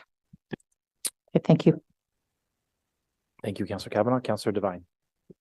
Thank you, Chair. I just have three different areas I just want to talk on. On the issue of multi-unit residential waste, and I'm referencing the presentation from Enviro Center. So on the assumption that the very, very specific residential training program that we saw demonstrated there, and compare that to what I think I saw in terms of capital investments from the city, $235,000 over 30 years, i.e. $7,800 per year. So if that is less than what would be the cost of funding one retrofit, and on the assumption that that program would actually lead to greater diversion rates, would staff be generally supportive of the assumptions that are of the findings that were in what Enviro Center was proposing?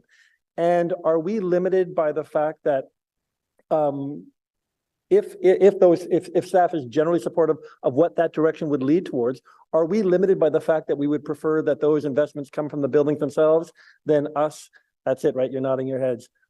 So my first question, is staff generally supportive that that kind of adoption of a strategy, of a resource, of a tool by multi-unit residential, would that help us attain our diversion rates more than what we are allocating through our green bin investment program? So through you, Mr. Chair, a couple of things. I think first and foremost, to the question about, and just kind of giving kudos and a nod to Lisa and the work that they have been doing, and it has been incredible, and the fact that they've been sharing a lot of those lessons learned. So we certainly know that the multi-residential sector, it's a lot much more complex than curbside households. So that actual physical building design, and especially taking a look at the fact that the majority of our housing stock was built pre-1970s, when a lot of these existing recycling programs did not exist. So in terms of just take us back to the multi-residential waste diversion strategy that council advanced, wanting to make some changes as part of that. We are looking at updating some of those building design standards as part of the zoning bylaw update to look at some more of those infill housing, to bring some of those best practices in that where we have the abilities and the municipal tools. We haven't quite enhancing promotion and education as well as pilots. What we did not recommend as part of that during the initial 5 years were retrofits to buildings. And it's more so wanting to have that understanding of meeting with every single property in implementing the green bin program and looking at those unique solutions, being able to identify where there are difficulties and real extreme restrictions that our green bin program, it may be a little bit different. So that will help us an inventory in that situation. And I think in terms of your question about the capital investment, it's just a reminder that the multi-residential, providing services to the multi-residential sector, it's not a municipal responsibility. It has been a council decision. It is regulated by the province. So at that point, I think when we're coming back after the 5-year, the refresh on the short-term multi-residential strategy, at that point, it's something we can further look at that opportunity. But I guess to address your question there, what we can do is we can look at that point, the different options with respect to retrofits. Thank you. A question just on the subject of incineration there. There was one delegate where I'm pretty sure I heard, so on the issue of incineration or advancing any waste to energy transfer solution as a possible obstacle to our diversion goals. And I don't necessarily see that incineration is automatically an obstacle to our diversion goals. But on what we heard from one delegate was, and I think I saw your reaction to it, it sounded like we heard that incineration requires organic matter to work. I know it requires combustible matter to work, but is it is it incorrect that incineration requires organic matter for it to work? So Councillor Devine, you are correct. So you actually, organic materials is a material that you actually want to reduce because it doesn't create that heat that you would see with some of those plastic-based products that are non-recyclable. Great. And so if we were to advance incineration, that would go hand in hand with, for example, the motion that was on the table at some point today about trying to divert as much organic waste away from landfill and certainly from incineration as possible. That is Thank correct. you. And finally, a question to the Brown motion. Can I, because I cleared this with Councillor Brown, and I just want to make sure I understand from you. Whereas the Brown motion is looking for staff to expedite or accelerate the process of looking towards waste to energy or mixed waste processing solutions, there was one whereas clause where it speaks specifically and exclusively about waste to energy, prioritize waste to energy, and it does not include mixed waste processing in that whereas clause. Is it my understanding that, and I'm not sure which of the 19 clauses this is, but is it my understanding that the implementation of the Brown motion would put a greater focus on advancing towards prioritizing waste to energy over mixed waste processing? Through you, Chair, based on that clause, our interpretation is yes. However, we do understand that we're wanting to be able to bring back information on both incineration, waste to energy, and mixed waste processing. So that would be the intent of the work that we would be working with the consultant in order to bring back to council to make that fulsome decision. So that's the intent of your work, but as your interpretation of the clause is that it but it intentionally or not emphasizes waste to energy over mixed waste processing. I'm wondering if the mover of the motion would be open to a friendly amendment of amending that clause to include both waste to energy and mixed waste processing in that clause. Yes, Mr. Chair, that'd be a friendly amendment. Thank you very much, Councillor Brown. And then just the last question on that. If the capital cost of that feasibility study is $500,000 from whichever fund that was, not that I have a fundamental issue with it, but can I understand what projects or work the allocation of that 500,000 might deter us from, if any? Thank you, through you, Chair. So that funding was part or identified in order to proceed with the feasibility study in 2024. So with the approval of the budget, we are basically advancing it prior to bringing back the final draft plan for council approval later in Q2. Great. Thank you very much. It's not displacing anything. Thank you. Thank you, Chair. Okay, thank you for that. Councillor Hubley. Thank you very much, Chair. I wanted to just add my comments right up front that I appreciate the presentation today on ways we can move forward with the diversion and multi-res units, because I think that's a big gap in our existing plan, is that we're unable to address that. I also want to thank Councillor Brown and Shelley and her team and the Mayor's office for all their help with this motion that's before you today. I think it's safe to say that the majority of residents, as we've learned since the spring when this first discussion first started up, I think it's safe to say that the majority of the residents have expressed their support for us exploring this option more and coming back with what the final plan would look like, which this motion gets that process underway. I think it's safe to say that most people want the garbage that today is rotting in the ground and is harmful to our environment for generations to come. I believe residents want us to keep that garbage out of the ground, either by reuse, recycle, or by converting to energy, and avoiding any future large landfills. This is one of the responsibilities I believe that we have that benefits every single resident in the city. So I'm hoping councillors will support this effort. I think we need to make a decision based on evidence and not 30-year-old issues regarding incineration that have been long replaced by factual evidence and reports. Keep in mind that incinerators, by all accounts, whether they be in Canada, the US, or in Europe, are reported to be 95% cleaner than a landfill. So those promoting the continued use of landfills are choosing an option that is so dirty and can easily be replaced with a process that's much better for us. I want to point out finally a couple of things that by the time, if we move forward with this and staff find a way for us to get an incinerator operating, we're probably looking at least 8 to 10 years before that happens. We're up against a deadline with the landfill that's filling. But what we have on our side is that technology is moving forward very rapidly for how to mine a landfill. So instead of one of the delegations suggested that we need to still cite another landfill for Ottawa, even if we have an incinerator. I don't believe that's so, and I believe that the studies will show us that that's not so, because we're actually going to be able, by the time this thing's operating, we should be able to go in and take what's in existing landfills and run it through the incinerators. Finally, I heard mentioned by a delegate that there was a claim that there was existing issues with the Durham plant. I want to acknowledge and thank Councillor Brown and Councillor Leeper for attending this summer, going down and actually seeing for ourselves what Durham is all about and what Emerald is all about. I can tell you one of the things that struck us from the moment we hit the parking lot was this giant billboard over the entranceway to the building that shows what the provincial standards for emissions are and what they achieve.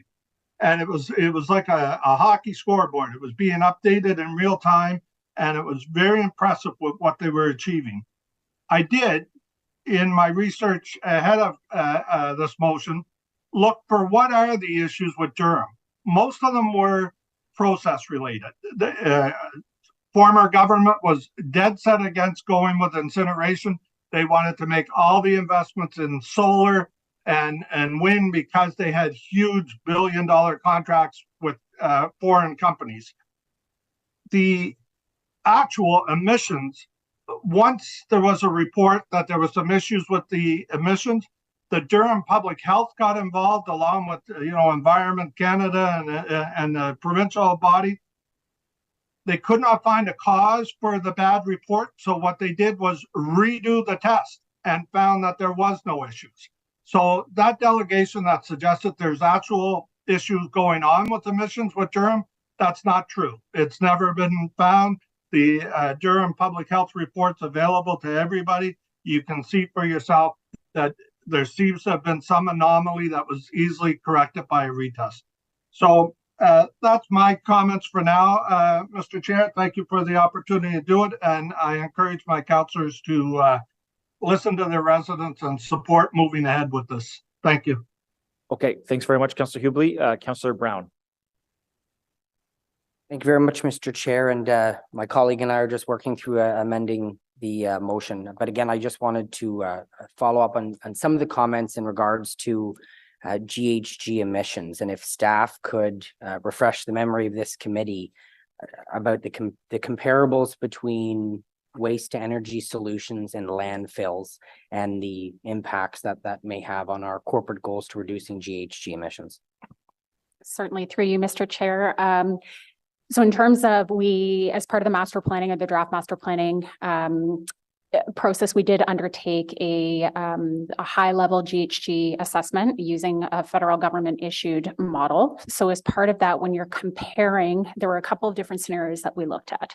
So comparing to the baseline of what we do today, which is landfilling with electricity generation, you'll see greater reduction in emissions if we were to transition to renewable natural gas instead of electricity generation. Even so, by implementing waste to energy incineration with the generation of electricity, it will still, the high level estimates show that in comparison to our baseline today, it will still reduce greenhouse gas emissions, where your greatest benefit is actually using the heat through the development of a waste to energy system to as an offset to renewal or offset to natural gas by implementing a district energy heating system. And that's primarily based to the fact that we have a relatively clean generation of electricity here in Ontario. And your greatest community offsets will be with offsetting the use of kind of that natural gas. Thank you very much. Okay, thanks very much, Councillor Brown. I'll make a few comments. I'll have questions for a couple questions for staff as well. But I just wanted to say through the initial consultations how effective this team has been. Particularly when you look at things like composting multi-home buildings. I know we want to really ramp that up, and you can see around the table here, people want that to be, kind of mandatory as soon as possible in the city for the older buildings. So I know there's work to do there, but thank you for that. I know this Always team has done a fantastic job of making a fairly complex subject understandable, and definitely looking forward to the input on stakeholder engagement and the public as we move forward. There's a lot coming up. We have some hard decisions to make as the council as well, with big implications. So there's a lot to come from here into Q2 of 2024. I do have some questions I just wanted to ask related to delegations and other comments. The plan does talk about a waste hierarchy in there. The higher level actions that Mr. Tansey had talked about, like waste reduction, not necessarily prioritized in any obvious way, financially, chronologically. So is this something that you're taking into consideration, that the waste hierarchy, and not just giving everything equal weights, but that there might be some priority set on that hierarchy given what we finance and when we implement those sorts of things? Yeah, through you, Mr. Chair, certainly. So it is, as you acknowledge, it's hard to look at it necessarily just from one aspect, like the financial considerations, but I look at the timeline considerations as well. So you'll see, as we've recommended implementation, the majority of what we have or what we are recommending in terms of the implementation within those first 5 years of the waste plan are really expediting those waste reduction, working with community partners to be able to leverage existing programs that are in place and being able to expand that citywide, but then also looking at those short-term, essentially low-hanging fruit opportunities to increase diversion in the short term. So that's where you're really seeing through the timeline perspective, where we're really focusing on those higher levels of the waste hierarchy to help support that sustained behavior change as well. Okay, thank you for that. Because I think Mr. Tansey's right. That chart is correct. We need to look at that and prioritize that. So thank you for that. I'm wondering, can staff speak to the outcomes of the waste diversion pilot in parks? I know we're scaling up a little bit more. It's been popular with residents and councillors. I'm just wondering if you can just speak to how that's going and where it's proposed to potentially go. Great. Thank you so much, Chair, for the question. So it has been a tremendous success to the point that we did a little bit of an ad hoc additional pilot this summer, looking at putting some organic only bins in spots that are frequented by dog walkers.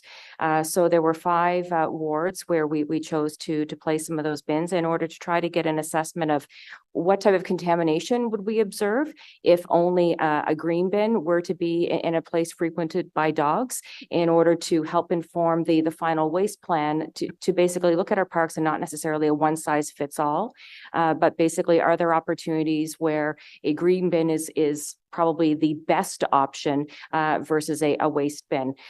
So we are continuing those conversations as well with our colleagues in recreation and RCFS in order to determine some of the our park spaces that are frequented on the weekends by either sports teams, community events, in order to see if there are key areas that really would benefit from a 3-stream. So to bring back that recommendation to each of you when we look to meet with you early next year. Or are there spots that we can expand the loaned inventory program in order to provide recycling or green bins or extra waste bins in some of our park spaces that are frequented on the weekend with events? Recognizing that we receive the service request for overflowing bins, as do you. So really looking though to try to target and place different types of receptacles in the spaces where our residents frequent in order for everyone to get the best enjoyment out of them. Okay, thank you very, very much for that. That's helpful, and look forward to those conversations. I know all councillors will in the new year. I'm going to just chat about incineration briefly and ask a few questions about that generally, and then the Brown motion. So there's been media reports and other discussion about an incinerator in the Pontiac region. They've said in their own reports they could potentially ship waste in from the Ontario side. I just wondered, have you had those discussions with that region? Is this a realistic option that this city is considering in any way? There's a lot of discussion out there about what that potential could be, and I just want to hear very clearly the facts. Yeah, certainly. Through you, Mr. Chair, we have had preliminary discussions. It's the Warden of Pontiac that did reach out to us. It was probably about 18 months or so ago when they were initially talking about their proposals. Our feedback has been essentially we have the ongoing solid waste master planning process in place at this point. And of course, any decisions regarding the future of how the city's waste will be managed, recommendations will be made to council, certainly through the solid waste master planning process. So we have not been engaged in terms of their business case development. Now, we do know that some of the concerns that we did raise is the fact that regulations within Quebec do not allow the interprovincial crossing of waste garbage from Ontario into Quebec. So that would certainly be a huge consideration.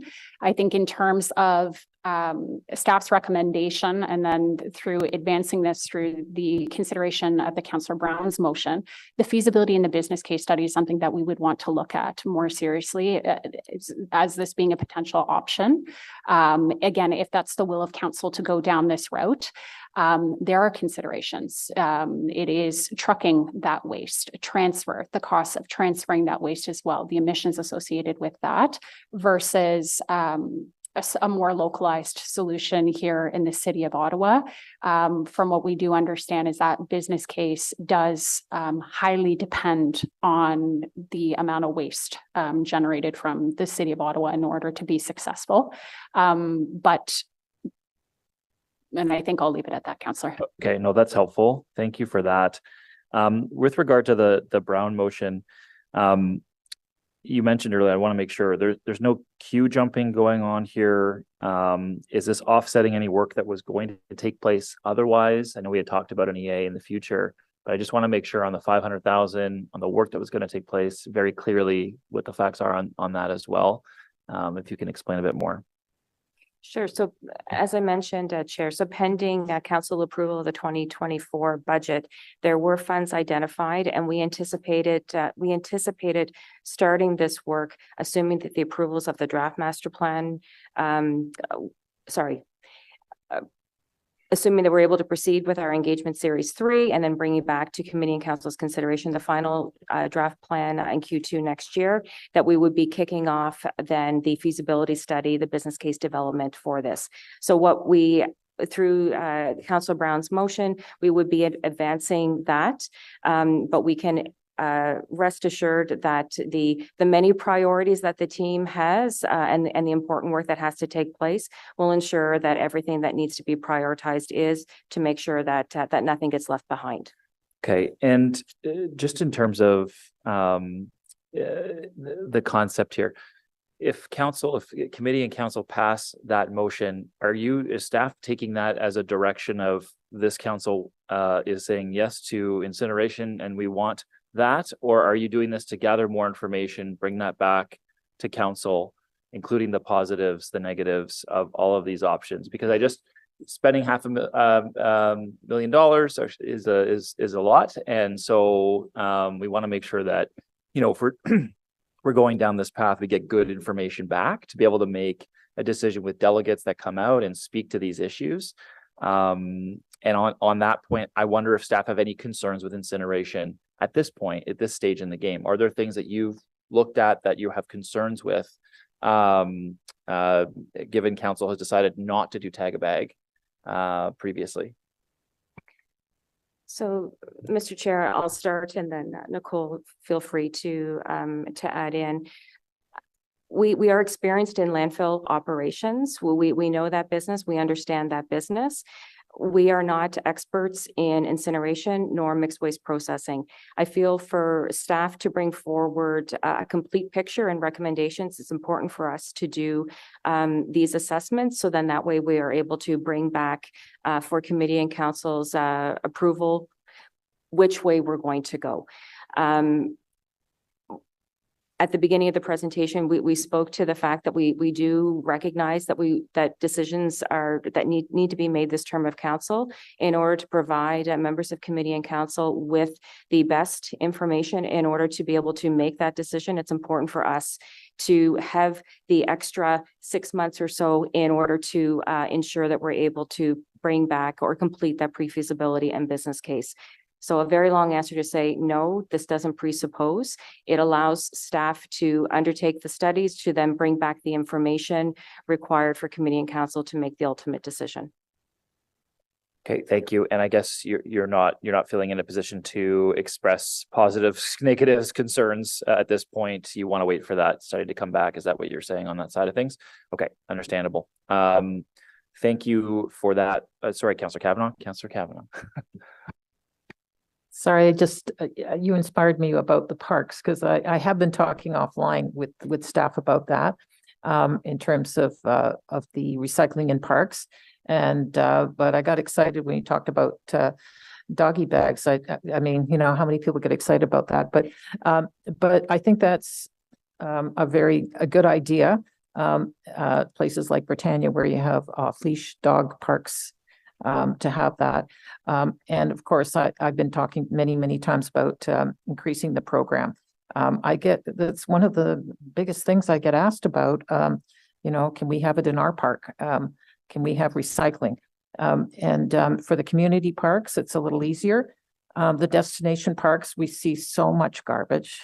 You know, a place like Britannia after the weekend is unbelievable. If we could even make a dent in that for recycling. And I saw the charts in terms of the amount of garbage overall, I know, but it's still a big sign and maybe it would get people into habits because a lot of the people that come to the parks are people that maybe don't do recycling at home and we're working on them from there and building on that. So anyway, I encourage an expansion of those programs. I think it's part of incorporating a culture of recycling. So that's my suggestion. So I don't know if you want to comment on that. No, thank you. And I think this helps demonstrate we want to be a leader as a city. And if we're asking our residents to look at programs, we're trying to then provide those opportunities for them to leverage and use those programs. Exactly. Thank you. Okay, thank you so much, Councillor Kavanagh. So I'm not seeing any other hands up at this time. So we have the technical amendment from Councillor Carr, which the Vice Chair has already read in. Can we carry that item? Okay, thank you. And we've got the Brown motion, which I know staff are supportive of. Is that item carried? Carried. Dissent? Okay. Okay, so dissent from Councillor Kavanagh. The next item, and let me just make sure I carry the item on the as amended by the two amending motions. So is the overall item carried on 7.1 draft solid waste master plan phase 3? Is that carried? Okay, thanks very much. Okay, so the next item is actually the environmental assessment process. And thank you very much, staff, for your work on this. Really appreciate all your diligent work. The next item is environmental assessment process for the expansion of the trail waste facility landfill. I'm just going to do a check. There are no registered speakers, and Andrew, we may just stay here all day. So maybe having a couple minutes just to explain the issue to committee, and then there are no delegations. So if there's questions, great. But otherwise, I'll look to committee to carry it. So I'll move to you to walk us through just very briefly on the environmental assessment process for that expansion. Do you want me, Chair? Do you want me to give me the full presentation? You just I don't think it's full PowerPoint's needed. I think just a couple minutes, just introduce the item. And I know, it's in Councillor Brown's ward certainly, but there might be some questions from committee. I know people have been briefed on this too. So if I get the presentation up to slide 2, it will help as a visual. So while that's coming, thank you for having me. The starting of the EA process is the formal kickoff, if you will, of optimizing the Trail Road landfill. So the residual waste management strategy directed staff to go look and see if there was opportunity within the footprint to increase waste collection. So we hired Dillon Consulting. They did a review of the whole property boundary. If I could have the next slide, please. They did a review of the whole property boundary, and they identified these two areas in red where we have the opportunity to maximize waste storage in the landfill, waste disposal. So it is, if you can picture, stage 3 ends up here, stage 4 and 5 end up here, and there's a nice big valley in between them. So it'd be filling in that valley, and a little bit out the edge of stage 5, there's some opportunity for some more waste at that end. So what this report is seeking your approval to start the process for the expansion. Any expansion in the province of Ontario requires Ministry of Environment approval. So that begins the process. We develop a terms of reference, which will be submitted to the ministry. And if approved, that sets up the stage of what the individual environmental assessment would look like, including consultation with residents and surrounding sensitive receptors. So as simple as that, we're seeking approval to start the process. And as we walk through the process, we'll be bringing back regular updates to council as needed. Thank you very much for that brief presentation and for sticking with us all day. Do councillors around the table have questions for staff on this? Comments they want to make? Okay, we're able to carry this item? Okay, Right. Thank you for your work. Thank you. All right. So how are people, do people?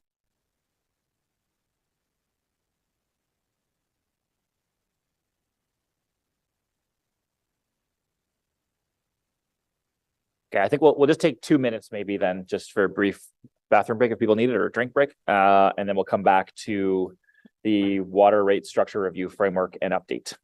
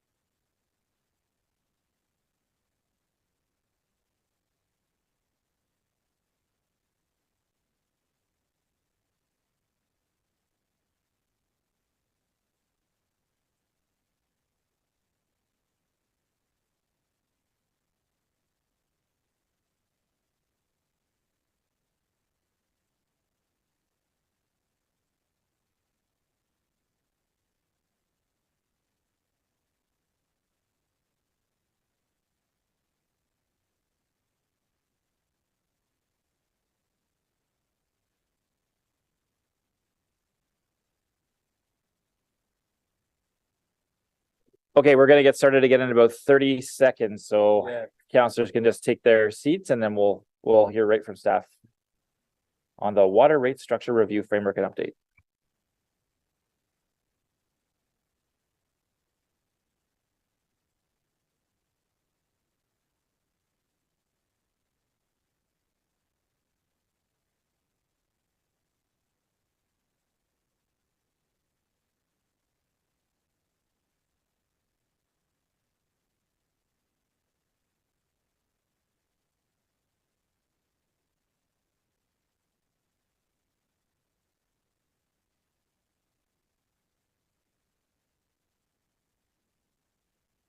Okay, I think we've got quorum back here. Just double check. 2, 3, 4. Yes, we're good. Okay, so this is item 8.1, water rate structure review framework and update, and we'll go right to staff. Thanks for being with us all day. Thank you, Chair and members of the committee. Je remercie Monsieur le Président et le membre. I would like to thank the chair and the members of the committee. I'm here with Diane Lawson. We're here for a short presentation on the water rate structure review framework and update. Next slide. Over to you, Diane.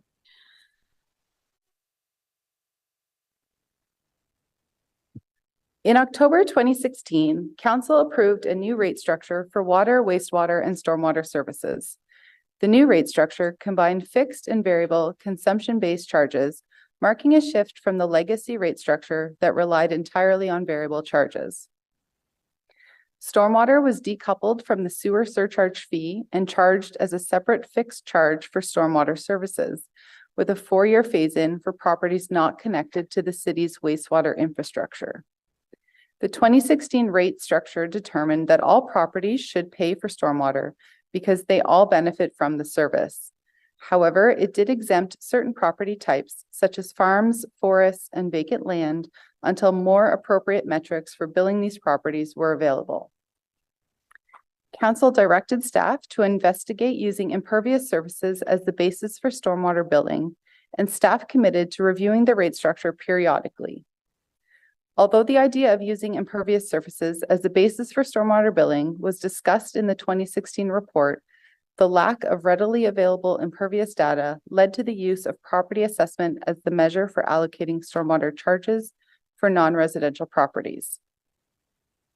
With advancements in technology, city staff can now revisit such issues as to how to account for hard surfaces, encourage water conservation while retaining financial stability, and explore improvements to the current rate structure.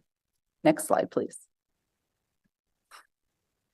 The review of the rate structure seeks to align with principles of fairness, equity, and environmental responsibility by transitioning to impervious surfaces as the foundation for stormwater charges, thus ensuring equitable billing for all properties. The review will focus on ensuring the following 6 principles are met: fairness and equity, ensuring that services are paid for in accordance with the benefit received, and improving equity in stormwater billing distribution. Affordability, ensuring that the level of consumption required to meet basic needs is affordable. Transparency, following industry best practices and making it easy for the public to understand and the city to maintain. Financial sustainability, recovering the full cost of operating the systems and keeping the infrastructure in good repair, and ensuring the appropriate fixed cost amount is captured to guarantee the requirement is collected. Support economic development, keeping Ottawa's rates comparable with similar Ontario municipalities. And promote conservation, providing a financial incentive to reduce the amount of impervious space and reduce consumption, as well as encourage water conservation and help manage the demands on the water system. Next slide, please. Staff have completed a preliminary evaluation of the current rate structure based on public feedback, research on industry best practices, emerging trends, financial stability, and equity. Following this evaluation, staff recommend the following framework govern the review for water, wastewater, and fire supply. Number one, maintain separate fees for each service area, a practice that ensures transparency and accountability. This approach establishes a direct connection between service delivery costs and cost recovery, offering the public a clear and comprehensive understanding of the services they are funding. Two, fee structures for both water and wastewater services continue to include a fixed component and a consumption volumetric component. It is essential to recognize the importance of having both fixed costs, which are required to maintain the infrastructure, and consumption-based charges to keep some benefit for those that actively conserve water. 3, seek to increase the costs recovered from fixed fees from 20% to 30%. It is estimated that 90% of the cost to deliver water and wastewater services are fixed. Better aligning cost incurred with cost recovery is critical in being transparent with residents on the nature of the cost to deliver these services. A full fixed cost model would not encourage conservation and therefore is not encouraged. Since 1998, the number of water accounts has increased by 100,918 accounts, 64% increase, while consumption has decreased by 10.5 million cubic meters, an 11% decrease. Due to the instability and uncertainty of consumption trends, along with the need for financial sustainability, there is an opportunity to increase fixed rate revenues and reduce the reliance on variable revenue. To mitigate the increase in fixed fees, seek to adjust the variable component model to maintain overall financial neutrality for most clients who are average users. 4, develop a rate model that allows property owners some control over their charges. This provides a financial incentive to reduce consumption and encourages water conservation. 5, seek to harmonize fire supply meter size billing ratios with the meter size ratios used for water and wastewater fee calculations. Fire supply ratios were not in scope for the 2016 rate structure review, and therefore the billing ratios used to determine fire supply charges do not align with those used for water and wastewater. Explore the creation of special purpose standard rates, such as flusher hydrant rates and bulk water sale. This will enhance simplicity, transparency, and equity and improve efficiency. Lastly, consider a perimeter metering billing structure for private developments. Perimeter metering involves metering water consumption flowing into large private development at property line. This would mitigate revenue losses due to leaks and unauthorized consumption on private developments. Next slide, please. Similarly, after preliminary evaluation, staff recommend the following framework govern stormwater rate review. Recognizing the necessity for an equitable stormwater rate structure, develop a rate structure that considers property differences and prioritizes impervious area in fee calculations. Impervious area has the most significant influence on the amount, quality, and rate of stormwater runoff. Develop a rate model that ensures contributions from all properties in the city because stormwater management is a shared infrastructure which benefits the entire community. Develop a rate model that recognizes that properties and services in rural and urban areas are different and unique. Where possible, seek to better harmonize revenue collection with funding requirements. Explore the feasibility and effectiveness of stormwater credits for residential and commercial properties. And lastly, our rate model should allow property owners some control over their charges. This provides a financial incentive to reduce stormwater fee contribution by reducing or limiting impervious footprints and the impact on stormwater runoff. I'll now pass it back to Joseph. Next slide, please. Merci, Diane. Impervious space refers to the total paved or other hard surface area of a property, like a building and structure rooftops, which are considered highly resistant to water infiltration. Most stormwater utilities use imperviousness as a factor to help determine the amount a property should pay for stormwater. Total imperviousness provides a representative measure of the demand that a given property places on the city's stormwater system. L'imperméabilité totale fournit une mesure représentative Impervious space provides better correlation on the demand that a given property places on the city stormwater system. Since imperviousness is the most common factor used to determine stormwater rates and is considered the industry standard, staff have the opinion that impervious area should be used as a basis for stormwater billing. Next slide, please. With advancements in technology and resources, staff have recently been able to capture, map, and enumerate impervious data for the City of Ottawa. The image on the screen on the left shows aerial photography of a suburban mixed-use part of the city. The image on the right shows the same image with the impervious data overlay. Artificial intelligence technology is able to quickly, accurately, and efficiently identify various topographical features from the aerial photography, such as buildings, concrete patios, driveways, roads, parking lots, sidewalks, paved surfaces, and various unpaved surfaces. The mapped features are then measured and converted to enumerated paved and unpaved surfaces. Transitioning to impervious billing would require annual capturing of aerial imagery to identify impervious surfaces. Capturing and refreshing the impervious data annually would require an additional $150,000 increase to the GIS team's operating budget commencing 2025. Other than stormwater billing, the impervious data captured annually would be used for planning and service delivery by other departments within the city. Next slide, please. This chart represents the impervious and pervious area distribution within urban and rural areas of the city, as well as the distribution between common and parceled areas. Ces graphiques représentent répartition des zones imperméables et perméables dans le secteur urbain. This shows the various impervious areas in the rural and urban zones. Parcel areas are lands assessed for property tax purposes and identified by a unique property assessment roll number. Parcel areas make up 90% of the city's land.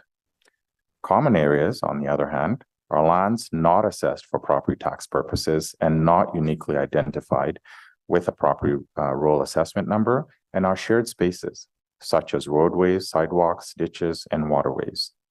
The City of Ottawa spans 2,894 kilometers squared and has a total impervious hard surface area of 227 kilometers squared, which is constantly changing. Based on the recent official plan update, the City of Ottawa is now 21% urban and the remaining 79% is rural. Impervious space in the rural area accounts for 3.1% of the total area, while in the urban area, it accounts for 25.3% of the same area. Recognizing that impervious area is concentrated in certain areas and more limited overall in the rural area, staff will explore other approaches in the rural area to ensure equitable contributions from all rural properties as we go through the review. Staff recognize that services in the rural and urban area are unique and will ensure considerations are incorporated for rural. Personnel se rend compte que ces surfaces sont uniques. Pour assurer une structure révisée, le personnel consultera le public par le biais de sondages, de consultations, etc. Les consultations seront conçues pour obtenir la rétroaction sur les attitudes des résidents au sujet des approches de financement des réseaux d'aqueducs, d'égouts et des eaux pluviales. Les sondages vont être transmis par le biais des médias sociaux.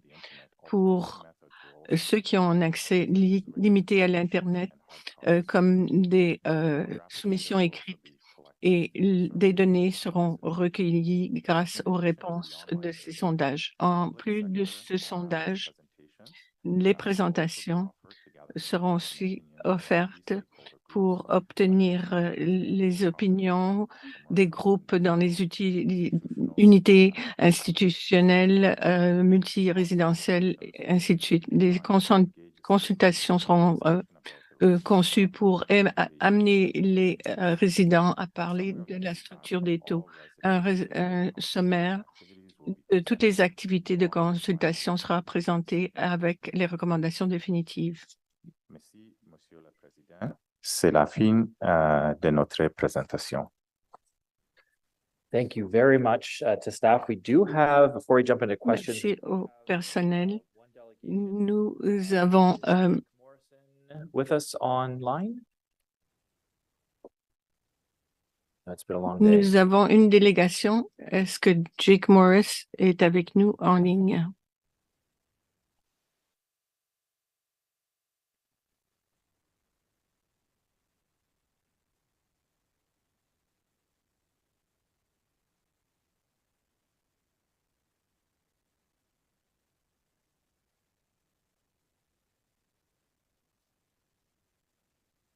Okay, in the meantime, I think we're trying to ask him to accept the prompt. In the meantime, Councilor Brown, I believe you have a, there he is. Thanks, Jake, and you've got 5 minutes to address the committee. Okay, thank you. Thank you, Chair. I'm Jake Morrison, a resident of Old Ottawa South. And there's my small slide thing. I'm here as a private individual interested in our renewable energy future. Reading the water rate structure review framework and update report, I was really impressed with the direction of the effort. And I'm especially in the stormwater rate structure, and I'm generally supportive, as I think it would lead to better stewardship in the environment. I certainly agree on basing the stormwater rate on the permeability of the land. But I became concerned when I saw that solar farms were included in the impermeable list. That wasn't presented in the recent presentation. It's a part of the report, though. On the face of it, that designation doesn't align with reality as I know it.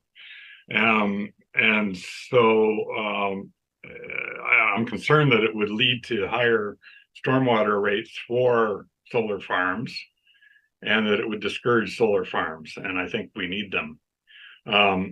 I've consulted with cafes and OREC about this a bit, but the research is my own.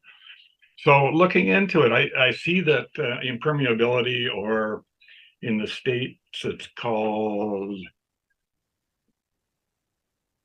sorry, I'm missing it on my notes here, but they use slightly different wording, that it's been an issue ever since solar farms came into existence 20 or 25 years ago. A solar farm, in my mind, consists of light structures on the land or over a parking lot, and the permeability of the underlying surface should determine the permeability designation. But in fact, many jurisdictions over those years have designated solar farms on open land as impermeable. I've seen, after some research, I see that it's a bit of an anachronism. As recent years, many jurisdictions have moved to a much more nuanced view of solar farms, and so it's been increasingly less common as solar power has become more important, and they learn more about these issues. Sorry, could I get to the next slide? That's the solar farm in upstate New York, sort of similar to our area. And then the next slide. Thank you. This is spring runoff from a solar farm, with the landscaping not terribly well done. The only real issue is that the panels, sorry, just a sec. The only real issue is that the panels in solar farms, they create directed water flow, as you see the results there. And that flow must be managed, just like it's managed on a farm. My grandma briefly taught me plowing about 60 years ago, and she made sure that I did not let the water run off the field. It has to be preserved on the field. So good solar farming landscaping absorbs the water and saves the sod. So management of the directed flow depends on the quality of the site work planning and the landscaping. Solar farms on open land do not necessarily impede the absorption of stormwater, not necessarily. There is nothing inherently impermeable about a solar farm. That land use should not be put on this list. Thank you. Thank you very much for that delegation. I know that some members of council have questions about that staff. So you put. Do you have a question? Do you have a question? Okay. Okay. So I think the two councillors that have their hands up now have questions to staff. Thank you very much, Jake, for coming out, and appreciate that important topic you raised. We'll raise it with staff now as well. Okay, Councillor Brown, you're up, and I believe you have a direction to introduce as well. Should I like the direction first or questions? You can introduce the direction maybe, and then jump into questions. All right. So the direction that I have for staff, and staff have indicated that they will accept it, is that staff be directed to provide a presentation on the water rate structure review framework and update at the November 30th, 2023 meeting of the Agricultural and Rural Affairs Committee. And as the water rate structure review framework progresses, the Agriculture and Rural Affairs Committee receive an update with the same frequency as the Environment and Climate Change Committee. Okay, thanks very much, Councillor Brown. I understand staff have accepted that direction, so that's great. And please proceed with your question. Thank you very much, Chair. And I remember the last go around we had on this particular issue in rural Ottawa. It was highly contentious, and I think it's going to be that again. So I appreciate staff's willingness to come to the Rural Affairs Committee and speak to not only my colleagues and I, but rural residents who will undoubtedly have concerns about this.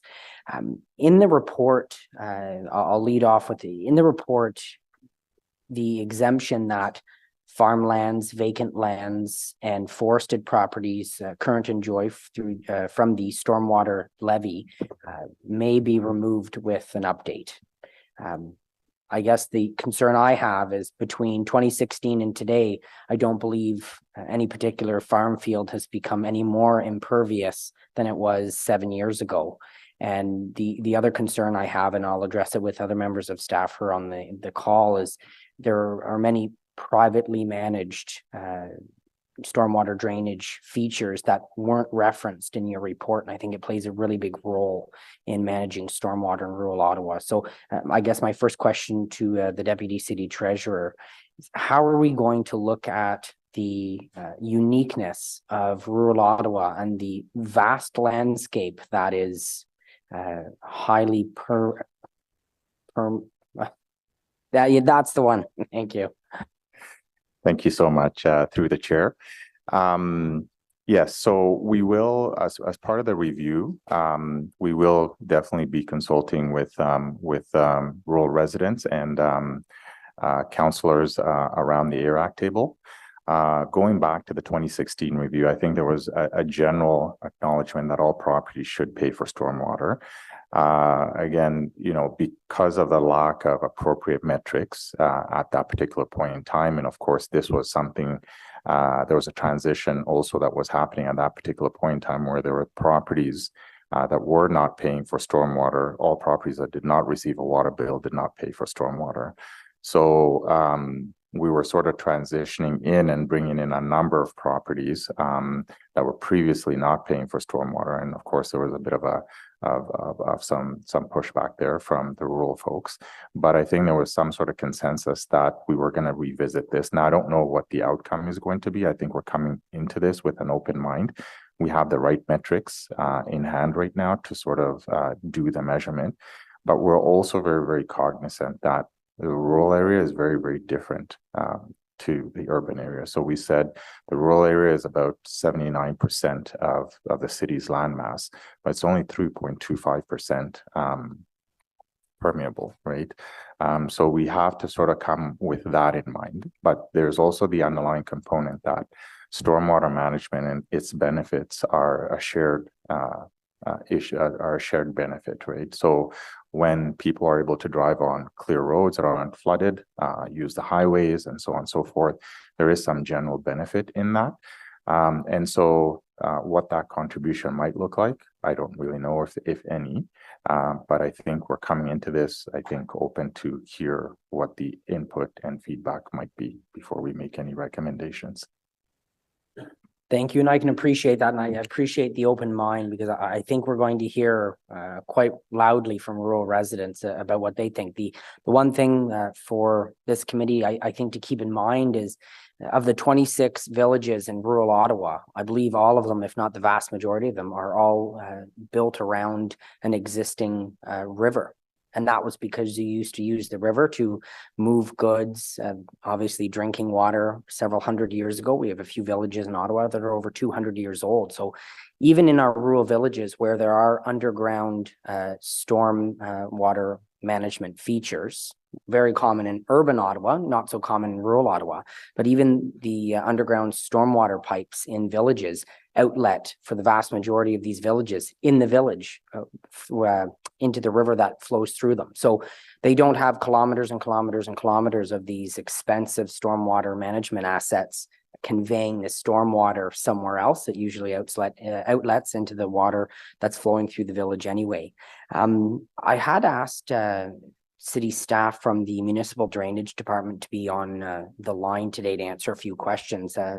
Going back to my original comments to staff, I had indicated that there was a very large component missing from the report, and I want to make sure that it's included as we go forward because it's very important. I believe Ms. Moore from the rural drainage team is on the call, and I do have a few questions. Thank you very much for joining, Ms. Moore. I guess my first question to you is, how many municipal drains are in Ottawa? Through you, Mr. Chair, we have over 700 municipal drains within the city of Ottawa. Do we have a rough calculation as to how many kilometers those 700 municipal drains are? Again, through you, Chair, our rough estimate is over 1,200 kilometers of municipal drains. And how are municipal drains maintained? Through you again, Mr. Chair, the municipality has been empowered through a piece of legislation called the Drainage Act by the province to have the responsibility of maintaining municipal drains. We have 3 drainage superintendents at the municipality who maintain the municipal drains on an as-needed basis. And when that work takes place, is it the city that covers the financial cost of that? Through you, Mr. Chair, no, it is not. It is the landowners within the watershed specific to that municipal drain who cover 100% of the cost of the work completed on that project. Thank you very much. And I think that's important for this committee to hear, that there's a significant financial cost already borne by the landowners that are within the watersheds of these 700 municipal drains. It is 100% their cost to maintain them, although the city helps run that process. That cost is assessed back to all of those landowners. This isn't something that we as council have to approve for a financial benefit to these folks. They pay for it. I can take, and I guess I accept that there might be some benefit to a roadside ditch. I think that's probably the most predominant stormwater management feature that we have in rural Ottawa. A ditch along a road. That ditch has been there as long as the road has been there. But when you look at the vacant land, the forested properties, and the farmland, the vast majority of the rain that falls is absorbed into these properties.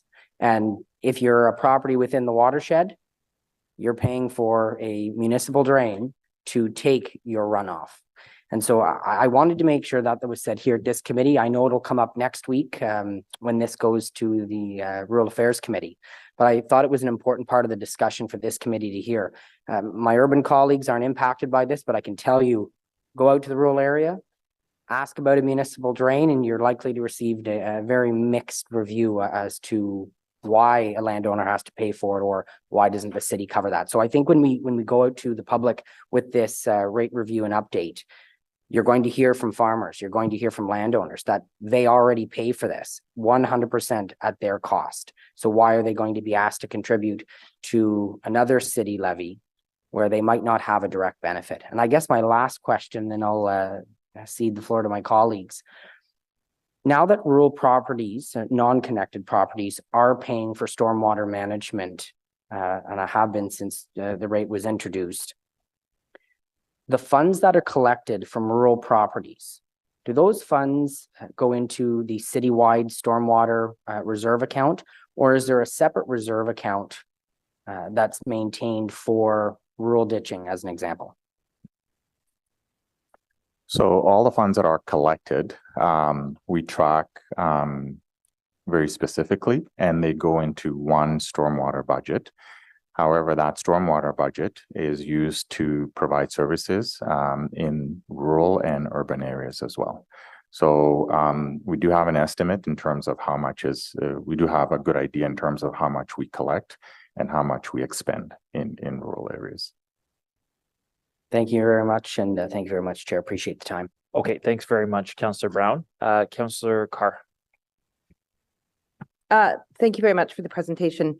I just have a question with respect to why solar panel farms are included in the definition of something that's impervious. Obviously, if they're over a parking lot, they would be, but that would be covered in point 2C, parking lot spaces. So if you could just explain why they would be included, I'd appreciate that.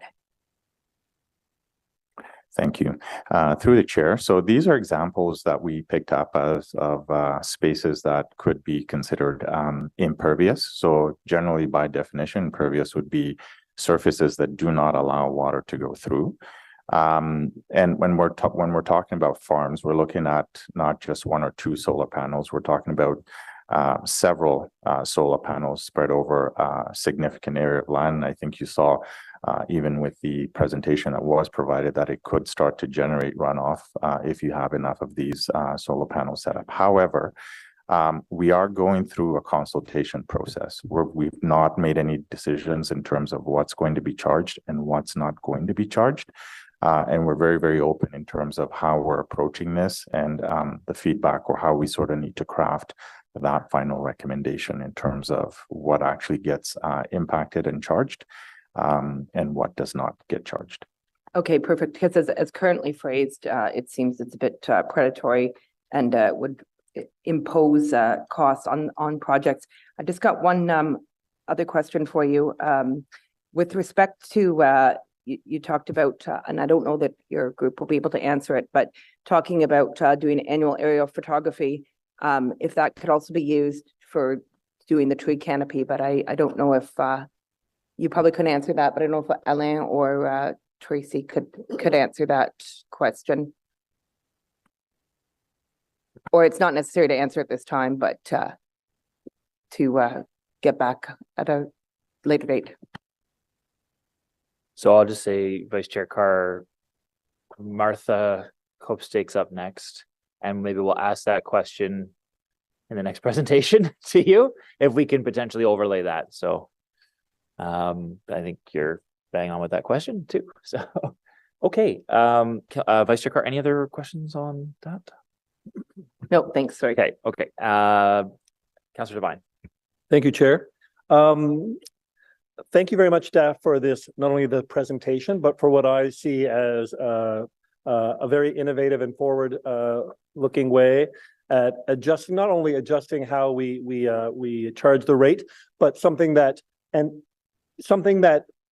from my urban suburban perspective, which I recognize is completely different impact than how this will be seen by rural residents. But from an urban suburban perspective, I can see this and the changes that it might bring about as a way of positively incentivizing landowners, residents to not only change the way in which they consume, but to change the way in which they design, build their homes, change their driveways, pave or not pave their surfaces. So I'm very excited about what the prospect of this might lead to. So thank you for bringing it.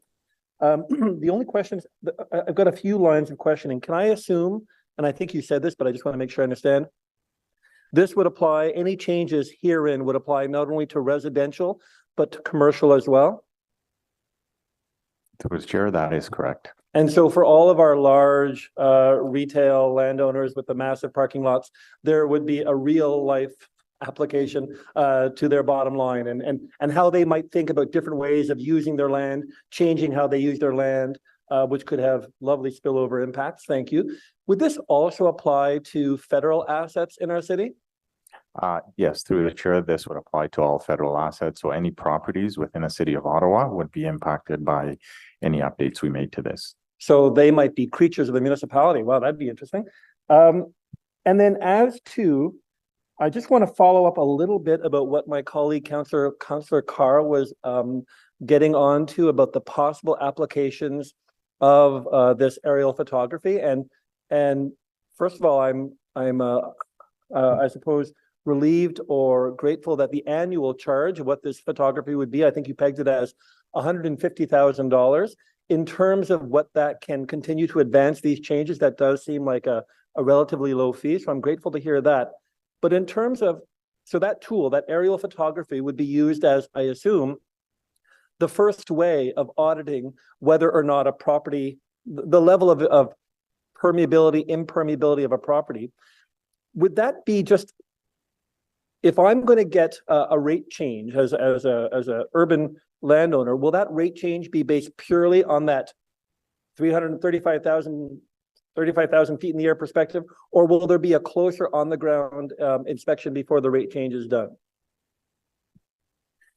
Through the chair, so that's a great question, Councillor. So we have not yet fully devised, I guess, how we're actually going to model this rate structure. So, a couple of different ideas are, we could use some sort of banding where if you fall between, so A and B, then you pay one rate. If you fall between B and C, you pay a different rate. If we go very specific and everybody pays by the exact amount of impervious space, that could lead to a lot of appeals, which means more administration, which means more costs, which means everybody pays more. So it's a bit of a domino effect, and trying to find the sweet spot in terms of if it's only $1 difference between, you paying for the exact space or, paying by band, right? Is it worth it for us to increase, costs by, hundreds of thousands to manage appeals? So this is where we're we're going to be trying to develop something that really makes sense financially, but it's also fair. So some of the guiding principles, as you've seen, are, I wouldn't say in conflict, but they sort of complement each other. When we talk about, conservation and, financial sustainability and so on and so forth, all those are different aspects that we need to consider as we move forward and develop the revised rate structure. Okay. And just to follow up on that, because I can absolutely see the benefits of a year-to-year analysis of how the permeability ratio is changing, but also I can assume that some of the changes that a landowner might do to their driveway, let's say, might not be visible from, from that 35,000 view up in the air. You might not be able to tell year to year whether or not the actual texture of the surface changed. Going back to what Councillor Carr was talking about with regards to, could this tool be used for other applications, such as doing a year-to-year assessment of our urban canopy growth, whether or not this tool would be as specific as other tools, I'm sure there could be some benefits to having that information. But another question I want to ask on that nature, so if what we're talking about here is just overall increasing our permeability. I know that I have many properties in my ward where a resident writes and says, my neighbor just completely made their entire property impermeable. And that has or it should have a triggering effect on our site alteration bylaw, which could provide tools for the city to go to that landowner and say, listen, the changes you just made to your property make your property less permeable. Do you know yet whether or not this tool could provide tools to the city to be used in those kinds of investigations, whether or not a landowner has altered their site in contravention of the site alteration bylaw? Through the chair. So in terms of what is available and what could be done through the tool is, I think, really a matter of imagination, right? So the information will be there. It's enumerated, and it's enumerated by parcel. We know exactly how much impermeable space we captured in year one. We know how much we captured in year two. So it's really, I think, up to the imagination in terms of what and how that information could be used. And to your earlier point, I think what we're capturing is down to what, 6 centimeters? 6 centimeter accuracy. Could make it 5, right? Okay, no, but thank you very much. On the ground. There you go. No, but thank you very much. I'm really excited by this. Thank you. Thank you, Chair. Okay, thanks very much, Councillor Devine. And just wanted to come back to a shared point between Councillor Carr and Councillor Brown on those solar panel pieces. I think the idea is we don't want to make that more expensive for people to install that. That's a good technology, whether it be on a rural farm in a field, or whether it be in the urban or suburban area in an open field. There's a difference between it being on a roof or being impervious or pervious, depending on where it is. So I guess hopefully you can take that feedback through to the consultations to differentiate those two different, I guess, surfaces that the solar panels would sit on. So that's helpful. And I just wanted to also thank you for your work. One of the things that I know the Vice Chair and I have raised is around the fixed versus variable rates. What we really need is an incentive to conserve water that through savings. So if you're conserving more water, you should see a corresponding savings on your bill. And so I know this is also looking at that structure as well. So thank you for your work and for bringing this forward. We look forward to seeing you back in Q2 2025. Thanks very much. So I guess are the report recommendations carried? Sure. Okay, thanks very much. Okay, we are moving on. So the next item is that streamlining the provisions for distinctive trees in the tree protection bylaw. So Martha has waited around all day. Thanks for being here with us. There are no delegations, but I know this affects obviously trees in the suburban area of Ottawa, and we want to make sure we're getting an update on what this will mean for residents there and for our tree canopy.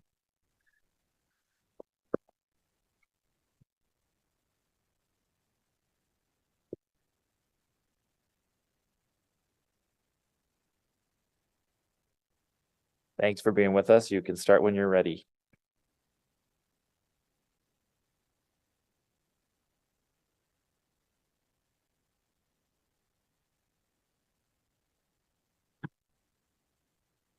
Okay, all right, that works.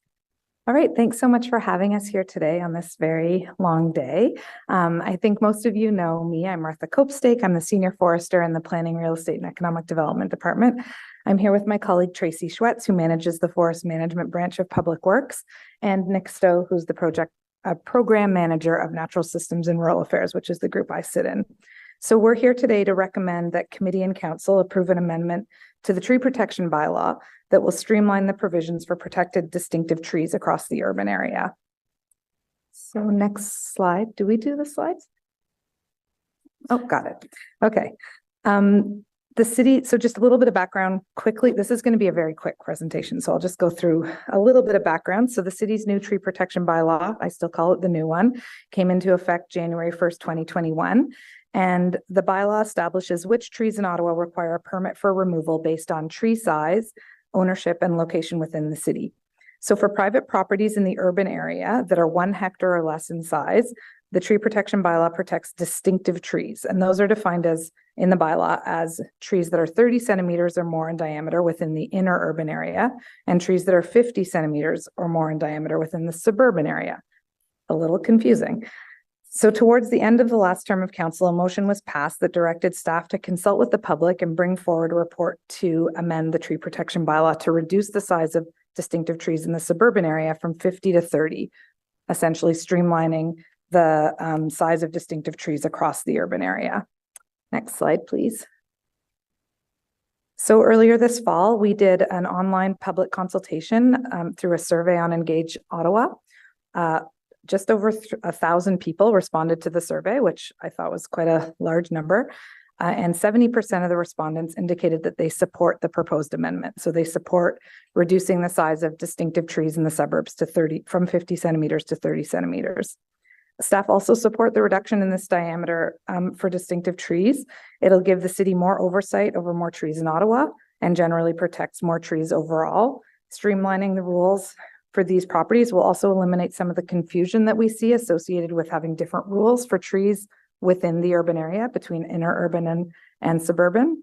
And we've been able to also determine that no additional staffing resources are required to make this change. Next slide, please. So given the city's commitment to growing the tree canopy in Ottawa, the important role that the tree protection bylaw plays in maintaining and protecting existing trees, and the results of our Engage Ottawa survey, staff recommend that the tree protection bylaw be amended to make this change. So change the size of distinctive trees from 50 centimeters to 30 centimeters in the suburban area. This change would come into effect on February 1st, 2024. And the reason for this timeline is that it's going to allow time for staff to make the necessary changes to the related processes and procedures, including working with IT and our communications folks, and develop and implement a communications plan to provide information on the change to public and other staff and things like that. And next slide. That's it for us. So we see this as a pretty simple change, but a very important one. Thanks so much. Thank you so much for being here, for all your work over the last while on this, and I think a good outcome, good public consultation. I did just want to make sure I brought up that question that was asked at the last presentation around the flyovers and if that can be used for tracking urban tree canopy as well.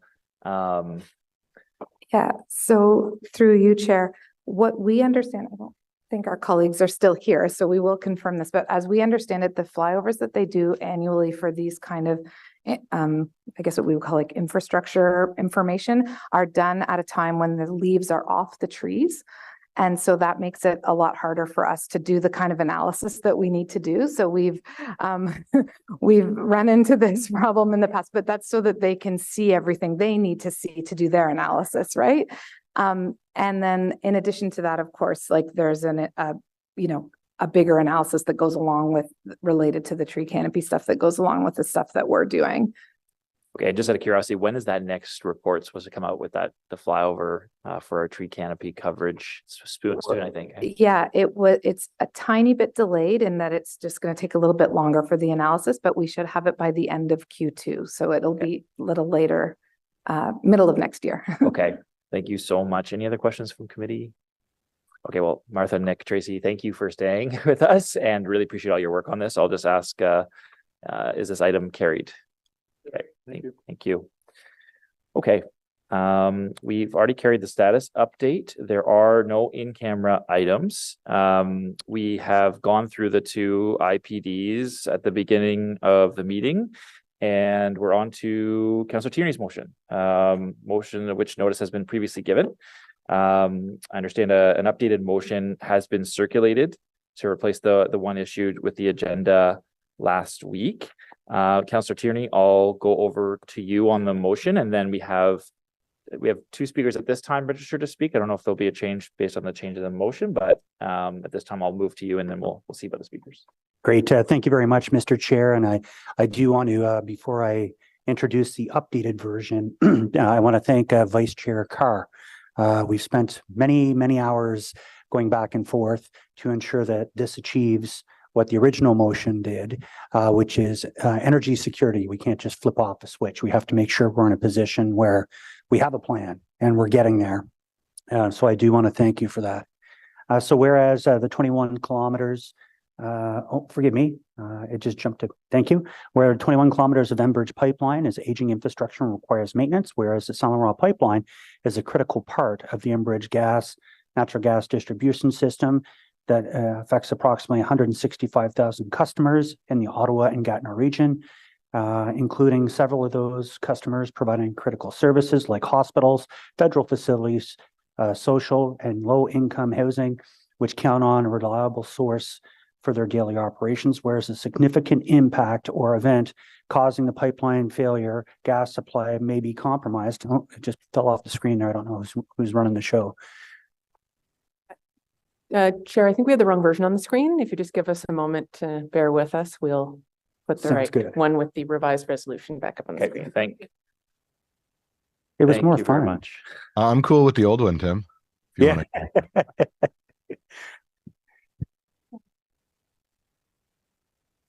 Okay. I will ask, I guess, just in the meantime. Oh yeah, where's Kiss playing? Yeah, CTC. I will ask if there are delegations in the room are intending to speak to the motion. Yes, Angela? Okay. And I think there's one other delegation. I'll ask them, potentially two. I'll ask them as well when we get a chance online. So, I think they've got the new correct version up there. So, And I'll let you finish reading that in. Great, thank you. And there's just a couple new pieces of nuanced data in there as well that were added in conjunction with Enbridge. So thank you for that. So whereas the San Laurel pipeline is critical infrastructure, serves half of Ottawa's 400,000 natural gas customers, including hospitals, Parliament Hill, City Hall, and 3 of every 4 homes in the city, whereas Enbridge Gas actively and responsibly seeks to maintain 5,000 kilometers of pipeline in the city of Ottawa in a state of good repair at all times, whereas significant impact or event causing pipeline failures may compromise or shut off, and whereas safe, reliable supply of natural gas is essential to the coldest capital city in the world, especially during the winter. Whereas the order declining the initial application for the renewal of the project, the Ontario Energy Board suggested Enbridge Gas should collaborate with the City of Ottawa and the stakeholders to proactively plan a course of action on the pipeline replacement is required, including to pursue integrated resource planning strategy. And whereas staff from the City of Ottawa, Hydro Ottawa, and Enbridge Gas have been meeting and are committed to the future collaboration and the establishment of the working group to focus on integrated resource planning and promoting efficiency, including the renewal pipeline that contributes toward the progress on shared climate and energy changes opportunity. And here for the punchline, therefore be resolved that staff be directed to continue to collaborate activities with Enbridge Gas to find shared opportunities to achieve emission reductions through energy transition planning, energy efficiency, and demand side management programs, while ensuring the energy security for residents of the City of Ottawa. And I think that last key line is the critical part. We can't just shut something off. We have to ensure there's a plan. And I think I want to again thank Vice Chair Carr for making me see the light on one aspect. We're not rescinding. We're going to have to work collectively as a group with staff to provide new information to ensure that we don't get ourselves on a jam like this again. So thank you, Mr. Chair. I appreciate that. Thank you very much, Councillor Tierney. So we have 3 registered speakers. The first up is Angela Keller-Herzog, the Executive Director of Cafes. So good afternoon, and thank you for once again entertaining a public delegation. I have a PowerPoint presentation. I did hear yesterday rumors that the motion was going to be significantly revised, and I did receive the new version of the motion at 12:58 today. So I've had some hours to look at it. I continue to think that this presentation remains very relevant, even though I did prepare for it this past weekend. A lot of it is about process, and I think that the revision is just the last step in a process. So in that sense, it's actually extremely relevant. Next slide, please. So I'm going to run through a series of sections in terms of process, and then affordability issues, climate issues, and then some conclusion with some concerns. Next slide, please. So in terms of the Ontario Energy Board, it's the energy regulator for us. Their mandate includes to ensure that Ontario natural gas ratepayer interests are protected. That is part of the mandate of the OEB, and also the push for further electrification and the transition to cleaner energy sources. So they don't just oversee the gas utility, but they have a wider mandate. They have a very serious process in terms of how they conduct their business. Next slide, please. So a quick blip of history.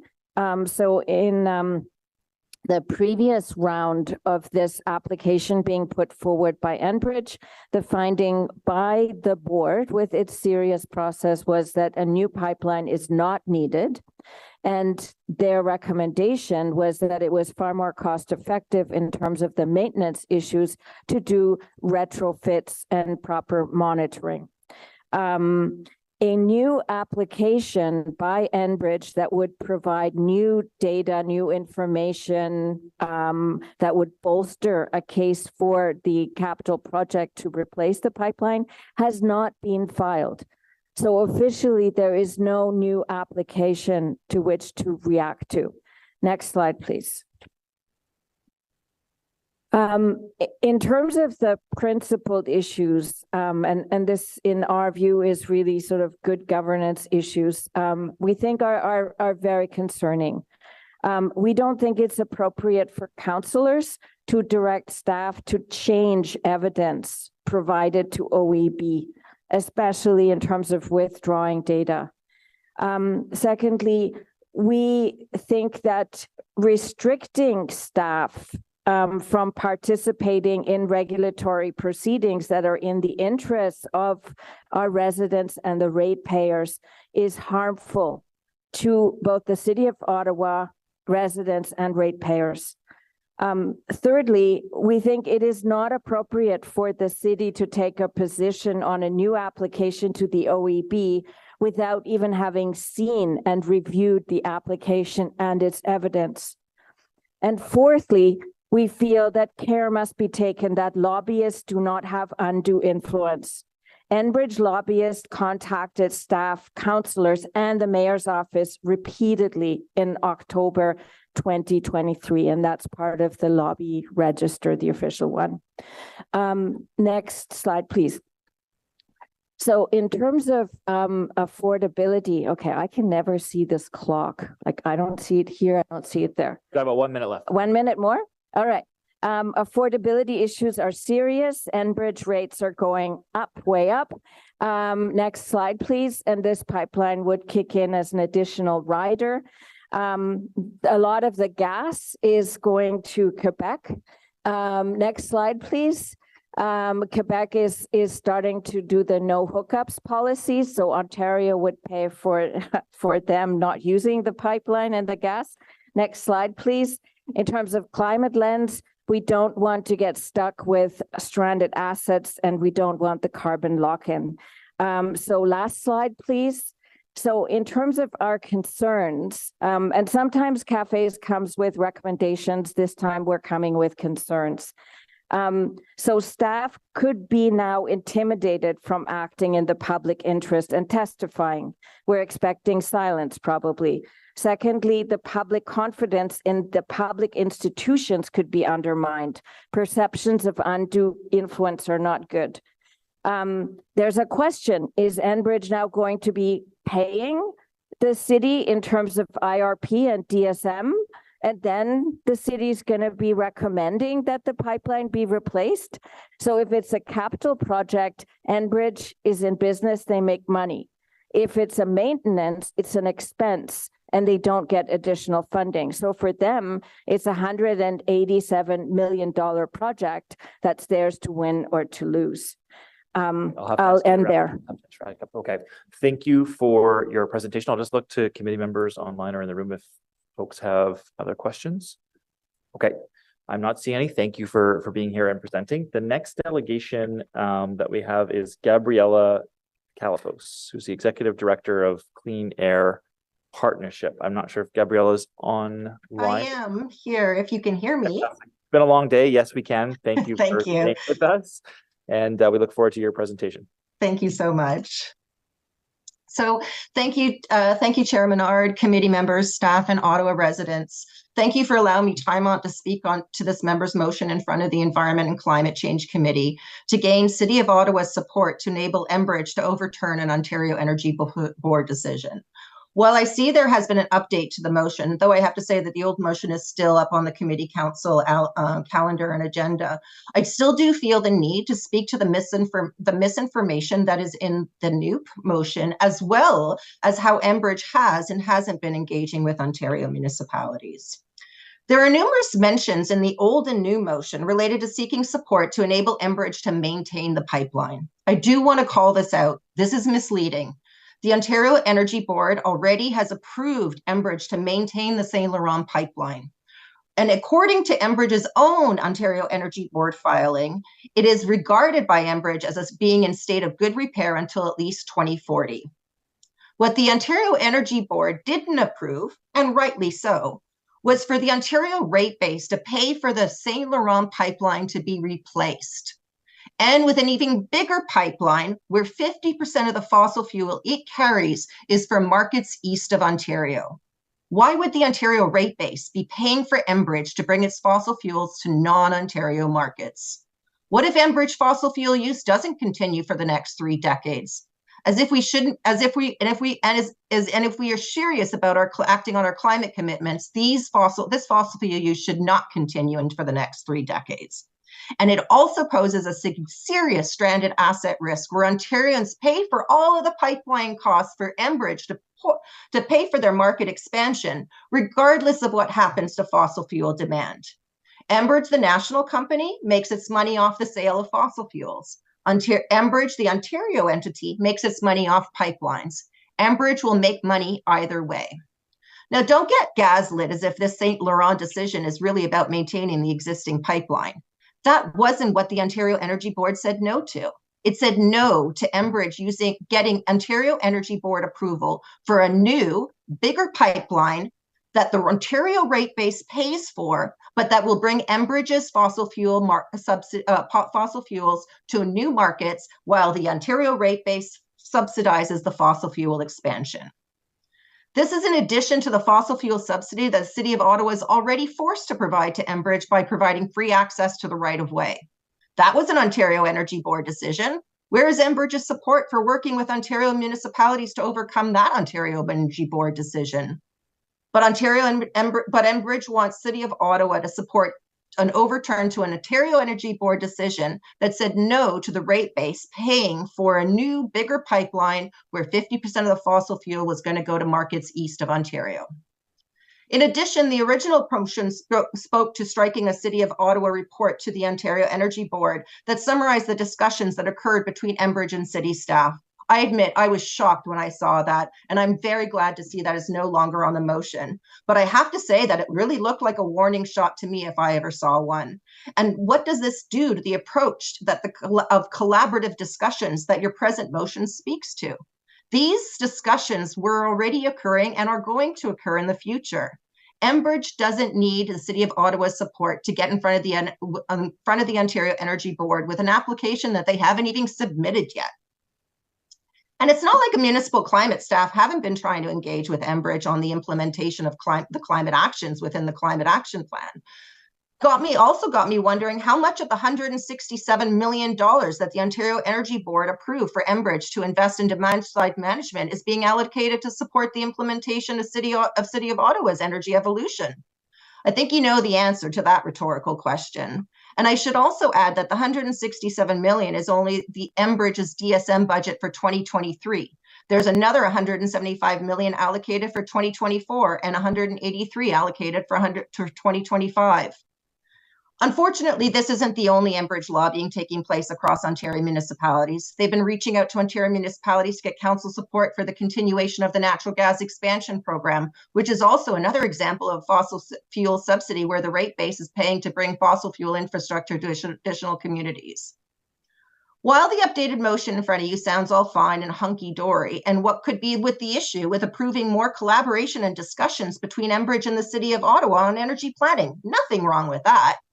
The risk there is that I believe the earlier motion shows the level of misinformation that is taking place. Please do not provide City of Ottawa support for Enbridge's efforts to get the OEB to approve the replacement of the St. Laurent pipeline with a bigger pipeline that would bring Enbridge's fossil fuels to non-Ontario markets, but on Ontario's dime.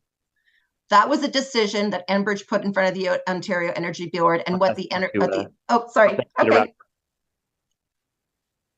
Sorry, I'll stop. Thank you. Okay, thank you very much, Gabriella, for being here and for expressing your concerns. I'll see if there's any questions or comments from members of the committee. Doesn't look like it. So thank you for being here and waiting with us all day for this. I believe we do have staff on hand if there are questions or comments from committee members, if there's anyone that wants to ask any questions. And I'll just make okay. Councillor Devine. So just based on what we just heard from the delegate there, if these conversations are already ongoing, as I understand it, and bear in mind a lot of information circulating quickly, is this motion accomplishing anything that isn't already happening? Is the action in this motion necessary? Question to staff. I know a lot of staff had left because it's been a long day. I thought we might have had some online, but I'm not sure if there's anyone else that can answer those questions. Okay, so it doesn't look like staff. Right? To be fair, it's been a very long day. So I think if we can refer some questions over to staff as a follow-up. And I guess I'll just make a comment that I think there was a lot of members concerned with the initial motion, but it's been edited to talk about that type of collaborative effort. And, obviously, I think that's what staff are doing now. So, prepared to support that as it's been changed. So hopefully members don't have too many other questions to staff and we can let Councillor Tierney wrap up. With your will, is that okay, Councillor Brown? Did you want to speak to it, or are you okay? Okay. Thanks very much, and thanks, Councillor Devine, as well. You okay to go offline with staff? Okay. Thanks to our delegates, and Councillor Tierney, over you to wrap up. Great. Thank you very much, Mr. Chair. And I do want to clear up some misinformation that has been out there.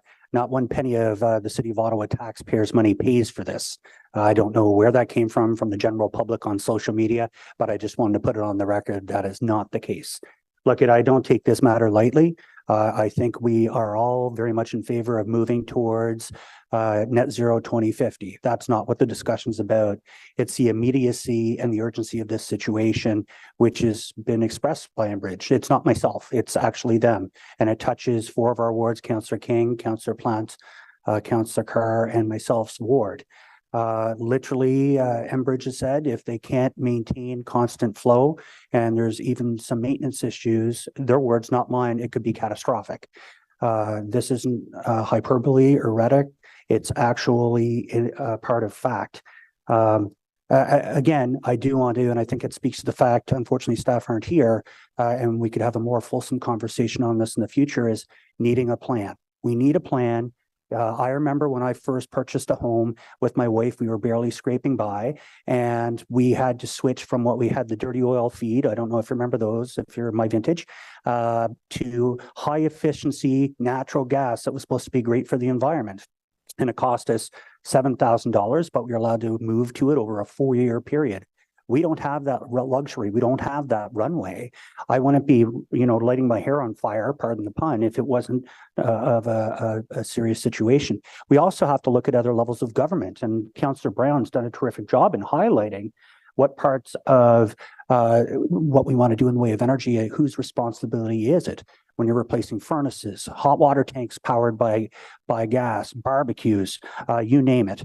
I've also had conversations with Stéphane Cerizet, the parliamentary assistant to Todd Smith, the energy minister, and even MPP Steve Blay caught wind of this and spoke to the energy minister directly this morning to ensure that we are not going to run into this roadblock again. We need a plan. There's multiple pipelines within the city. I've spoken with Enbridge, I've spoken with staff, and we have to look at each one independently and where the runways do or do not exist to be able to make those types of conversions, investments, look for federal funding to be able to replace people's furnaces and other things. There's a massive trickle down effect on our constituents. And I'm very happy if anything came out of this is the working group between Hydro Ottawa, where Bryce Conrad even said, no, we can't support electrification immediately right now. We have to wait. Or Enbridge, that's a part of that group, and the City of Ottawa. These are all very important partners that are at the table, and we just want to ensure that we have energy reliance. And by this motion here today, some people say it's watered down. It's not. Whatever's being resubmitted, because unfortunately what we submitted last time led to the failure of the original application. We want to ensure maybe in future applications, future pipelines, that we have timeline to be able to achieve what we want to do. We don't have that at this point. So just to wrap up, Mr. Chair, there's a great story in the Globe and Mail about pipes and wires will be part of the solution to achieve zero emissions between now and then. Other municipalities are starting to struggle with the exact same issue. I was at FCM today speaking to other colleagues, and they're starting to run in the same roadblock. In the past, it was a rubber stamp. Now there's bigger gates to get through because municipalities want to get to that zero emission target. So thank you very much, everybody, for all the time. I also do want to express my passion, may have gone a little overboard with my council colleague, Councillor King. We've always been very good friends. He understands the importance of this issue, and I'm glad we were able to work together, and I will enjoy his support on this motion today. Thank you. Thank you for that. So I do want to just mention, because normally we have staff here to discuss these sorts of things. It's been a long day, but they should be available at council. Because it's going to be important, I think, for some members to just hear from them on what exactly they've said to the OAB and to make sure we've got the facts straight on what their position is now. So I think unless there's something more from the clerks.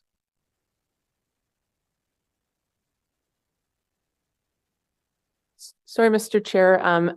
Just in reviewing the motion with its revised scope, it might not have been an automatic conclusion that this would rise to council, but committee can refer to council so that those questions can be asked. Yeah, just given that we don't have staff here, I think it's important that there be some just allowed questions to staff. So, so with committees, Councillor Luloff, my apologies. Yes, go ahead. This has been on the agenda for quite some time, I believe. Is there a particular reason why staff couldn't be available to answer questions today? I think there was potentially some thinking that there were staff here earlier today in the room. They had other items that overlapped with this one. I'm not sure. So I think we've had a long day, obviously, and Councillor Luloff, your point's taken. So I think what we'll do is make sure that we refer this to council so that questions can be asked of staff before that and at council on it. So if sorry, Councillor King. Yeah. No, I just wanted to thank you, Chair. I think it will be very important for us to be able to ask questions of staff on this specific matter at council. Yeah. Thank you. So with that, I'll just ask committee to refer this to council with your consent. The December 6th council, I believe, correct? Yes, Mr. Chair, if I understand the intent, committee is approving this here today and then directing that it rise to council. That's my understanding. On the December 6th council meeting. Okay, thank you very much. Okay, thank you for that.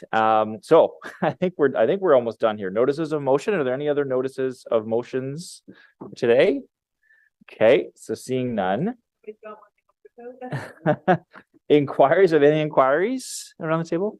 Okay, Councillor Hill has an inquiry.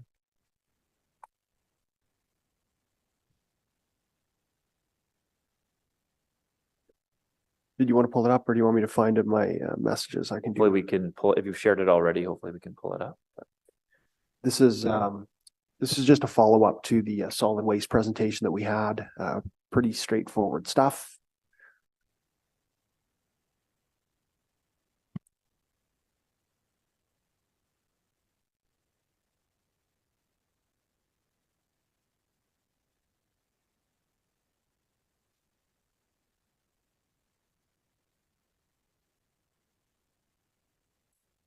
Oh, perfect. Thank you very much, Chris. So what is the totality of landfill capacity in Ottawa area in terms of total tonnage? What is the totality of landfill waste from all waste producers in the Ottawa area at present and anticipated per year for the next 20 years? Thank you. Okay, thank you for that inquiry. Any other inquiries? Okay, seeing none, is there any other business? Not seeing any. Okay, so thanks for that long day. We'll have another committee meeting in 2024. So this is our last of the year and we are adjourned. Thanks, everyone.